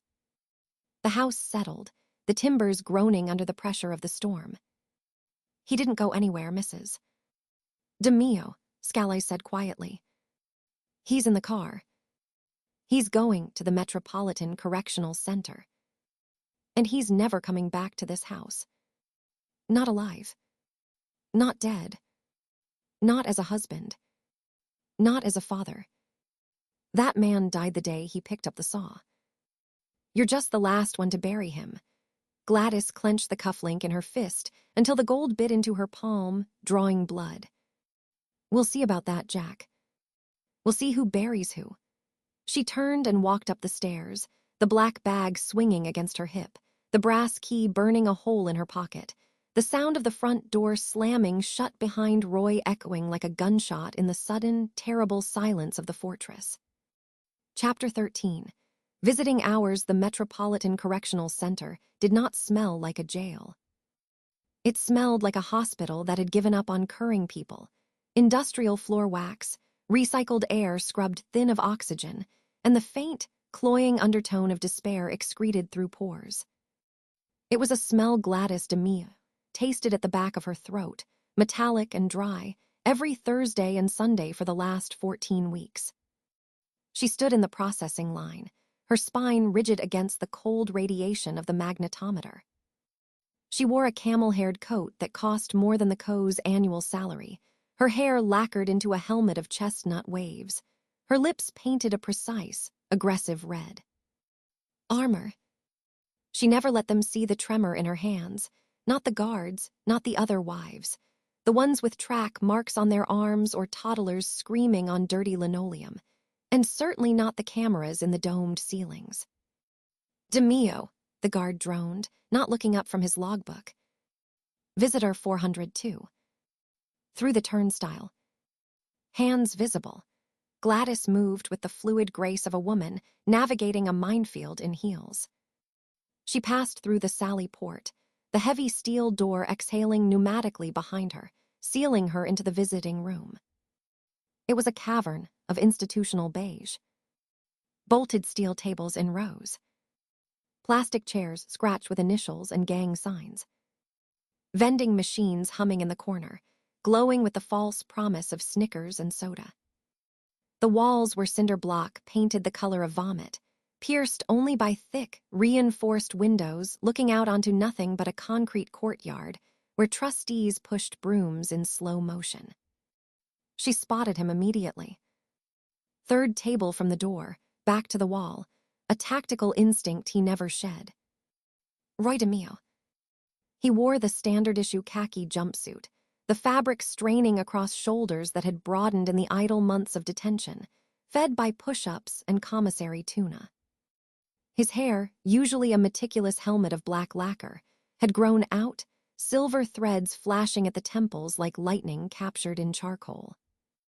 He hadn't shaved in 2 days. A dark stubble shadowed his jaw, softening the jawline that usually looked like it was carved from flint. He looked up as she approached. The transformation was instantaneous, a magic trick performed with facial muscles. The hardness evaporated. The eyes, those pale, watery blue eyes that had stared down Paul Castellano and laughed, while a man gurgled his last breath in a bathtub, crinkled at the corners.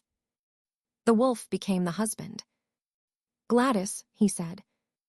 His voice was a low rumble, stripped of the street noise, the Gemini Lounge clatter, the boat engine roar. Just for her. She didn't smile. She couldn't afford the cracks in the makeup. She pulled out the chair, the metal legs shrieking on the linoleum, and sat. The table was cold against her forearms. "You look like shit, Roy," she said. Her voice was steady, pitched low, a contralto hum beneath the ambient noise of shouted conversations and crying babies. A huff of laughter, genuine. He leaned back, the plastic chair groaning. "I feel like $1,000,000. 3 hots, a cot, no phone ringing. It's a spa retreat, Gladdy. You should try it. Don't be a wise guy. You've lost weight.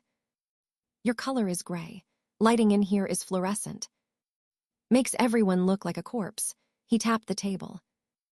"How's the house?" "The lawyers. The house is quiet. The lawyers are expensive." She placed her purse on the table, clasp facing her, fingers resting on the leather. "Scalise's people took the Cadillac. The boat's frozen. The accounts in Jersey are blocked. We're running on the cash in the safe and the envelopes from the crew. Henry and Dilly, coming by the house. Dropping off what they can. Joey G. Sent $2,000 via his mother last week." She watched his face, cataloging the micro-expressions. Pride masked as annoyance. "They're loyal, Roy. For now, loyalty's a lease, not a deed. You know that." He leaned forward, elbows on the table. The playfulness drained away, replaced by the focus of a surgeon reviewing an X-ray. "Anthony Center. Joey Testa. What's the talk?" "Quiet. Too quiet. Their lawyers aren't returning our calls. Anthony's wife moved the kids to Florida 3 days ago. She didn't tell Diane." Roy nodded slowly, chewing the inside of his cheek. "Center's the walker. Always was. Smart kid. Too smart. He sees the RICO chart. He sees the predicate acts stacking up like cordwood. He does the math. 20 years versus life. He'll fold. They all fold eventually. The pressure gets high enough, the water finds the crack. And Chris, the name hung in the recycled air, heavy as an anvil. Their son. 25, charming, violent, currently out on bail for a gun charge that was small potatoes compared to the Rico tsunami bearing down on them all. Chris is Chris, Roy said, the warmth returning, diluted. He thinks he's bulletproof. He thinks the name is a shield. He doesn't understand. The name is the target. Gladys felt the familiar spike of ice in her chest. She reached across the table, her hand covering his. His knuckles were swollen, the skin translucent over blue veins. The hands that had built treehouses in the Massapequa backyard, that had taught Albert to throw a curveball, that had signed birthday cards with loopy, childish script. The hands that had held the band saw steady over a femur in the back room of the Gemini Lounge. She didn't flinch. She never flinched. That was the rule. Stop, she whispered fiercely. Stop talking like it's over. The trial is 6 months out. Castellano hasn't pulled the plug on the crew yet. DeSicco likes the envelope. We fight the wiretaps. We suppress the search. We bleed Scallies dry on motions. You come home. Roy turned his hand over, his palm cupping hers. His grip was crushing, desperate, the strength of a drowning man clutching a spar. Gladys. Look at me, she met his gaze. The blue eyes were clear, devoid of delusion. I'm not coming home, he said. Not to Massapequa. Not to the boat. Not to the lounge. You don't know that. The jury. There is no jury, Gladdy. There's a plea bargain that saves the crew from the death penalty. Oh, wait. New York doesn't have the death penalty. Life without. There's a plea that saves you and the kids from the forfeiture clawback. And there's the other thing. The other thing. Castellano. The name was a whisper, a curse. Big Paul. He knows Center is singing. He knows Testa is humming the harmony. He knows the Gemini method is going to be an exhibit in a museum of horrors by the time the feds are done. I'm a loose cannon, Gladys. I'm the guy who invented the machine gun, and now the boss is scared I'm gonna point it at him from the witness stand to save my own neck. You wouldn't. It wasn't a question. It was a statement of fact. Roy DeMeo did not flip. It wasn't in the DNA. It wasn't in the religion. I wouldn't, he agreed. But Polly doesn't know that for sure. Polly only knows that I know where every body is buried, literally. And he knows that if I go to trial, the discovery alone puts a spotlight on the Gambino administration that burns for a decade. He can't have that. He's a businessman. He reads the quarterly report. I'm a bad investment now, so he kills you. The words fell flat, stripped of drama. A logistical observation. In here. In the MCC. Maybe. Maybe on the way to court. Maybe in the holding pen at Foley Square. Maybe they let me go to trial, I get convicted, and I die in Marion or Leavenworth, shanked by a black guerrilla family brother doing a favor for the Westies. The how doesn't matter. The when is the only variable. Gladys's throat tightened. She squeezed his hand back, her nails biting into her own palm to keep from shaking. Then we run. We take the cash in the safe, the jewelry, the bearer bonds. We go to the safe house in Florida. The one in Fort Lauderdale. Diane has the keys. We disappear. You said it yourself, loyalty's a lease. We break the lease. Roy shook his head, a slow, sad denial. Run where? The RICO statute reaches the moon. The feds have the wiretaps from the lounge. They have the bug in the Cadillac. They have the ledger Dilly kept. Jesus, Dilly, why did you keep a ledger? They have the bodies from Fountain Avenue. They have the tailor's fingerprints on the bandsaw. They have me, Gladys. I'm the evidence. As long as I breathe, the case breathes.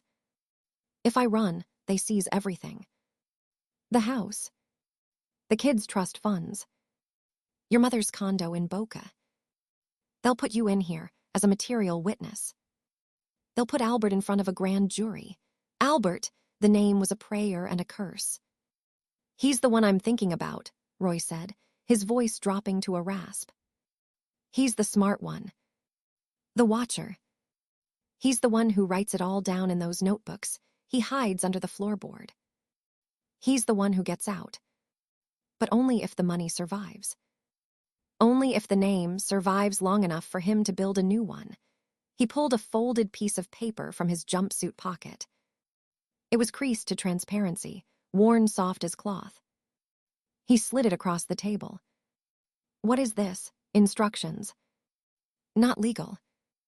Family. Gladys didn't pick it up. She stared at the white square against the scarred beige tabletop. I don't want your instructions, Roy.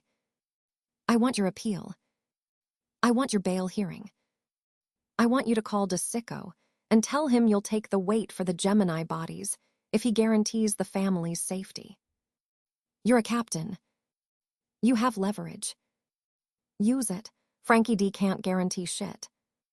He's fighting for his own seat at the table. Gotti is circling. Neil Delacroix is dying. The whole structure is rotting. Roy tapped the paper. Read it. Memorize it. Eat it. I don't care. But you do it. She picked it up. Her fingers trembled, just once a betrayal of the steel. She unfolded it. Handwriting, cramped and urgent, blue ballpoint pressing hard. 1. The envelopes stop. The crew pays the lawyers directly. No cash touches the house. 2.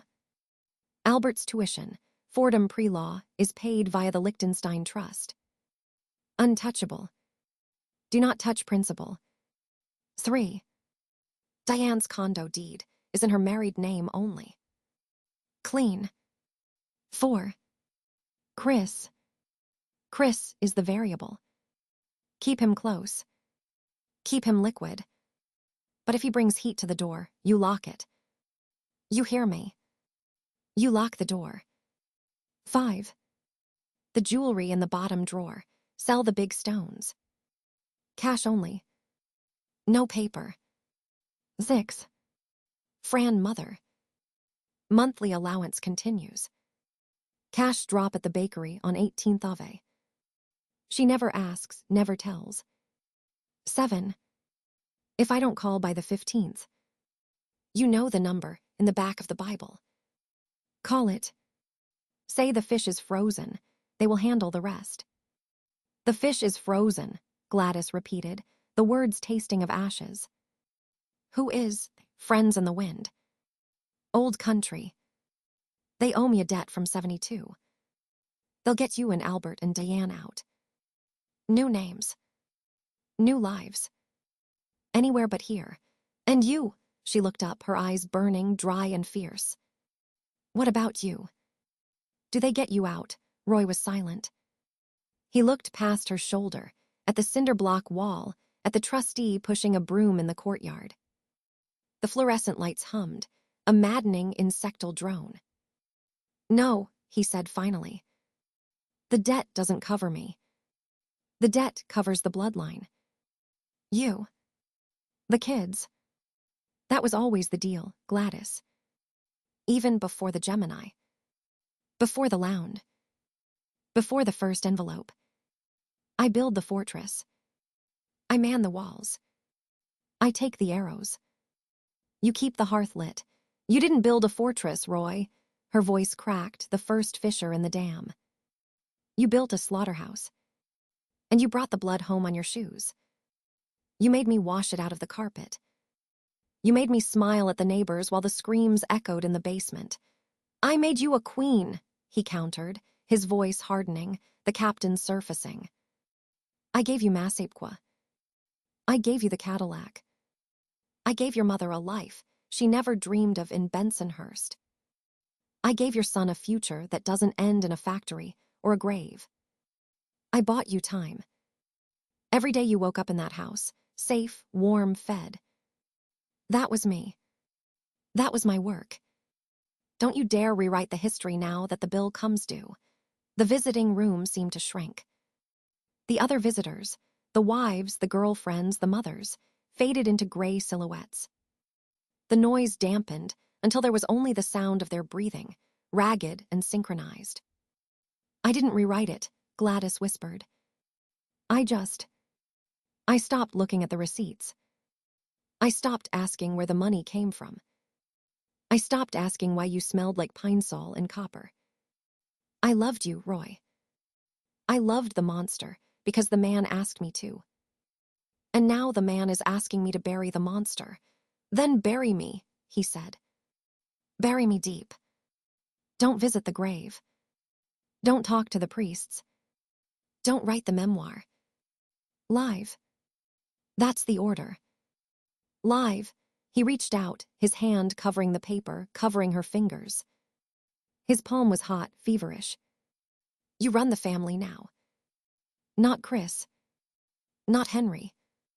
You. You're the only one with the stomach for it. You're the only one who knows where the bodies are buried and where the tax returns are filed. You pay the lawyers. You pay the mortgages. You pay off the cops who need paying. You keep the heat off Albert long enough for him to graduate. You keep Diane's husband clean. You manage the decline. Decline, she spat. You make it sound like a business cycle. It is a business cycle. Expansion. Peak. Contraction. Liquidation. We're in liquidation. Be the CEO. Liquidate clean. A buzzer sounded, a harsh electronic shriek that sliced through the bubble. A guard's voice boomed over the PA system. 10 minutes. 10 minutes remaining. The spell broke. The wolf retreated. The husband returned, masked and fragile. Roy straightened his jumpsuit, smoothing the khaki over his thighs. 6 months, Gladys said, standing up abruptly. The chair scraped back. The trial is 6 months away. A lot happens in 6 months. Presidents fall. Wars end. Witnesses recant. You stay alive. You stay quiet. You let the lawyers work. You come home to Massapequa. That is my order. Roy looked up at her, standing over him in her camel coat, her red lips, her diamond earrings catching the ugly light. He saw the queen. He saw the girl from Bensonhurst who stole his wallet on a dare and gave it back because she liked his face. He saw the woman who held the basin while he retched after the first time, the woman who burned the clothes, the woman who counted the cash and never asked.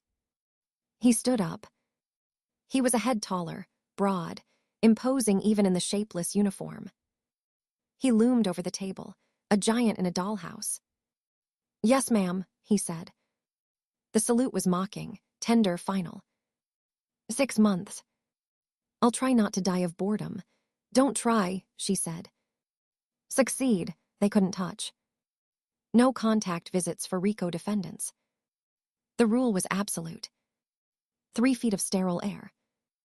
The length of a bathtub. She blew him a kiss. A theatrical gesture, fingers to lips, pushed across the void. He caught it, pressing his hand to his chest, over the heart that had pumped ice water for 20 years. Love you, Gladdy, he mouthed. The words shaped in the air, silent, private.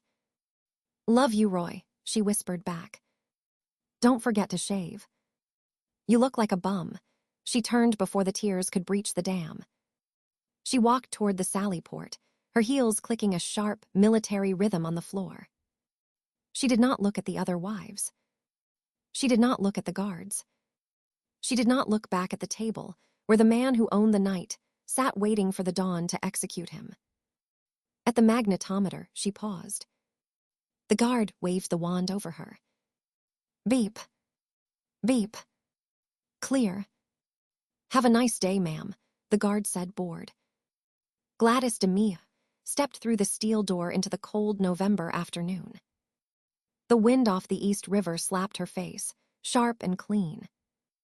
She inhaled deeply, filling her lungs with the smell of exhaust, salt, and exhaust.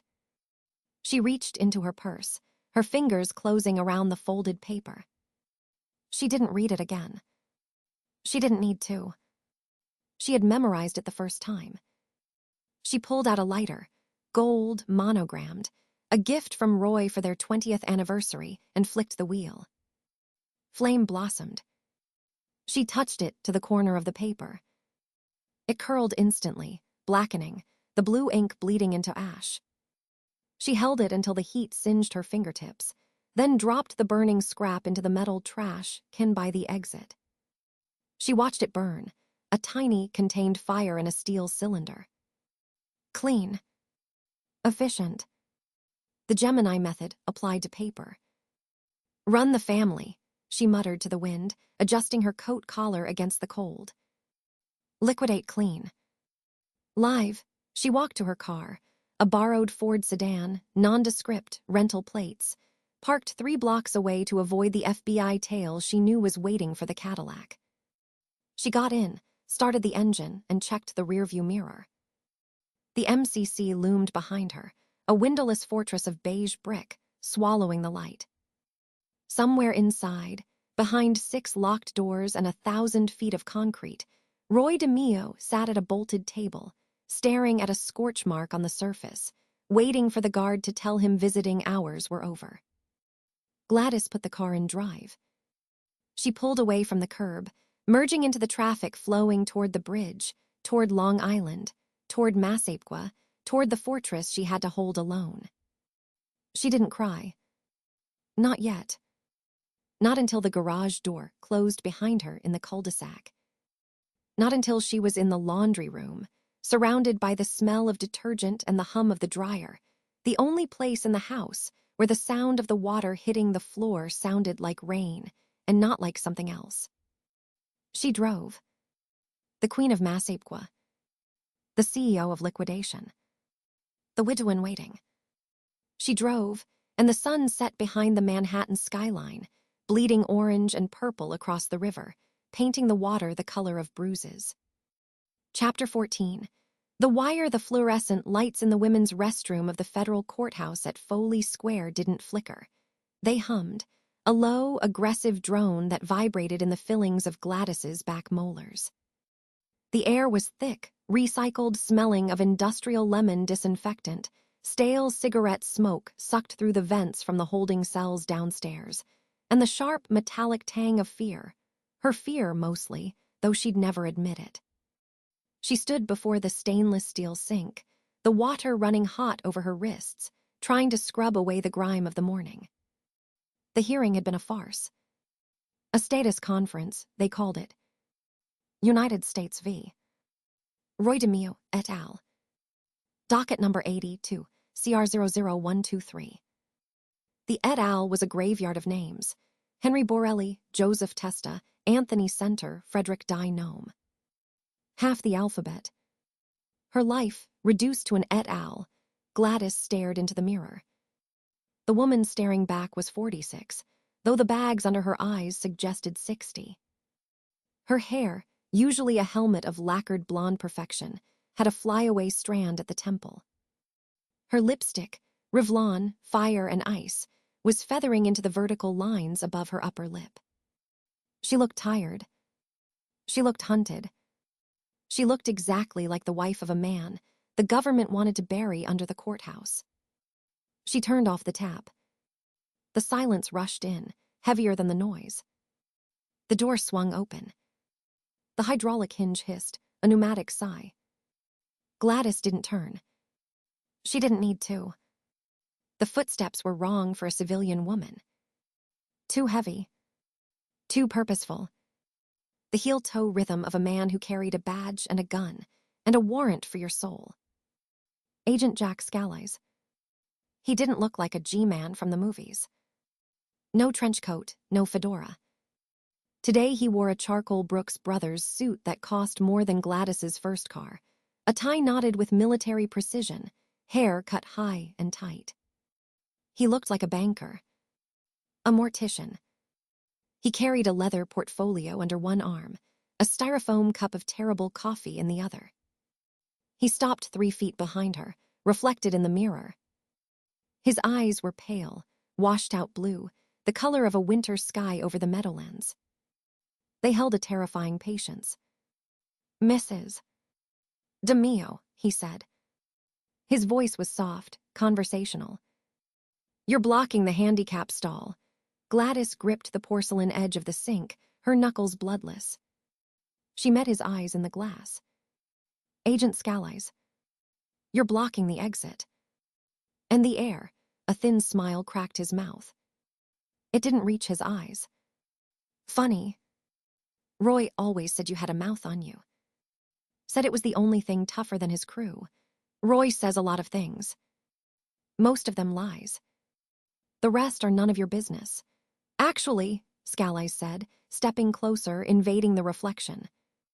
He set the coffee cup on the back of the sink, the cardboard sweating. "It's all my business now. The loan sharking. The hijacking. The narcotics. The bodies, Gladys. The 200-plus bodies. That's very much my business." The number hung in the steam-heavy air. 200-plus. She had heard the prosecutors whisper it in the hallway. The Gemini method. A brand name now. A franchise of horror. Gladys turned slowly, leaning her hip against the cold sink. She crossed her arms over her chest, a shield. "You have a warrant for my arrest, Jack. Or did you just come in here to practice your closing argument? Because if it's the latter, I charge by the hour. And I don't take personal checks." Scalise laughed, a short, sharp bark. He opened the portfolio. Didn't take out a warrant. Took out a cassette recorder. Small. Silver. Sony. He pressed play. The bathroom vanished. Static. Hiss. Then a voice. Roy's voice. Low, guttural, stripped of the charm he wore for the neighbors, for the priest, for her. "Piece of shit won't talk. Put him in the tub. Henry, get the saw. We're late for the Little League banquet." Another voice. Henry Borelli. Flat. Bored. "Got it, capo." Plastics down. Roy again. A laugh. "Cold. Tell Gladys I'm picking up a roast. And tell Chris. Tell Chris to clean his room." The tape clicked. Stopped. The silence returned, deafening. Gladys's throat clicked. She swallowed hard, the sound loud in the small room. Her face didn't move. She had perfected the mask 20 years ago. Stone. Marble. The Rosenthal face. "Entrapment," she said, her voice flat. "Illegal wiretap. Fruit of the poisonous tree. My lawyer will eat that tape for breakfast, Jack. He'll shit reasonable doubt by lunch." "Your lawyer," Scalise said, tapping the recorder, "is currently arguing that the bug in the Gemini Lounge violated the Fourth Amendment because the warrant specified gambling conversation, not dismemberment conversation. Judge Weinstein is skeptical.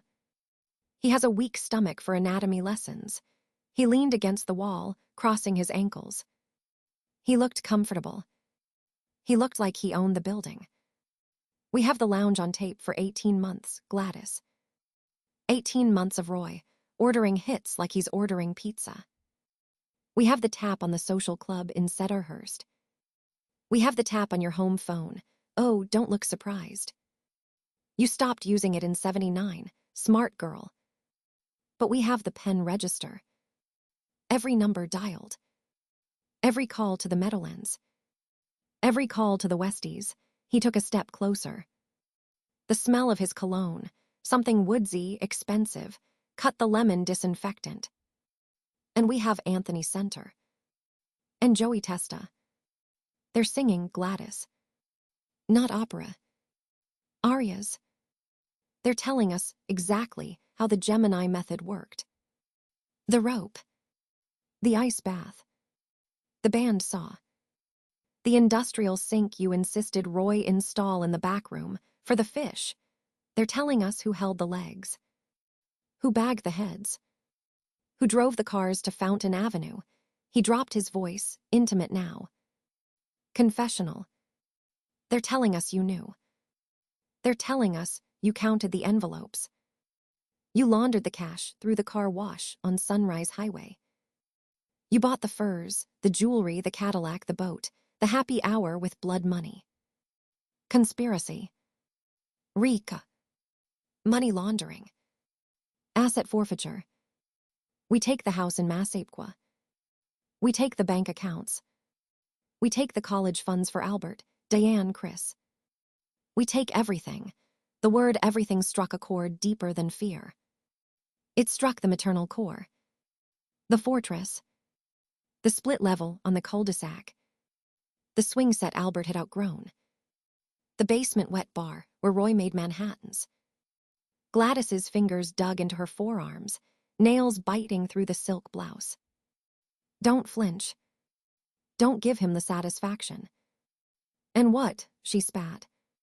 You want me to wear a wire? Walk into the lounge with a microphone taped to my tits. Ask Roy to confess while I stir his martini. He'd slit my throat before the ice melted. He'd do it himself. You know that, Scalise smiled then. A genuine smile. Ugly. We don't need you to wear a wire, Gladys. We have the wires. We have the bodies, finally. Fountain Avenue is coughing them up by the bucket load. The backhoes are working overtime. We have him. He pulled a thick manila folder from the portfolio. Slapped it against his palm. Roy is looking at life without parole. Best case. Worst case. The feds are pushing for the death penalty on the CCE, continuing criminal enterprise. The Kingpin statute. They want to needle him. And they will. Because Center and Testa are handing them the murder weapon on a silver platter. He opened the folder. Didn't show her photos. She knew what they were. She had nightmares of them. Polaroids of torsos in oil drums. Bone fragments sifted from the sand. But, Scalise said, the word hanging like a hook. There is a door. A single door. Witness protection. WITSEC. New names. New lives. Florida. Arizona. Somewhere the palm trees don't have roots in concrete. You walk away. The kids walk away. The money, what's left after the forfeiture settlement, goes into a trust for them. Clean. Safe. Normal.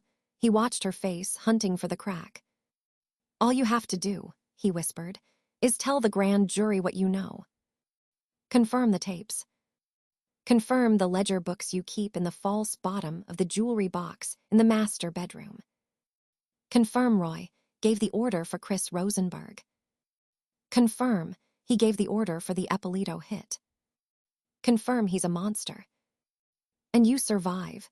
The bathroom felt like it was shrinking. The walls bowing inward. The hum of the lights grew louder, a scream in her skull. Normal. The word was a siren song. It was the holy grail she had chased since she was 19 years old in Bensonhurst, watching her mother stir gravy and worrying about the rent. It was the reason she married the butcher. To buy the ticket to normal. But the price was Roy. She looked at Scalise. Really looked. She saw the ambition burning in those pale eyes. He didn't care about her. He didn't care about the kids. He wanted the scalp. He wanted Roy DeMeo, mounted on his wall. She was just the knife to skin him. And if I say no, she asked. Her voice was steady. Scary steady. Then you go down with the ship, Scalise said gently. RICO conspiracy. You're the banker, Gladys. The quartermaster. You knew. You facilitated. You concealed. We have the financial forensics. We have the testimony of the crew. We have your mother's deposition. Subpoenaed her yesterday. Mrs. Rosenthal. She was uncooperative. But hostile witnesses make great theater for a jury. My daughter, the Mafia queen. The Post will eat it up. He mentioned her mother. Fran. That was a low blow. A dirty pool. Gladys felt a hot spike of rage, pure and clarifying. You leave my mother out of this, she hissed, stepping forward, invading his space. You drag Francis Rosenthal into a federal courtroom, and I will destroy you. I will make the Lindbergh kidnapping look like a traffic ticket. I know judges. I know politicians. I know where the bodies are buried metaphorically, Jack. Don't test me on the literal ones.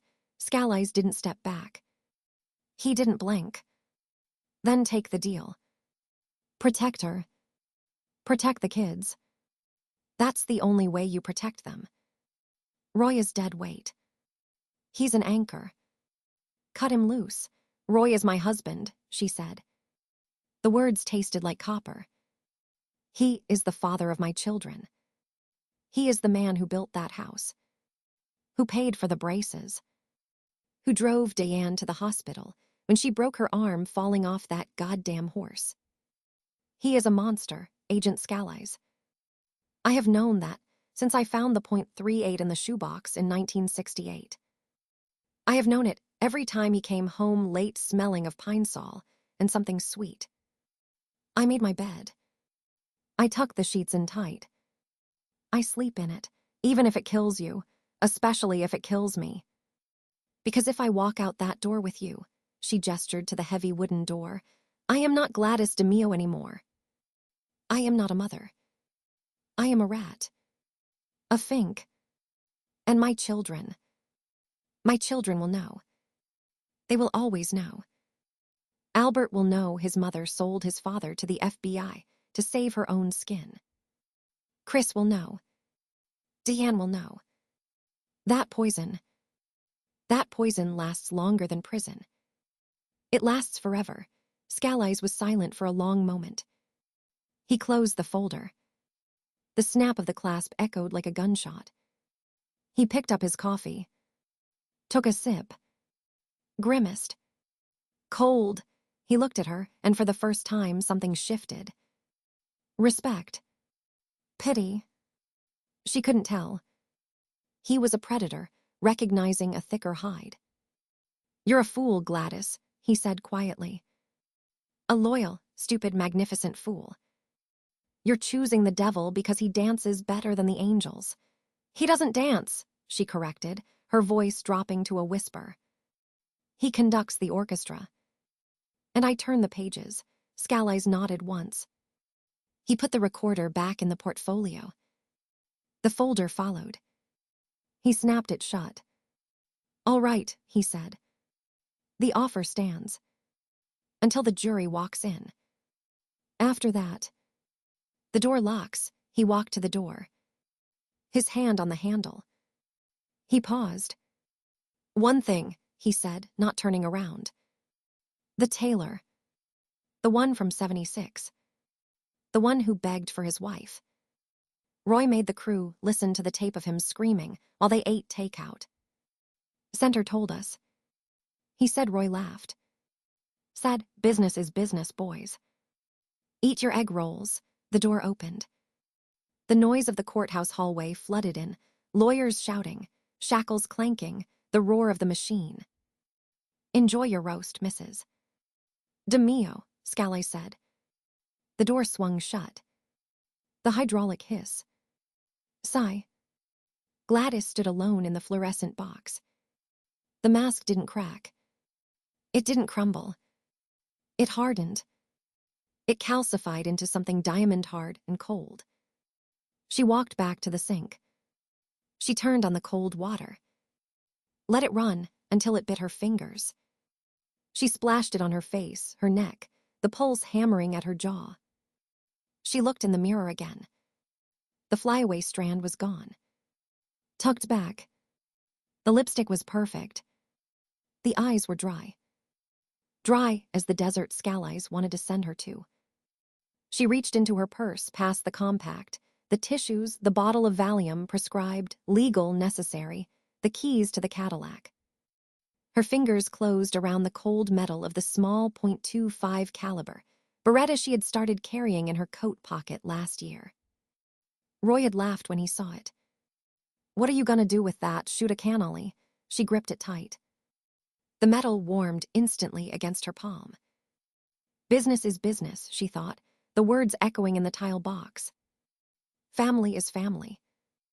And never the twain shall meet. She let go of the gun. Fixed her collar. Checked her watch. A gold Pyegat. Roy's gift. Anniversary. 1975. She had a visit at the MCC in 45 minutes. Visiting hours. Glass partition. Telephone receiver. The script was already written. She knew her lines. She had written them 20 years ago. How are the kids? Good. The lawyers. Expensive. The house. Quiet. Do you need anything? Clean socks. The blue suit. A steak from Peter Luger's when you get out. When you get out. The lie was the architecture. The silence was the mortar. She was the builder. Gladys DeMeo opened the bathroom door and walked out into the noise, her heels clicking on the marble floor, a perfect rhythm. Click.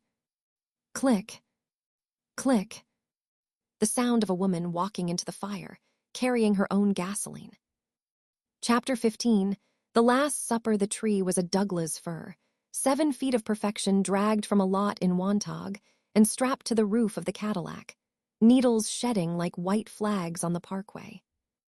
It stood in the bay window of the Massapequa Fortress, a vertical monument to the lie.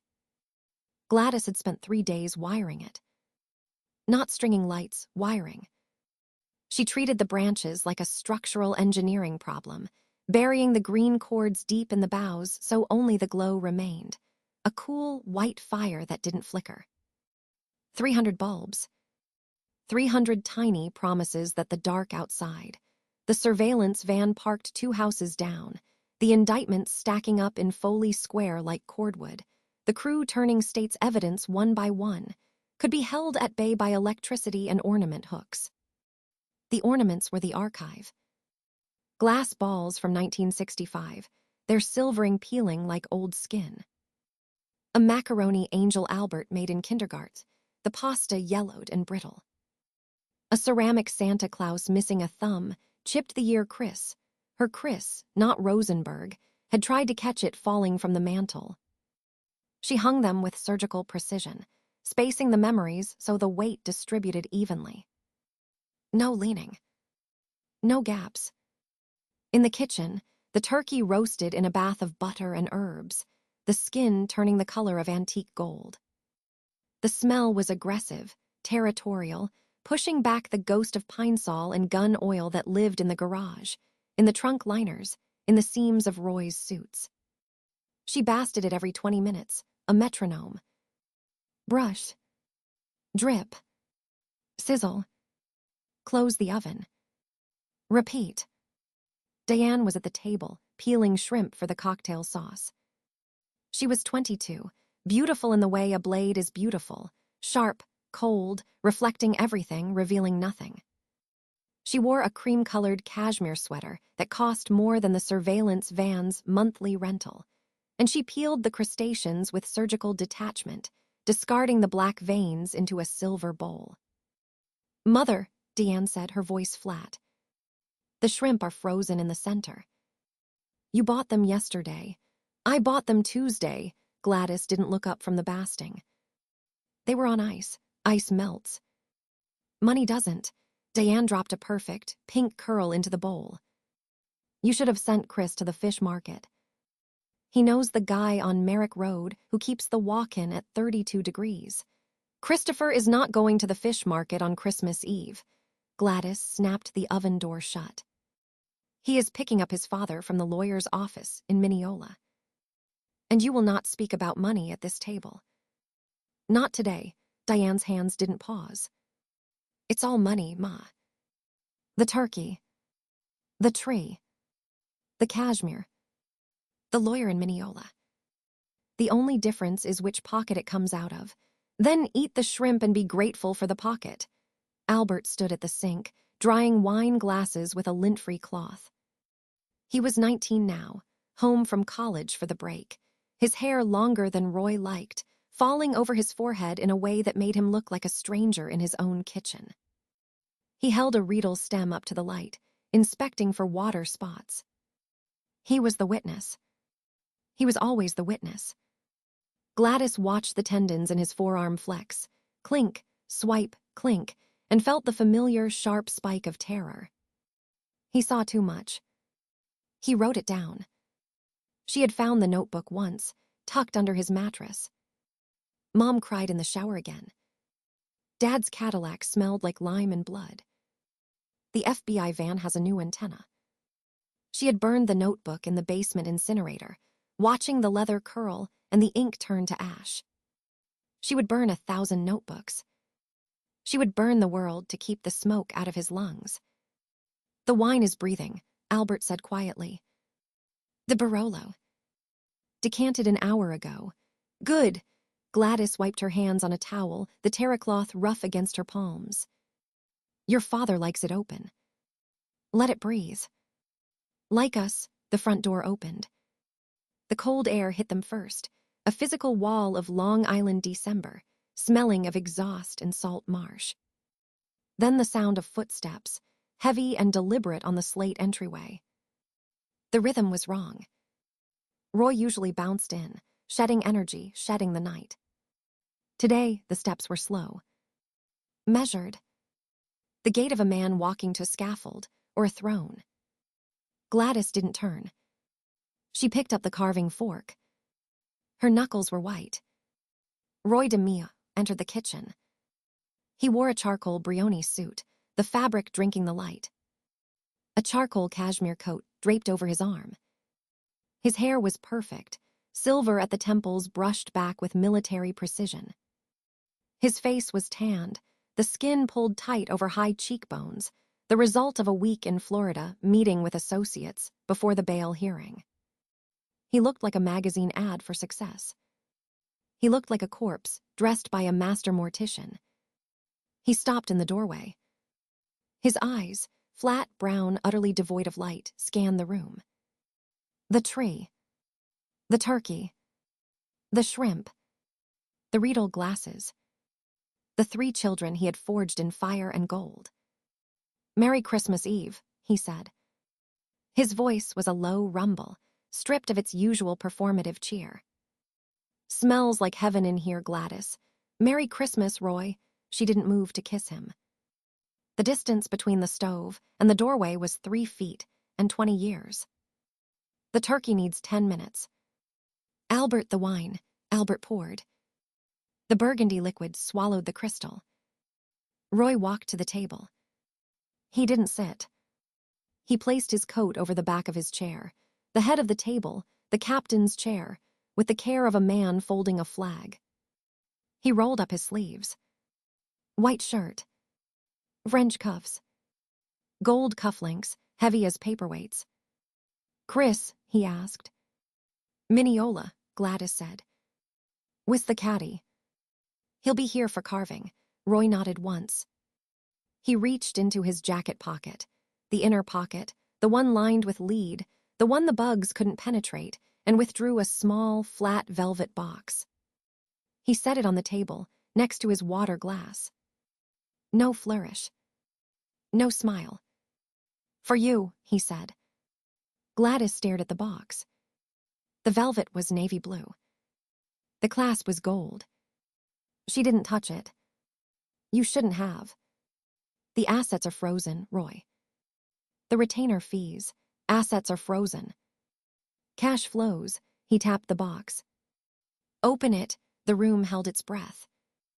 The refrigerator compressor clicked on, a loud, mechanical heartbeat.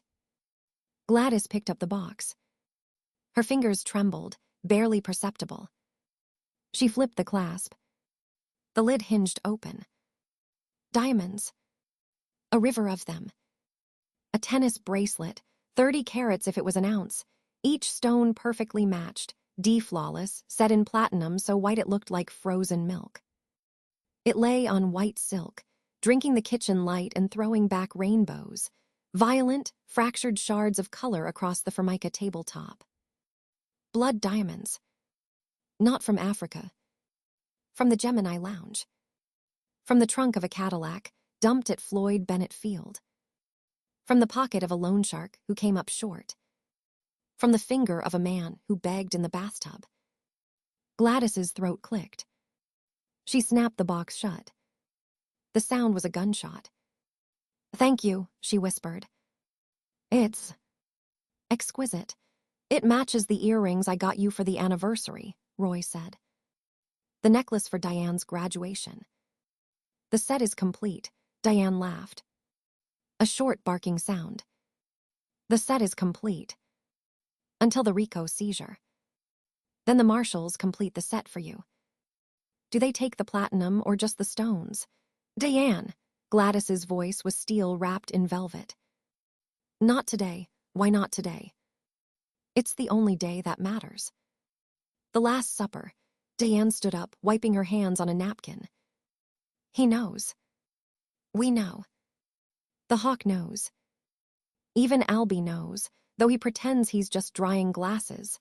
She looked at Albert. "Right, Albie. You know what paid for the bracelet?"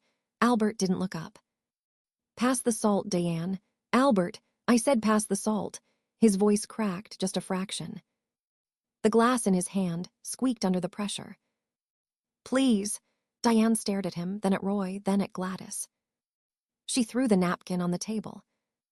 "Enjoy the diamonds, Ma. They're cold against the skin." She walked out, her heels clicking a frantic rhythm on the slate, the screen door slamming behind her. The silence that followed was thicker than the heat from the oven. Roy watched his daughter go. His expression didn't change. He picked up his wine glass, swirled the Barolo, sniffed it. "Good legs." 78. 80, Albert said. "You bought the case in 81. Right." 80, Roy sipped. "Good year. Better than 81. 81 was a disaster." "Business or wine?" Gladys asked, her voice steady now. "The actress back in the role." "Both." Roy set the glass down. He looked at Albert. "You. Come here." Albert moved on autopilot, wiping his hands, approaching the chair. Roy reached into his other pocket. Another box. Smaller. Leather. Brown. He handed it to his son. Albert took it. He didn't open it immediately. He weighed it in his palm. "You didn't have to." "I know I didn't have to." Roy's voice softened, a dangerous instrument. "I wanted to." "Open it." Albert flipped the catch. Inside, on black velvet, sat a watch. A Patek Philippe. Gold.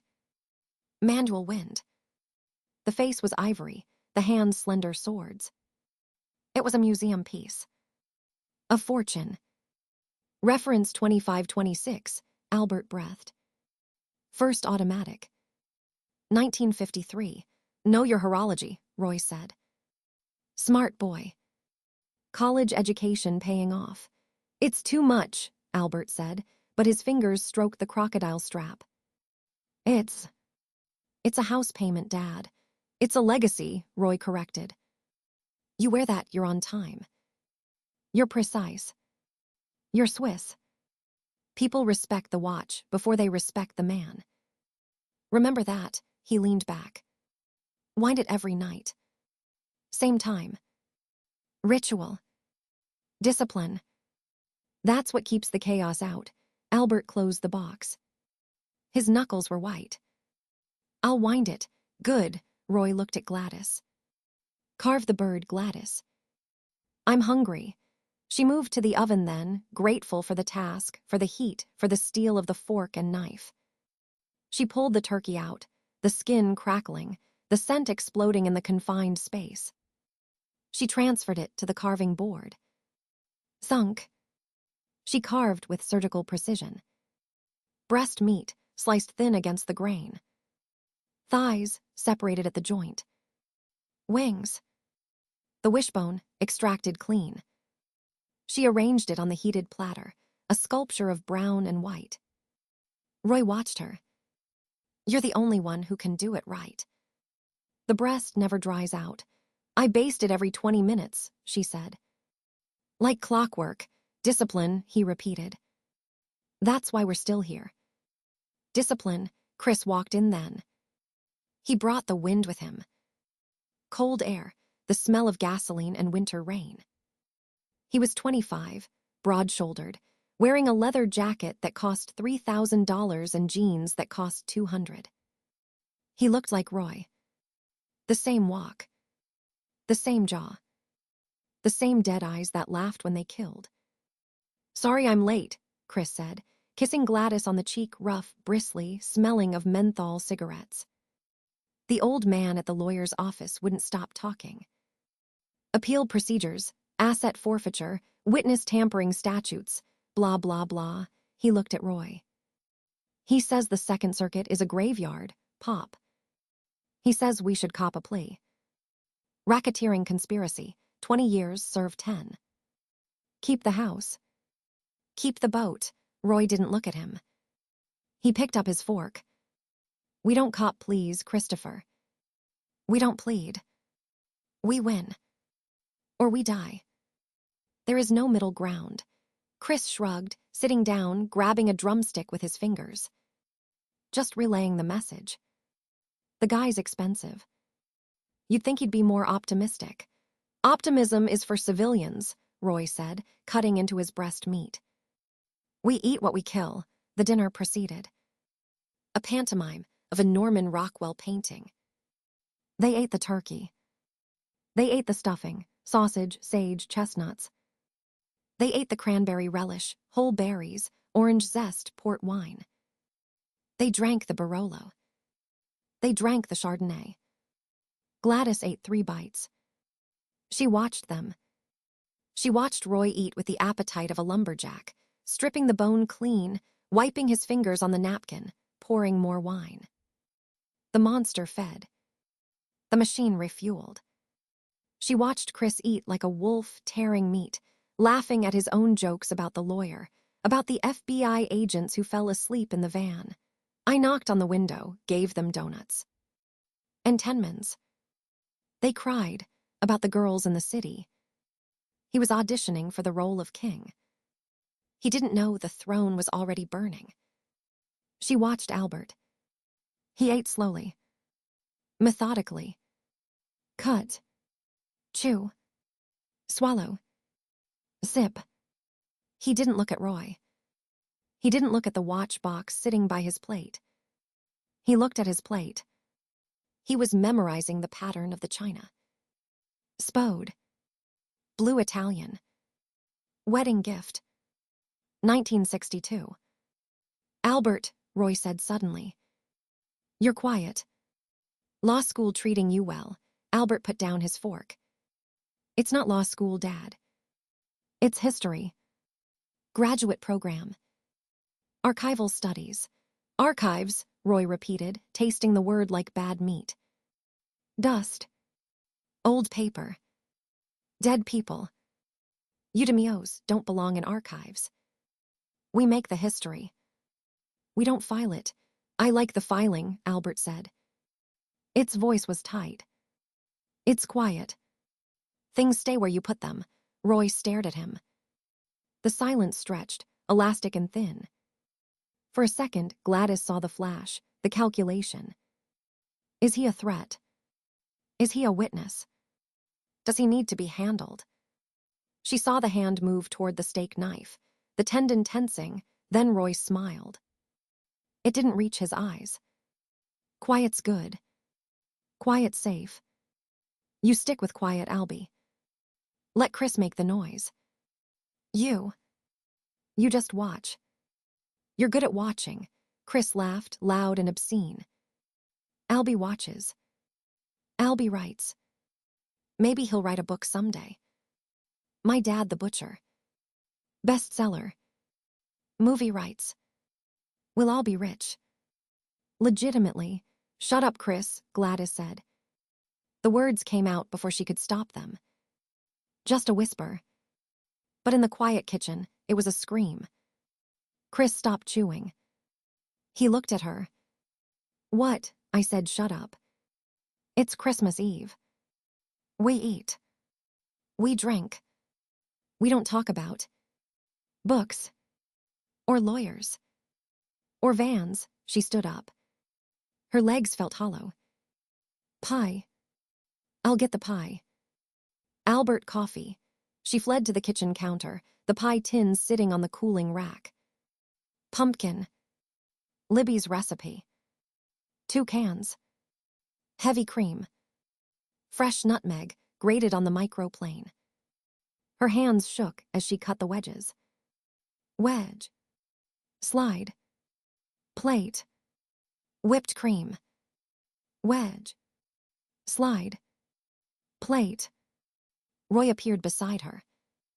He didn't speak. He just stood there, radiating heat, the smell of his cologne, GOF. Trumper, extract of limes, overwhelming the spices. He put a hand on her shoulder. The weight of it was immense. The hand that had signed death warrants. The hand that had built the treehouse in the backyard. The hand that held the band saw steady. Gladys, he said. Low. Intimate. The voice from the boat. The voice from the flashback. The only boy who didn't flinch. She stopped cutting. The knife hovered over the crust. Look at me, she turned. She looked into the brown eyes. She searched for the man she married at 19 in the Borough Hall Chapel. The man who brought her Italian ices on the boardwalk. The man who cried when Albert was born. She saw the stranger. The chassis of ice. The Gemini method made flesh. I know, he said. I know you know. Everything. The bodies. The bags. The ledger. The tapes. The knife clattered onto the counter. I know the feds have the lounge bugged. I know Center and Testa are singing opera for Scallies. I know Castellano signed the paper. He squeezed her shoulder. I know it ends. Soon. Maybe January. Maybe February. Roy, the name was a prayer. A plea. SHH, he put a finger to her lips. His fingertip was cold. Don't. Don't do that. Don't make me weak. Not tonight, he picked up the pie server. He plated 2 slices. Perfect triangles. He handed one to her. 8, he commanded. Tonight, we are the DeMeo's of Massapequa. The queen of the cul-de-sac. The captain of industry. The princess. The heir. The scholar. He gestured to the dining room with the pie server. We sit at the table. We eat the pie. We drink the coffee. We open the presents. We laugh at Chris's jokes.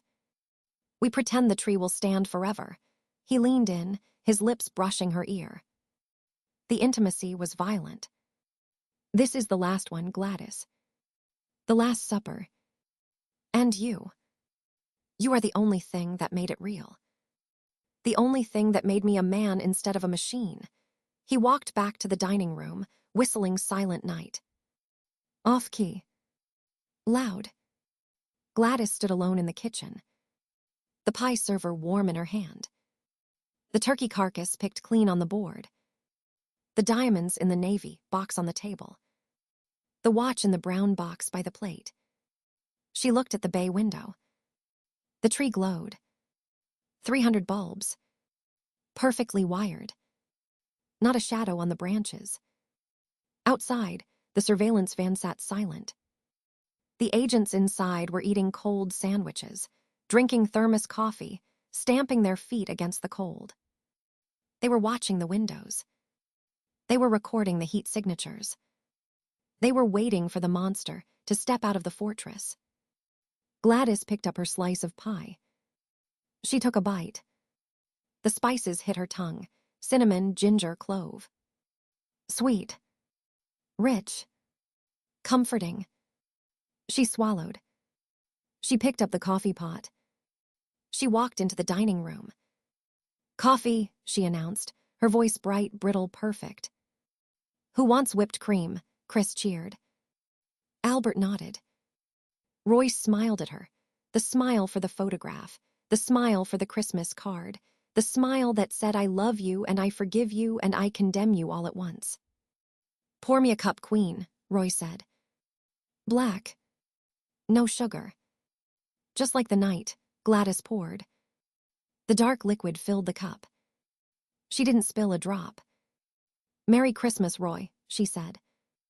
"Merry Christmas, Gladys," he replied, raising his cup to the tree. "To the fortress." May it stand forever, they clinked cups.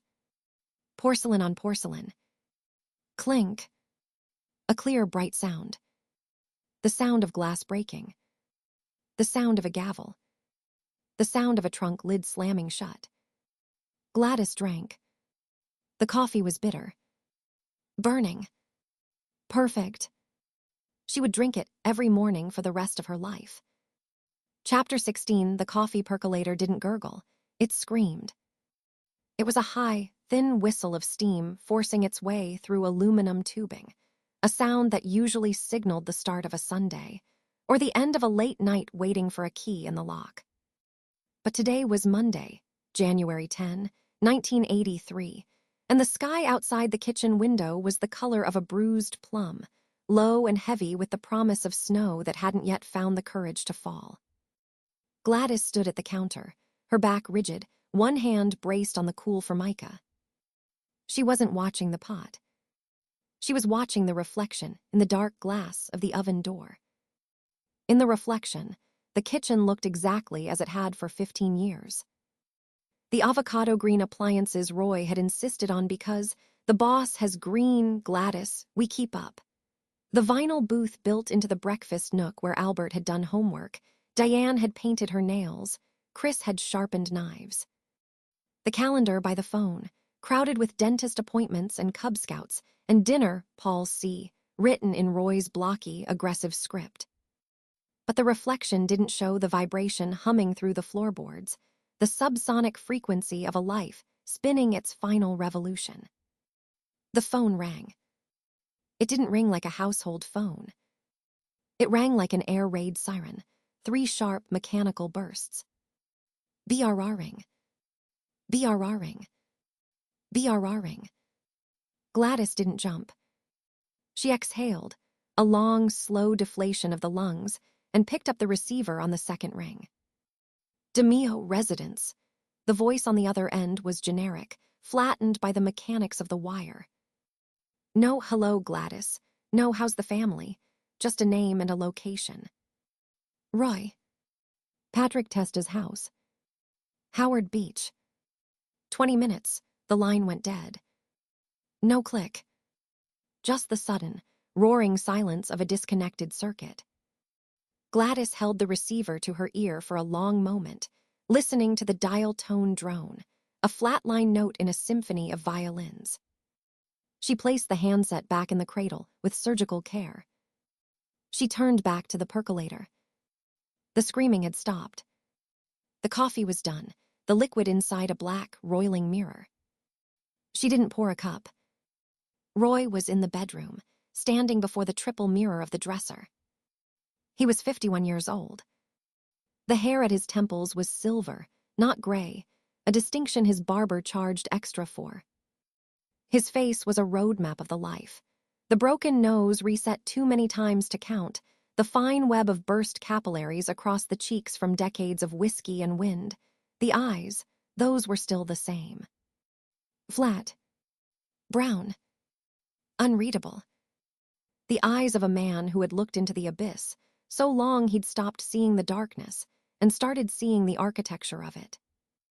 He wore a charcoal wool suit, double-breasted, tailored by a guy on 18th Avenue who knew to leave extra room in the shoulders for a shoulder holster, though Roy hadn't worn a piece in months. Not since the RICO indictment. Not since the bail conditions. Now he wore the weight of the law instead. A transmitter the size of a pack of cigarettes taped to his ribs, courtesy of the FBI, and the heavier, invisible weight of the commission's displeasure. He knotted his tie, a silk rep stripe, navy and burgundy. His fingers moved with the muscle memory of 30 years. Loop pull tighten. Dimple in the center. Perfect. He checked his pockets. Right front, keys. Cadillac. House. A single fold of cash, $300. Walking around money. Left front, a handkerchief monogrammed RD folded in a presidential square. Right rear, nothing. Never anything in the back pockets. Bad for the spine. Bad for the profile. Left rear, a .38 snub-nose Smith & Wesson, hammerless, gripped in a leather holster lined with lamb's wool.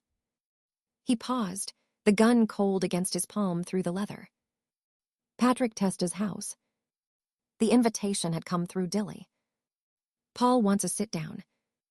Things are hot. We need to clear the air on the Rosenberg thing, the Westies' heat, the indictments. Patsy's place. Neutral ground. Neutral ground. That was the first joke. Patrick Testa's house wasn't neutral. It was a funeral parlor waiting for a client. Patsy was Joey's brother, a nervous man with a weak heart and a phone that the feds had likely tapped before the plaster dried on the walls. If Castellano wanted Roy dead, Patsy's living room was the operating theater. If Gotti wanted the crew, Patsy's driveway was the loading dock. Roy knew the geography of death better than the geography of his own neighborhood. He knew the angles of entry, the sightlines from the windows, the acoustics of a suppressed .22 in a carpeted room versus a .38 in a tiled bathroom. He had designed rooms like this. He had been the room. He picked up his watch from the dresser, a gold Rolex day date, president bracelet, heavy on the wrist. A gift from the crew, or maybe from Gladys, Christmases blurred together. He snapped it on. The clasp clicked shut like a handcuff. He looked at his reflection one last time. You look good, Roy. You look like $1 million. You look like a man going to a meeting, not awake. He picked up his leather jacket from the bed, a car coat, black, buttersoft. He slipped it on, settling the collar over the suit jacket. It hid the holster. It hid the transmitter. It hid the target on his chest. He walked downstairs. His boots, crocodile hand-stitched, made no sound on the carpet. He was a ghost already, haunting his own house. Gladys was at the window now, the lace curtain twitching between her fingers. The driveway was a ribbon of gray asphalt cutting through the dormant lawn. At the bottom sat the Cadillac. The 1982 Fleetwood Brougham d'Elegance. Two-tone, silver over charcoal. Landau roof. Wire wheel covers. The car cost more than the first house they'd rented in Bensonhurst. It was a tank upholstered in velvet. Bulletproof glass wasn't factory standard, but Roy had the doors skinned with Kevlar panels 2 years ago. The tires were run flats. The engine block was hardened. It was a coffin on wheels, waiting for its occupant. The garage door opened. The interior light spilled out, yellow and harsh, illuminating the snow-dusted concrete apron. Roy emerged. He didn't look at the house. He didn't look at the second-floor window, where his wife stood behind the lace. He didn't look at the swing set in the backyard, where a plastic sled was half buried in drift. He walked with that particular gait, shoulders back, head level, arms swinging slightly, the walk of a man who owns the ground he treads. The walk Gladys had fallen in love with in 1960, the walk that had cleared dance floors and cleared rooms, the walk that said I am the danger, and I am the protection. He reached the caddy. He didn't use the remote. He inserted the key into the driver's door lock. Click. He slid inside. The dome light flared, brief and clinical, illuminating the interior. The leather, the burl walnut dash, the CB radio mic clipped to the sun visor, the scanner blinking red beneath the dash. The door closed with a solid, expensive thunk. A vacuum seal. The engine turned over, not a roar, a purr. A mechanical contentment. The backup lights kissed the garage door white. The car moved backward, slow, deliberate. It turned into the street. The tires crunched on the salt residue.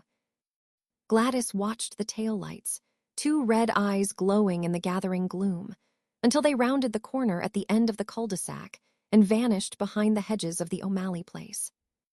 She didn't move. She didn't breathe. The silence of the house rushed back in, louder than the engine. The hum of the refrigerator. The tick of the wall clock. The settling of the foundation in the frost. He's not coming back. The thought didn't arrive as a shock. It arrived as a fact, delivered with the same clinical detachment Roy used to order a hit. Lure. Shoot. Bag. Dump. The method applied to the architect. She knew the players. She knew the board.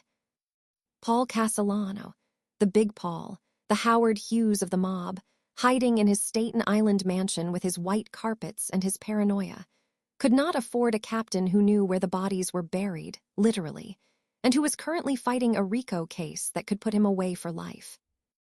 Roy was a loose cannon with a lit fuse. The only way to defuse him was to drown him. And John Gotti. The dapper Don.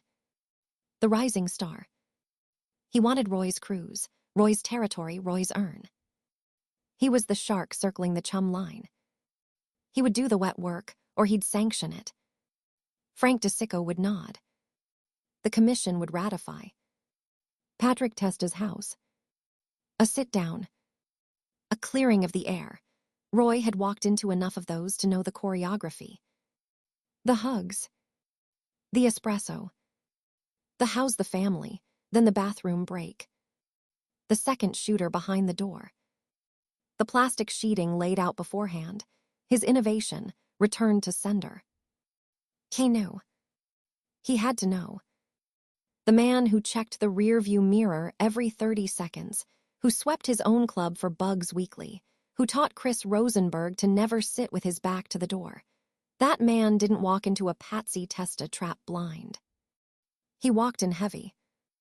He walked in ready. Or he walked in resigned. Gladys released the curtain.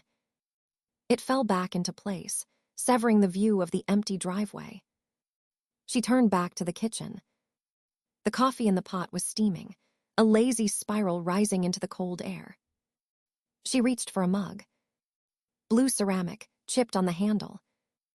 Albert's mug, from camp.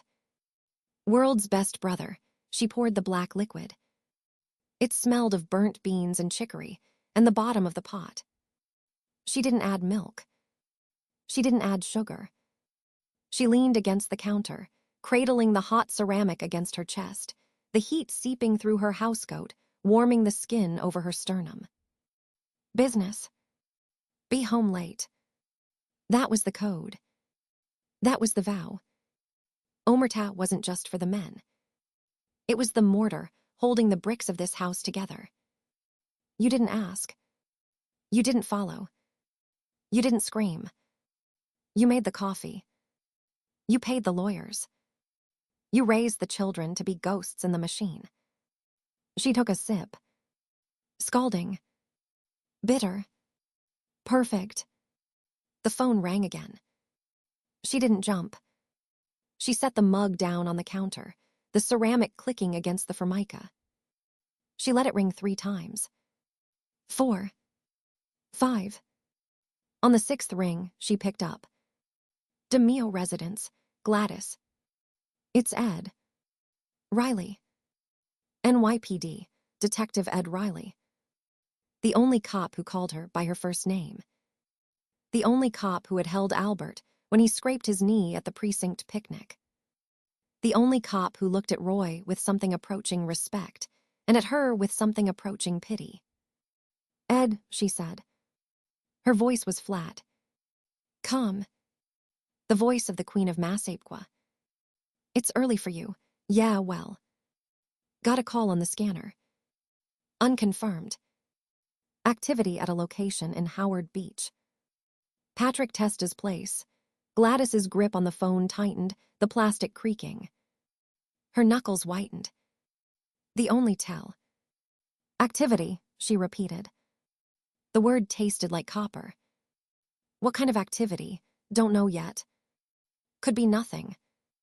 Could be a card game. Could be. Look, Gladys. I'm telling you as a friend. The guy who owns the house. His brother Joey. He's singing. Or he's about to. The feds are all over the Westies, the DeMeo Crew. The whole deck of cards is shuffling. Roy wasn't home when the patrol car did a drive-by 20 minutes ago. He left, Gladys said. Business, right. Business. Listen. If he calls, if he comes home, you tell him to keep driving. Head east.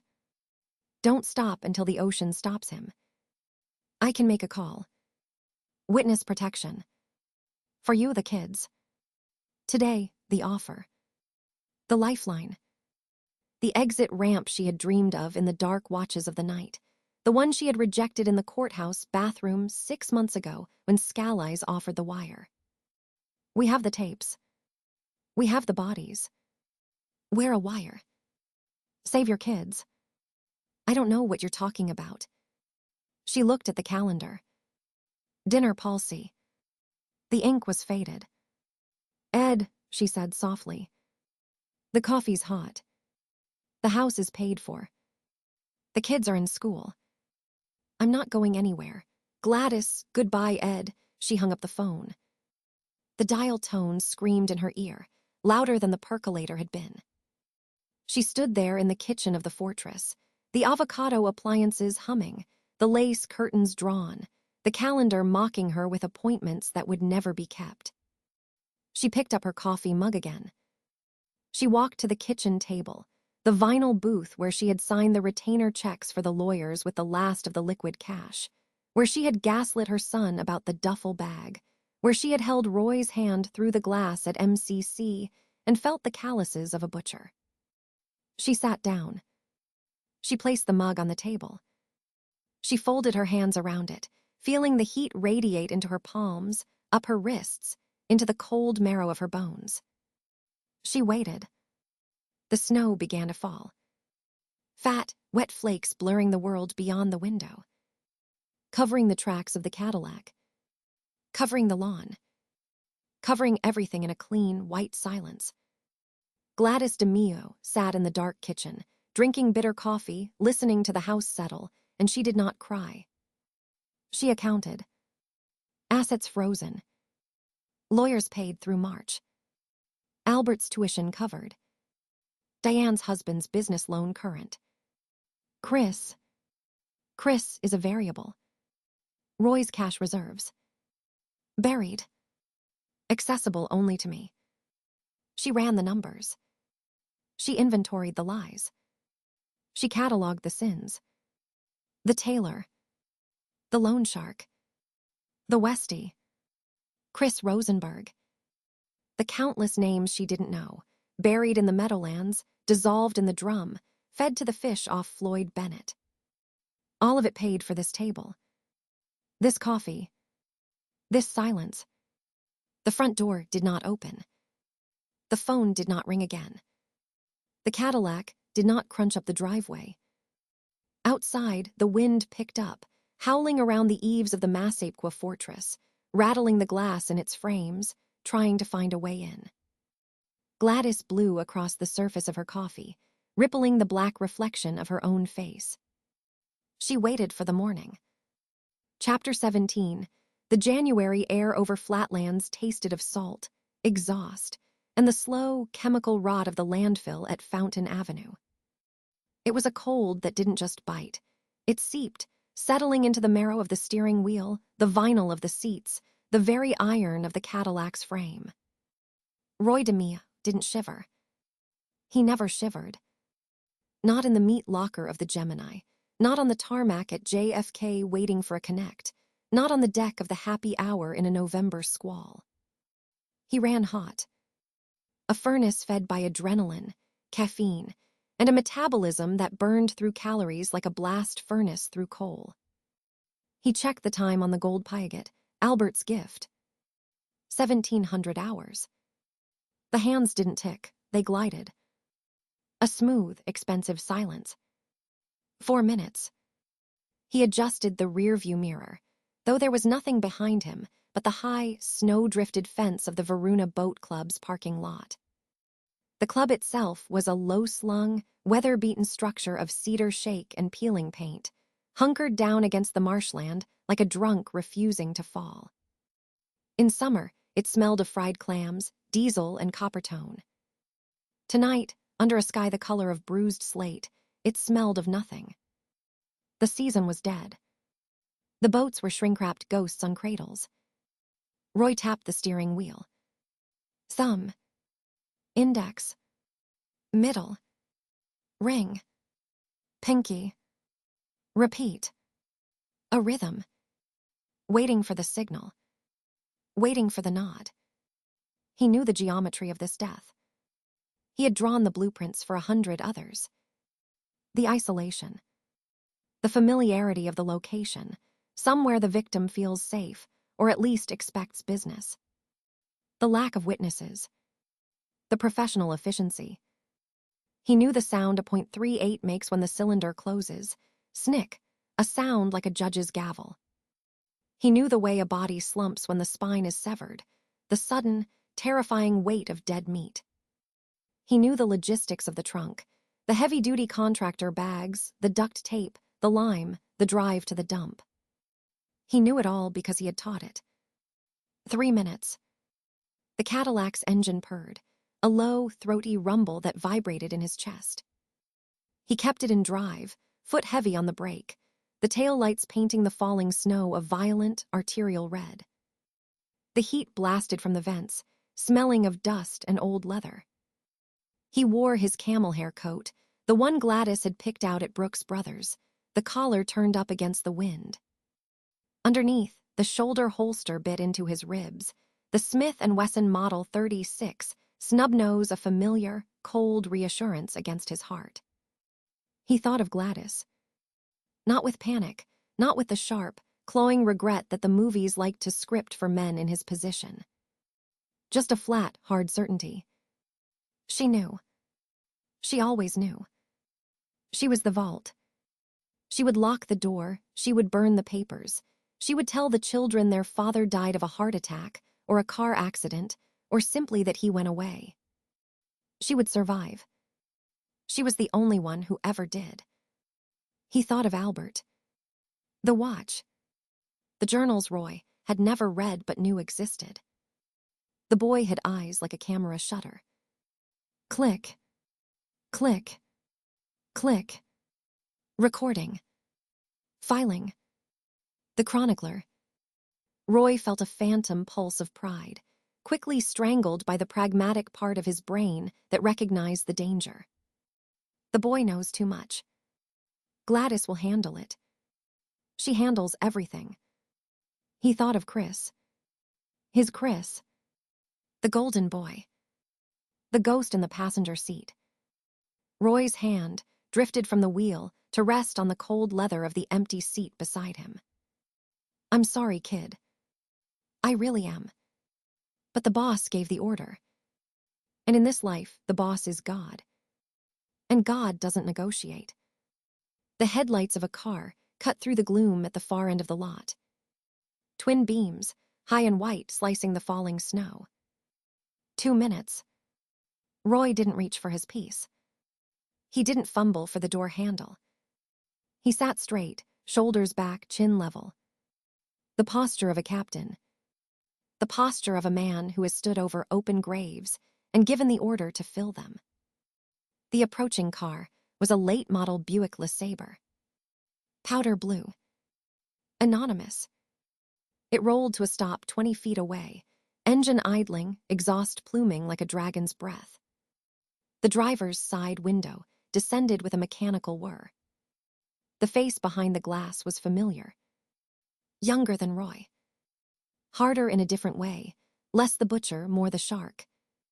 John Gotti. The dapper Don in waiting. Tonight, he wore a dark wool overcoat, a silk scarf knotted with precise elegance, a fedora pulled low. He didn't smile. There was no theatricality. "No, John, how are you?" Just the flat, dead eyes of a man checking a box on a requisition form. "Roy," Gotti said. His voice carried through the cold air, muffled by the falling snow but clear enough. "You look good." "Tanned." "Rested," Roy didn't reply. He stared at the reflection in Gotti's side mirror. He saw the rear passenger door of the Buick open. He saw the silhouette of a second man, big, broad-shouldered, moving with the economical grace of a wrestler. "Henry." "No. Henry's ours. This is one of John's crew." "Vinny." "Carneglia." A third shape moved from the Buick's trunk.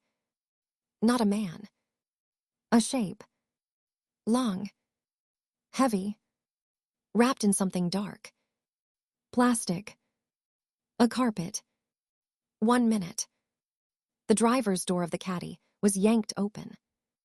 The blast of Arctic air was violent, instantaneous, stealing the heated breath from the cabin. "Out of the car, Roy," a voice said.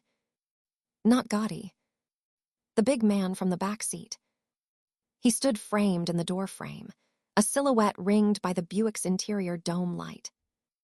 In his hand, a chrome automatic, likely a Browning high power or a 1911, caught the faint light. It didn't tremble. Roy DeMeo unbuckled his seatbelt. The click was loud in the sudden silence. He placed both hands on the steering wheel, fingers spread. The universal sign of surrender. The sign of a man who knows the rules. "All right," Roy said. His voice was calm, conversational. "Take it easy. The piece is in the shoulder rig. Left side. You want it? Keep your hands where I can see 'em," the big man said. "Step out."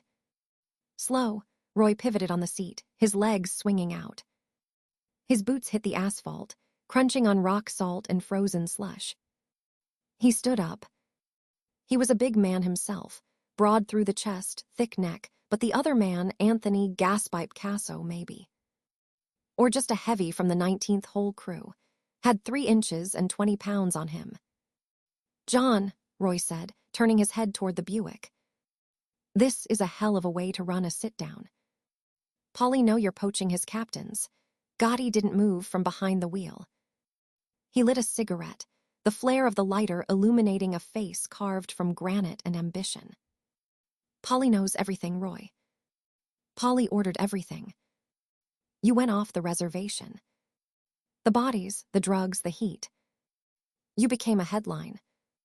"We don't do headlines. I made you millions," Roy said. The wind whipped the collar of his camel hair coat. "I cleaned up your messes. I made the problems disappear. Industrialized it. You know that. Business changes," Gotti said, exhaling a plume of smoke that vanished instantly. "The commission voted. Unanimous. You're a loose cannon, Roy. A liability. And liabilities get liquidated." Roy nodded, a small, jerky motion. "Yeah. I figured. When the freeze came down. When Center and Testa didn't show for the meet. I knew the paperwork was signed." "Smart guy," the big man with the gun said. "Turn around." Hands on the trunk, Roy didn't move. He looked at the big man. He looked at Gotti. He looked at the third figure, now dragging the heavy, wrapped shape from the Buick's trunk toward the caddy. A body. They brought a body. A message. Or a swap. "You're gonna put me in my own trunk?" Roy asked. A hint of something, amusement. Admiration creased the corners of his eyes. "Poetic. I like that. The Gemini method." Efficient. Clean. You learned from the best. We learned from you, Roy, the big man said, the gun barrel tapping the side of Roy's neck. Cold metal. Colder intent. Now we're improving it. Turn around. Now, Roy turned. He placed his palms flat on the cold metal of the Cadillac's trunk lid. The snowflakes melted instantly on the warm paint, leaving dark, perfect circles. He spread his feet. He exposed his back. The ultimate submission. The ultimate trust. The posture of a victim. He felt the big man's breath, hot and rank with cigarette smoke, on the back of his neck. He felt the gun press hard against the base of his skull. Knees, the big man ordered. Roy's legs folded. He went down onto the slush-covered asphalt, the cold soaking through the wool trousers instantly. He kept his hands on the trunk lid, his knuckles white. This is it. The final transaction. No pleas. No deals. Just the mechanics. He heard a metallic rasp behind him. Handcuffs. The big man was cuffing his wrists behind his back. Professional. Tight. The ratchet clicks biting into the bone. Comfortable, the big man sneered. Peachy, Roy muttered. He was hauled up by the elbow, steered like a drunk toward the rear of the car. The trunk lid popped open, the hydraulic struts hissing in the cold. The interior was lined with heavy mil-spec plastic sheeting, taped at the seams. My own sheeting. My own tape. They really did their homework. Inside the trunk, curled in a fetal position on the plastic, was a man. Alive. Eyes wide, terrified, mouth gagged with silver duct tape. It was Frederick DeMeo. The wild card. The Westies connection. His face was swollen, one eye shut, blood crusted at his hairline. He thrashed weakly, muffled screams vibrating against the tape. The message. The cleanup. 2 birds. 1 trunk. In, the big man said. A shove between the shoulder blades. Roy didn't fall in. He turned, half crouching, his cuffed hands pulling the big man off balance for a split second. A lifetime in a fight. Roy's head snapped back, a vicious, practiced headbutt that crushed the big man's nose. Bone and cartilage gave with a wet crunch. The big man howled, staggering back, the gun flying from his grip into the snow. Roy moved. Not like a businessman. Like a machine. He drove a knee into the man's groin, followed by a forearm smash to the throat. The big man folded, gasping, clawing at the asphalt. Roy spun, scanning. Gotti was out of the Buick now, moving with surprising speed for a man his size, a snub-nose .38 in his hand. The third man, the one who dragged DeMeo, was raising a shotgun. No cover. No time. No chance. Roy didn't run. He charged the third man. Low. Vast. He hit the shooter at the waist, driving him backward into the open Buick door. The shotgun went off, boom, the blast tearing a hole in the roof of the Buick, shattering the window, the concussion a physical blow that flattened the snow in a 10-foot radius. Roy's cuffed hands found the shooter's throat. He squeezed. Crushed the windpipe. Stopped the breath. Stopped the scream. The man gagged, eyes bulging, dropping the shotgun to claw at Roy's forearms. A heavy impact slammed into Roy's lower back. A kick. Boots. The big man recovered, bleeding, furious. Another kick to the kidneys. Stars exploded behind Roy's eyes. His grip loosened. The shooter gasped, scrambling away. Roy tried to rise, to turn to fight the world. Crack. A pistol whip. The butt of Gotti's .38 connecting with the left temple. The world went sideways. Gray. Spinning. The taste of copper flooded his mouth. He fell hard, cheek against the freezing asphalt, one eye watching a snowflake land on the Cadillac's tire, melting instantly. Boots. Heavy. Surrounding him. Hold him, Gotti's voice. Calm. Breathing hard now. The only sign of exertion. Hold him still. Hands grabbed Roy's ankles. Hands grabbed his shoulders. They dragged him. The plastic sheeting of the trunk rustled loudly as they heaved him up, folding his legs, stuffing him into the cavity beside DeMeo. The wild man thrashed, his bound feet kicking Roy in the ribs. Roy didn't grunt. He didn't have the air. Shut him up, Gotti ordered. A gloved hand pressed a rag over Roy's nose and mouth. Chloroform. Ether. Just a rag soaked in gasoline and fear. The chemical sweetness invaded his lungs. He fought the darkness, his mind racing, cataloging, analyzing even now. The angle of the shot. The spread of the buckshot. The trajectory of the falling body. The cleanup crew will need bleach, lots of bleach. The snow helps. It covers the blood. It covers the tracks. Gladys. The envelope in the jar. Albert's watch.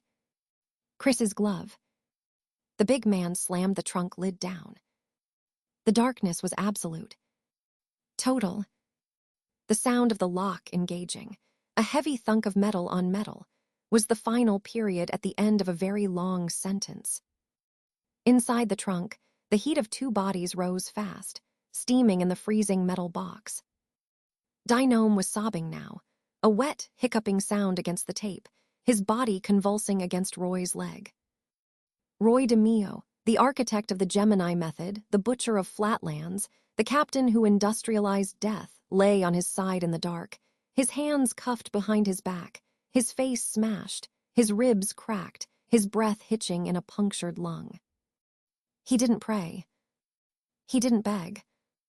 He didn't think of God. He thought of the lawn in Mafia.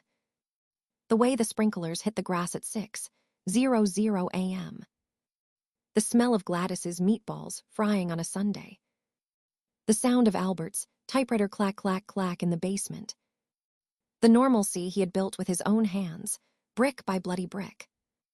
It held, he thought, as the Cadillac's engine turned over, the vibration humming through the steel floor beneath his cheek. It held until the end. The car moved. The suspension groaned as it left the asphalt for the rutted dirt path toward the marsh. The trunk swayed. DeMeo's head lolled onto Roy's shoulder, wet and warm. Roy closed his good eye. He listened to the tires crunch on the frozen ground, carrying him toward the water, toward the dump, toward the silence he had perfected. The method works, he thought, the chloroform taking him, the cold claiming him. The method always works. The Cadillac sat in the far corner of the Varuna Boat Club parking lot for 3 days. The snow fell. Then stopped. The wind howled. Then died. The sun appeared, a pale, anemic disk in a white sky, glinting off the chrome bumpers, the camel hair coat visible through the driver's window where it had been left hanging on the hook. A patrolman from the 69th precinct, bored and cold, wrote a parking ticket on the 3rd morning. He tucked it under the wiper blade. He didn't try the door. He didn't look in the trunk. He just wrote the ticket. Expired registration. Abandoned vehicle. It was the smell that brought the tow truck driver back on the 4th day. Not the smell of decomp, not yet, the cold was a preservative. It was the smell of copper. Old pennies. Wet rust. It seeped past the rubber seals, a ghost knocking on the door of the world.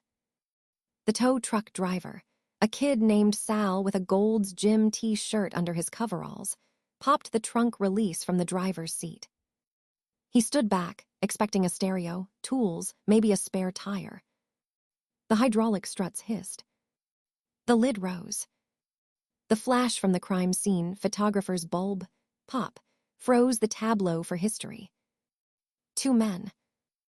folded into a space built for groceries and golf clubs. Roy DeMeo lay on the bottom. His hands were cuffed behind his back, the chain cutting into the wrists, the skin blackened by the cold. His face was a ruin of purple and yellow bruising, the left eye swollen shut, the temple a crusted mess. He wore the camel haircoat. The Piaget watch on his left wrist had stopped at 5:12 p.m. The crystal was cracked. A single hole, precise and small, punctuated his right temple, an insurance shot fired post-mortem execution style. The back of his skull was gone, painted onto the plastic sheeting in a dark, frozen Rorschach test. On top of him lay Frederick DeMeo. His throat had been cut, ear to ear, a second smile carved in red. The duct tape gag was gone. His eyes were open, staring at the gray sky, frozen in an expression of pure animal surprise. The plastic sheeting beneath them was saturated, a dark, stiffened canvas. The trunk was a coffin. A metal box. The final, perfect execution of the Gemini method. Agent Jack Scalise stood on the berm of the parking lot, his trench coat collar turned up, a cup of terrible coffee steaming in his gloved hand. He didn't flinch. He didn't look away. He had seen the photos of the Gemini Lounge basement. He had seen the bags at Fountain Avenue. He had seen the tailor. He watched the Emmys van pull up. He watched the body bags, heavy black industrial, being unzipped. 2 for the price of 1, Scalise muttered to the wind. Roy DeMeo and Freddie DeMeo. The butcher and the wild card. He flipped his notebook open. His pen scratched across the waterproof paper. Time of discovery, 9:45 hours. Location, Varuna Boat Club lot. Cause of death, GSW to head DeMeo, sharp force trauma to neck, DeMeo. Estimated Todd, 7296 hours prior. Vehicle, 1981 Cadillac Coupe de Ville, NY plate 482 XJL. Registered to Gladys DeMeo. He snapped the notebook shut. The monster is dead, he whispered. But the Hydra just grew a new head. He looked toward the marsh, where the wind whipped the tall reeds into a frenzy, the sound like dry bones rattling in a bag. Somewhere out there, in a split level on a cul-de-sac in Massapequa, a woman was making coffee. She wasn't watching the clock. She already knew. Scalise turned his back on the trunk. He walked to his sedan, the gravel crunching under his heels, the sound loud in the sudden, terrible quiet. Chapter 18, Cold Flesh. The morgue smelled of industrial detergent and something older, something that no amount of Pine Sol could ever fully erase. The sweet, copper rot of biology surrendering to physics. It lived in the grout between the tiles, in the ventilation shafts, in the very concrete bones of the Bellevue building. Gladys DeMeo inhaled it through her nose, slow and deliberate, as if she were sampling a vintage wine. She refused to breathe through her mouth. Breathing through the mouth was an admission of weakness. It let the stench settle on the tongue. She stood in the viewing room anteroom, a space painted a nauseating shade of institutional green, her spine rigid against the cold cinder block wall. She wore the black wool coat she had bought at Saks Fifth Avenue 2 Christmases ago, the one with the fox fur collar. Roy had hated the collar. Too flashy, Gladdy. You look like a countessa. She had worn it anyway. Today, the fur brushed the jawline she had kept tight for 23 years. Next to her, Diane smoked a Virginia Slims 120, the cigarette a white wand of trembling panic held between fingers, painted a perfect, aggressive red. Midnight Ruby. She had applied it in the rearview mirror of the Cadillac, her face a mask of war paint. She didn't look at Gladys. She stared at the scuffed linoleum floor, exhaling clouds of toxic calm. Put it out, Diane, Gladys said. Her voice was flat, devoid of volume. It didn't need volume. It carried the weight of the kitchen table at 3:00 a.m. when the envelope was light. Diane's hand jerked, the cherry flaring. She crushed the cigarette into the heel of her leather boot, grinding it into the floor with a violence that belied her stillness. "It's the only thing keeping me from screaming, Ma." Then scream inside. Like the rest of us, Chris stood on Gladys's other side. He was a large man, 25 years old and built like a linebacker, wearing a charcoal suit that cost more than the detective's annual salary. His hands were shoved deep into his pockets, his shoulders hunched against a chill that had nothing to do with the room's temperature. His jaw was clenched so hard Gladys could see the tendon jumping at his temple. He looked like Roy. The same thick neck. The same heavy brow. The same dangerous potential energy coiled in the gut. He hadn't spoken since the phone rang at 6:00 a.m. Detective Ed Riley's voice, weary and raw, telling them to come down. "Bring the family." "It's him." Albert was not here. Gladys had sent him to the house in Massapequa with strict instructions. "Stay by the phone. Do not open the door for anyone but me or your father's lawyer. Burn the journal." She had seen the notebook peeking out from under his mattress last week, the blue ballpoint scrawl of a boy trying to make sense of a nightmare. Albert DeMeo, witness. She would not let the FBI find it. She would not let the world read her son's heartbreak before she had a chance to stitch it shut. The heavy steel door buzzed, the sound of physical blow in the quiet room. A uniformed officer, his face a map of exhaustion and professional detachment, held it open. "Mrs. DeMeo. The medical examiner is ready." "Immediate family only." Gladys pushed off the wall. "My daughter stays." "My son stays." "Ma'am, protocol." "I don't give a damn about your protocol," she said, turning eyes the color of flint on him. "My husband was butchered in a car trunk. I will decide who sees the meat." "You just open the door." The officer blinked, the mask slipping for a microsecond, fear or maybe respect, before he nodded and swung the door wide. "This way." The viewing room was a theater of stainless steel and harsh fluorescence. In the center, on a hydraulic gurney covered in a white sheet pulled tight as drum skin, lay the remainder of Roy DeMeo. Gladys walked forward. She did not rush. She did not falter. She heard Diane's sharp intake of breath behind her, a sound like tearing silk. She heard Chris make a low, guttural noise in his throat, a sound an animal makes when trapped. She stopped at the foot of the table. The sheet was pulled down to the shoulders. The face was wrong. Roy had been a handsome man, vain about his hair, the perfect part, the Brill cream shine. He had a smile that could charm a teller out of a vault combination. That architecture was gone. The swelling was grotesque, the features distorted into a caricature of agony. The left eye was swollen shut, a purple grape buried in dough. The right eye was open, staring sightlessly at the ceiling tiles, the iris a dull, clouded brown.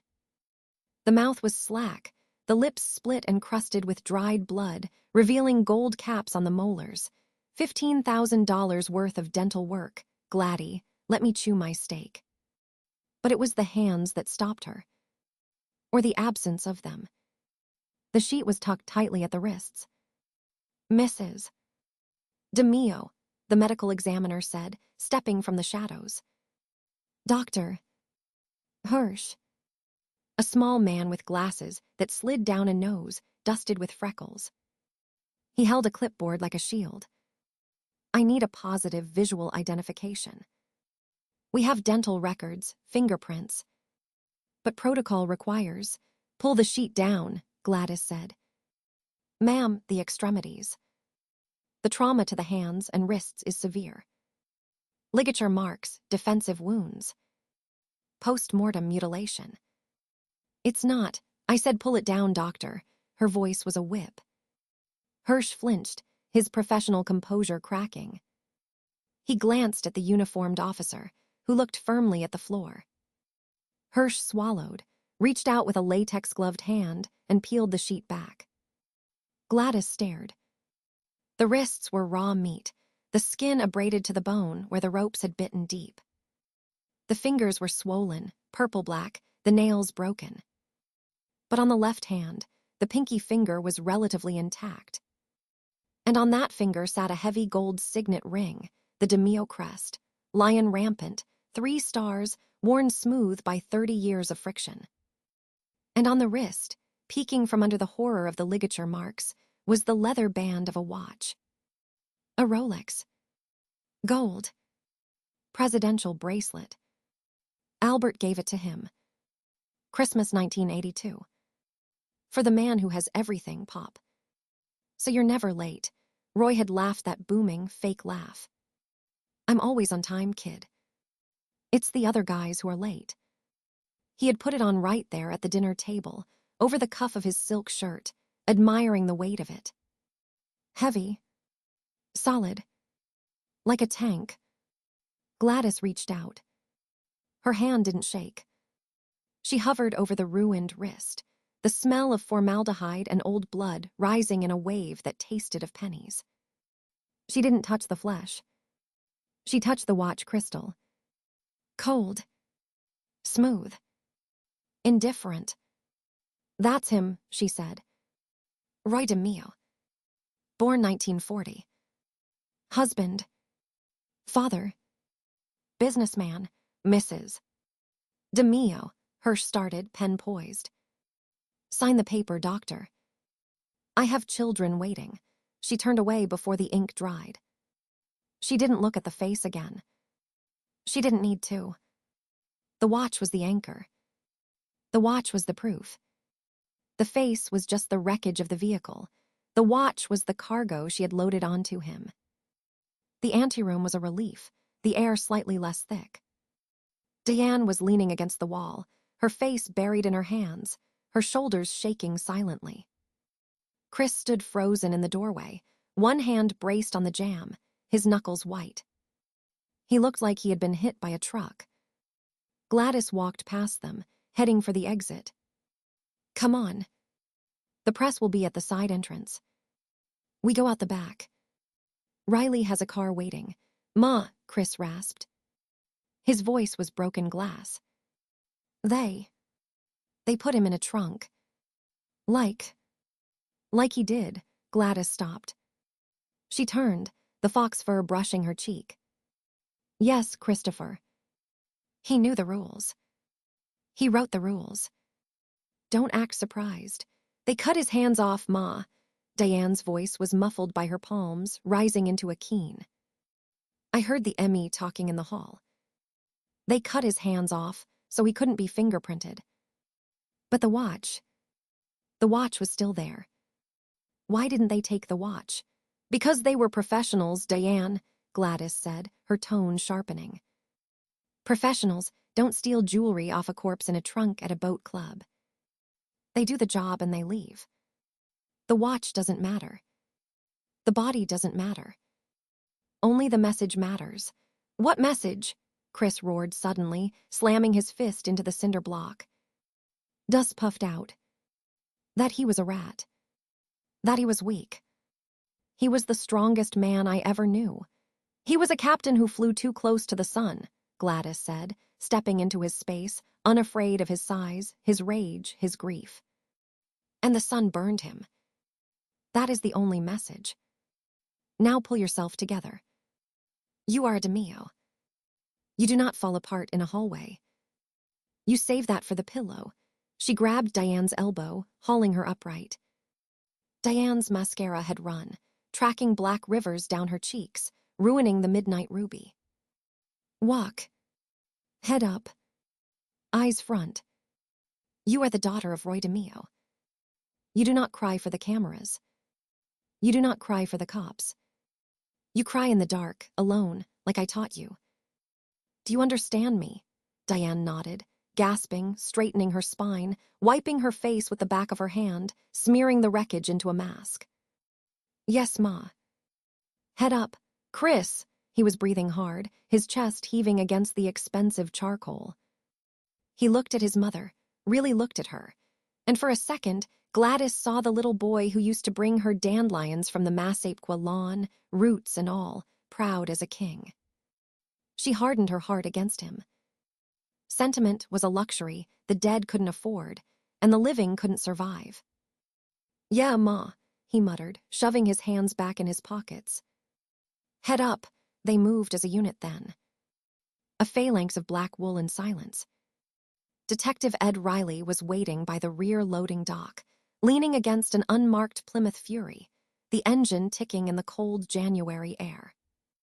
He looked older than the last time Gladys had seen him, the lines around his mouth deeper, the gray in his sideburns winning. He pushed off the car as they approached, taking off his fedora, holding it against his chest. "Gladys," he said. "Just the name. No title. No rank." "Ed," she didn't offer her hand. The car, around the corner. Unmarked. Plainclothes driver. "I'll run interference with the vultures on the front steps." Scalise is up there with a hard-on for a perp walk photo op. "He doesn't know you're already done inside. Scalise always arrives late to the party," Gladys said. "He brings the cake, but he misses the dinner." Riley snorted, a dry, humorless sound. "He's got a warrant for the house. Search and seizure. RICO follow-up. They're gonna tear the place apart looking for the ledgers, the cash, the guns. I delayed them 24 hours with a procedural error on the address typo. That's all I got."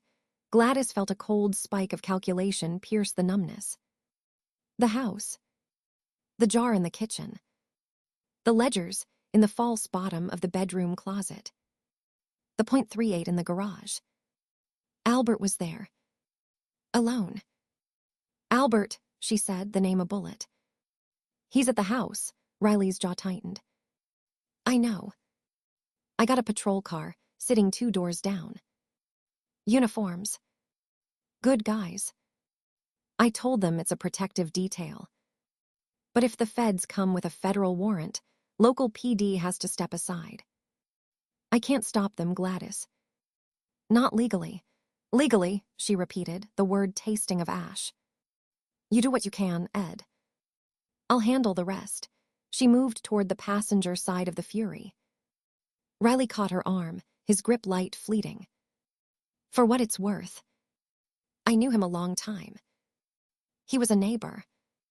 A father. I'm sorry for your loss." "Truly." Gladys looked at his hand on her sleeve. The wool was rough under his fingers. She looked up into his eyes that had seen the neighborhood burn, that had watched the boys from the block become the men in the trunk. "He wasn't a neighbor, Ed," she said softly. "He was a storm. And the storm has passed. Now we have to rebuild the fence." She yanked her arm free and slid into the car. Diane and Chris piled into the back. The door closed with a heavy thunk, sealing out the morgue, the wind, the detective, the truth. The driver pulled away silently. Inside the car, the heat blasted, smelling of stale cigarettes and vinyl. The streets of Manhattan blurred, gray slush, yellow cabs, anonymous pedestrians rushing toward warmth. Gladys watched the reflection of her own face in the dark window glass. Pale. Impassive. The Queen of Massapequa. "Where are we going?" Diane asked, her voice hollow. "Home, home," Gladys said. "We have a wake to prepare for. And a house to empty." "Empty," Chris leaned forward, the leather creaking. "The FBI. Let the FBI find what they find," Gladys interrupted. "They won't find what matters. They never do." She reached into her purse, her fingers closing around the cool plastic of a pill bottle. "Valium. Doctor." Kessler's prescription, filled under a false name. She didn't take one. She just held the bottle, a talisman. "What about Pop?" Diane whispered. "The funeral. The church. Father O'Connor. Father O'Connor will do his duty," Gladys said. "He will bury the husband and father. He will not bury the monster. That distinction is for us to keep. And the press, Chris asked. They're camped on the lawn. Riley said. Riley buys us time. Not eternity. Gladys looked at her son's reflection. His face was a thundercloud. Christopher, listen to me. You are not your father. You do not have the stomach for this. You have the stomach for the life, the cars, the clothes, the respect, but not the work. Do you understand? I understand I want the guys who did this, he growled. And you will get them, she lied smoothly. In time. Through lawyers. Through politics. Through the legitimate businesses your father built. You take the construction company, the waste management, the sanitization contracts. You make them clean. You make them legal. You wash the blood off the money until it shines. That is your revenge. That is how you win. That's running away, he spat. That's surviving, she corrected, her voice hard as the steel table back in that room. Your father died in a trunk because he forgot how to survive. He thought he was the code. He wasn't. He was just the muscle. The code is the family. The code is us. And I will burn the world before I let them take you too. The car turned onto the Southern State Parkway, heading east. The road stretched ahead, a ribbon of gray asphalt disappearing into the Long Island winter. The trees lining the median were skeletons against a white sky. Ma, Diane said quietly from the back. What do we tell Albert? When we get home, Gladys's hand tightened on the pill bottle until the plastic cracked. She thought of the blue notebook. She thought of the watch on the wrist of the corpse. She thought of the treehouse in the backyard, the swing set, the manicured lawn. She thought of the envelopes in the jar, the furs in the closet, the silence at the dinner table. She thought of the lie she had told herself every morning for 23 years. He provides. He protects. He loves us. The monster was dead. The provider was gone. The protector had failed. But the mother remained. We tell him the truth, Gladys said, her eyes fixed on the white line of the road's shoulder. We tell him his father died. We tell him it's over. We tell him we are free. She exhaled, a long, slow release of breath that fogged the window for a second before vanishing. We tell him we are free, she repeated, quieter now, a prayer to a god she stopped believing in the day she married the devil. And then we make it true. Whatever it costs. The Massapequa exit loomed, a green sign reflecting in the headlights. Exit 30. Massapequa. 1 mile. Gladys straightened her collar, smoothing the fox fur. She checked her reflection one last time. No tears. No tremors. Just the queen. Head up, she whispered. Eyes front. The car accelerated into the dark tunnel of the overpass, leaving the city of the dead behind, driving straight into the heart of the fortress. Chapter 19. The witness, the Florida sun, did not feel like the sun in Massapequa. It was a heavier thing, pressing down on the lanai screens with a humid, indifferent weight, smelling of salt and rotting hibiscus, rather than cut grass and gasoline. Gladys sat in a wicker chair that had cost $300 at a going-out-of-business sale in Boynton Beach, her fingers curled around a mug of tea gone cold. The oxygen concentrator behind her gave its steady, mechanical hiss-click, a metronome for the time she had left. She was 72. The skin on the back of her hands was paper-thin, mapped with blue veins and the brown spots she used to buy expensive cream to fade. Now she wore them like medals. Or scars. On the glass-topped table, beside her sat the manuscript. It was a heavy stack of laser-printed pages, double-spaced, held together by 2 massive black binder clips. The cover page was stark, Times New Roman, centered. For the Sins of M.Y. Father, a memoir by Anthony DeMarco. She ran a fingertip over the byline, the nail catching on the paper's texture. She had rejected 3 titles before this one. The Gemini method. Too sensational. My father's house. Too literary. Blood on the lawn. Too tabloid. Albert Anthony, she corrected herself fiercely. He chose the name, you use the name, had settled on the biblical cadence. For the sins of my father. As if the sins were a singular, containable object. As if they weren't the very air they breathed. She picked up the red felt-tip pen. It was a specific brand, Pilot Precise V5 RT. She bought them by the dozen at Office Depot. Black ink was for legal documents, for signing checks for the lawyers, for the endless correspondence with the IRS and the trustee. Red ink was for truth. She opened to Chapter 1. The house on Canterbury Lane was a fortress built on a landfill. I didn't know it then. I thought the high hedges were for privacy, the heavy drapes for the Florida sun we never got in Massapequa. I thought my father's late nights were the price of the pool, the Cadillac, the color TV in every room. Gladys snorted, a dry, rattling sound in her chest. Fortress. He would have liked that word. Roy. He used to walk the perimeter of that property at midnight, checking the locks on the shed, the motion sensors he'd wired himself, the garage door seal. He called it securing the perimeter. She called it pacing. She read on, her eyes moving fast, scanning for the lies. Not the factual errors. Albert had the FBI files, the court transcripts, the newspaper clippings. He had the architecture right. It was the atmosphere he got wrong. The smell of it. She capped the pen, uncapped it, drew a jagged line in the margin next to the word landfill. We built the landfill, Anthony. We didn't just live on it. Your father hauled the dirt in his own trucks to cover the smell. She turned the page. The manuscript was a performance of exorcism. Albert wrote in the clean, clinical prose of a man who had spent 20 years in therapy learning to name his trauma.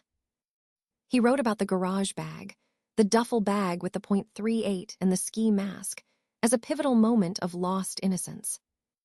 I was 14. I touched the cold steel and felt the weight of a secret I couldn't carry. Gladys wrote in the margin, you didn't carry it. You buried it.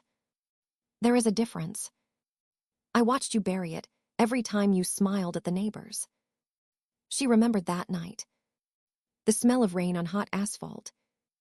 Albert standing in the doorway from the garage, the fluorescent light humming behind him, holding that bag like it was a dead animal. She had been peeling apples for a pie she never baked. The knife in her hand. The choice, the truth or the pie. She chose the pie. She slammed the garage door, sent him to his room with a sharp, "Don't be dramatic, Albert. Your father provides." The apples turned brown on the counter. She threw them out the next morning. Provides. The word tasted like copper in her mouth now. She flipped forward. Chapter 8, The Boat. The Happy Hour. That was the name, painted on the transom. I remember the vibration of the diesels through the deck, the way the water flattened out behind us. He was crying. My father, the monster, crying into my mother's lap. I did it all for you. For us, it is the central lie of my life. The lie that love justifies murder. Gladys's hand trembled. The hiss-click of the machine seemed to grow louder. She read the passage again.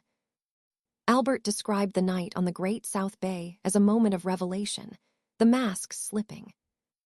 He wrote that he realized then, standing at the helm watching his father weep, that the money was blood money. He wasn't crying for the money, Anthony. He was crying because Chris Rosenberg was dead. He was crying because he killed his brother.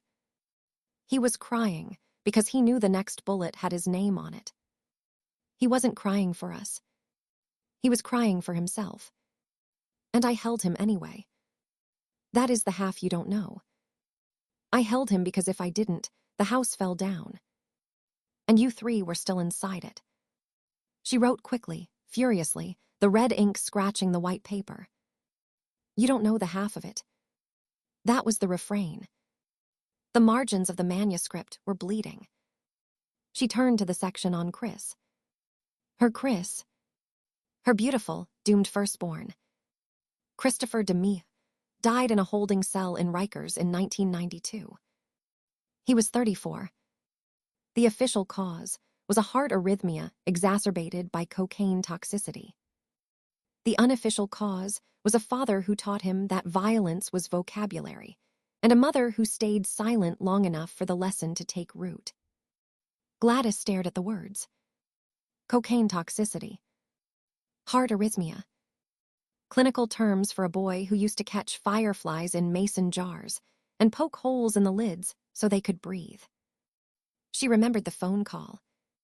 She had been in this very condo, the air conditioning humming, the vertical blinds drawn against the glare. The voice on the line, a caseworker bored indifferent. Ma'am, we need next of kin. She had said, cremate him. She had not gone to the potter's field on Hart Island where they buried the unclaimed. She had not scattered the ashes. They sat in a plastic box in the back of her closet, next to the tax returns from 1985. Christopher DeMeo. The name on the box was still DeMeo. He never changed it. He wore the surname like a target. She wrote in the margin, her hand shaking so badly the line wavered. He had your hands, Anthony. The long fingers. He played piano better than you. Mozart. Sonata no. 16. He played it for the nuns at St. William S. They clapped. Roy clapped loudest. You don't write about the Mozart. You only write about the needle. She turned the page. Diane DeMarco, née DeMeo, lives in a suburb of Seattle with a man named David who sells insurance. They have 2 daughters. She does not speak of the past. She does not speak to me. She changed her name the day she married, erasing the syllable that connected her to the Gemini Lounge. She is the smart one. She ran. Gladys smiled then, a genuine thing that creased the corners of her eyes. Smart. Diane. The only one who understood that the only way to win was not to play. She remembered the wedding. A justice of the peace in White Plains. No DeMeo's allowed. Gladys had worn a beige pantsuit. She had stood in the back, invisible. Diane hadn't looked at her. But later, in the parking lot, Diane had slipped a key into Gladys's palm. A safety deposit box key. For the girls, Ma. College. Don't tell him. Roy was already dead then, 3 years in the ground. But the fear remained. The habit of silence. Gladys wrote in red. She didn't run Anthony. She flew. And she built a life out of air and light. You call it erasure. I call it victory. She sends the girls report cards every June. Straight A's. They don't know the name DeMeo. They know Grandma Gladys from Florida who makes the best meatballs. That is the half you don't know. The meatballs are the antidote. The oxygen machine has clicked. She drank the cold tea. It tasted of tannin and metal. The later chapters of the manuscript dealt with the trial. The RICO case. United States v. Anthony Center, et al. Albert wrote about testifying in the Eastern District, the glass of water shaking in his hand, the way he looked at the jury and not at the defendants, Henry, Dilly, Joey. He wrote about the satisfaction of the truth entering the official record. You lied on the stand, Anthony. She wrote it large, slashing across the bottom of page 312. You said you never saw a gun in the house. You said you didn't know what Gemini meant until the newspapers told you. I was in the gallery. I saw you look at Henry Borelli. You blinked twice. That was our signal. I'm okay, you lied.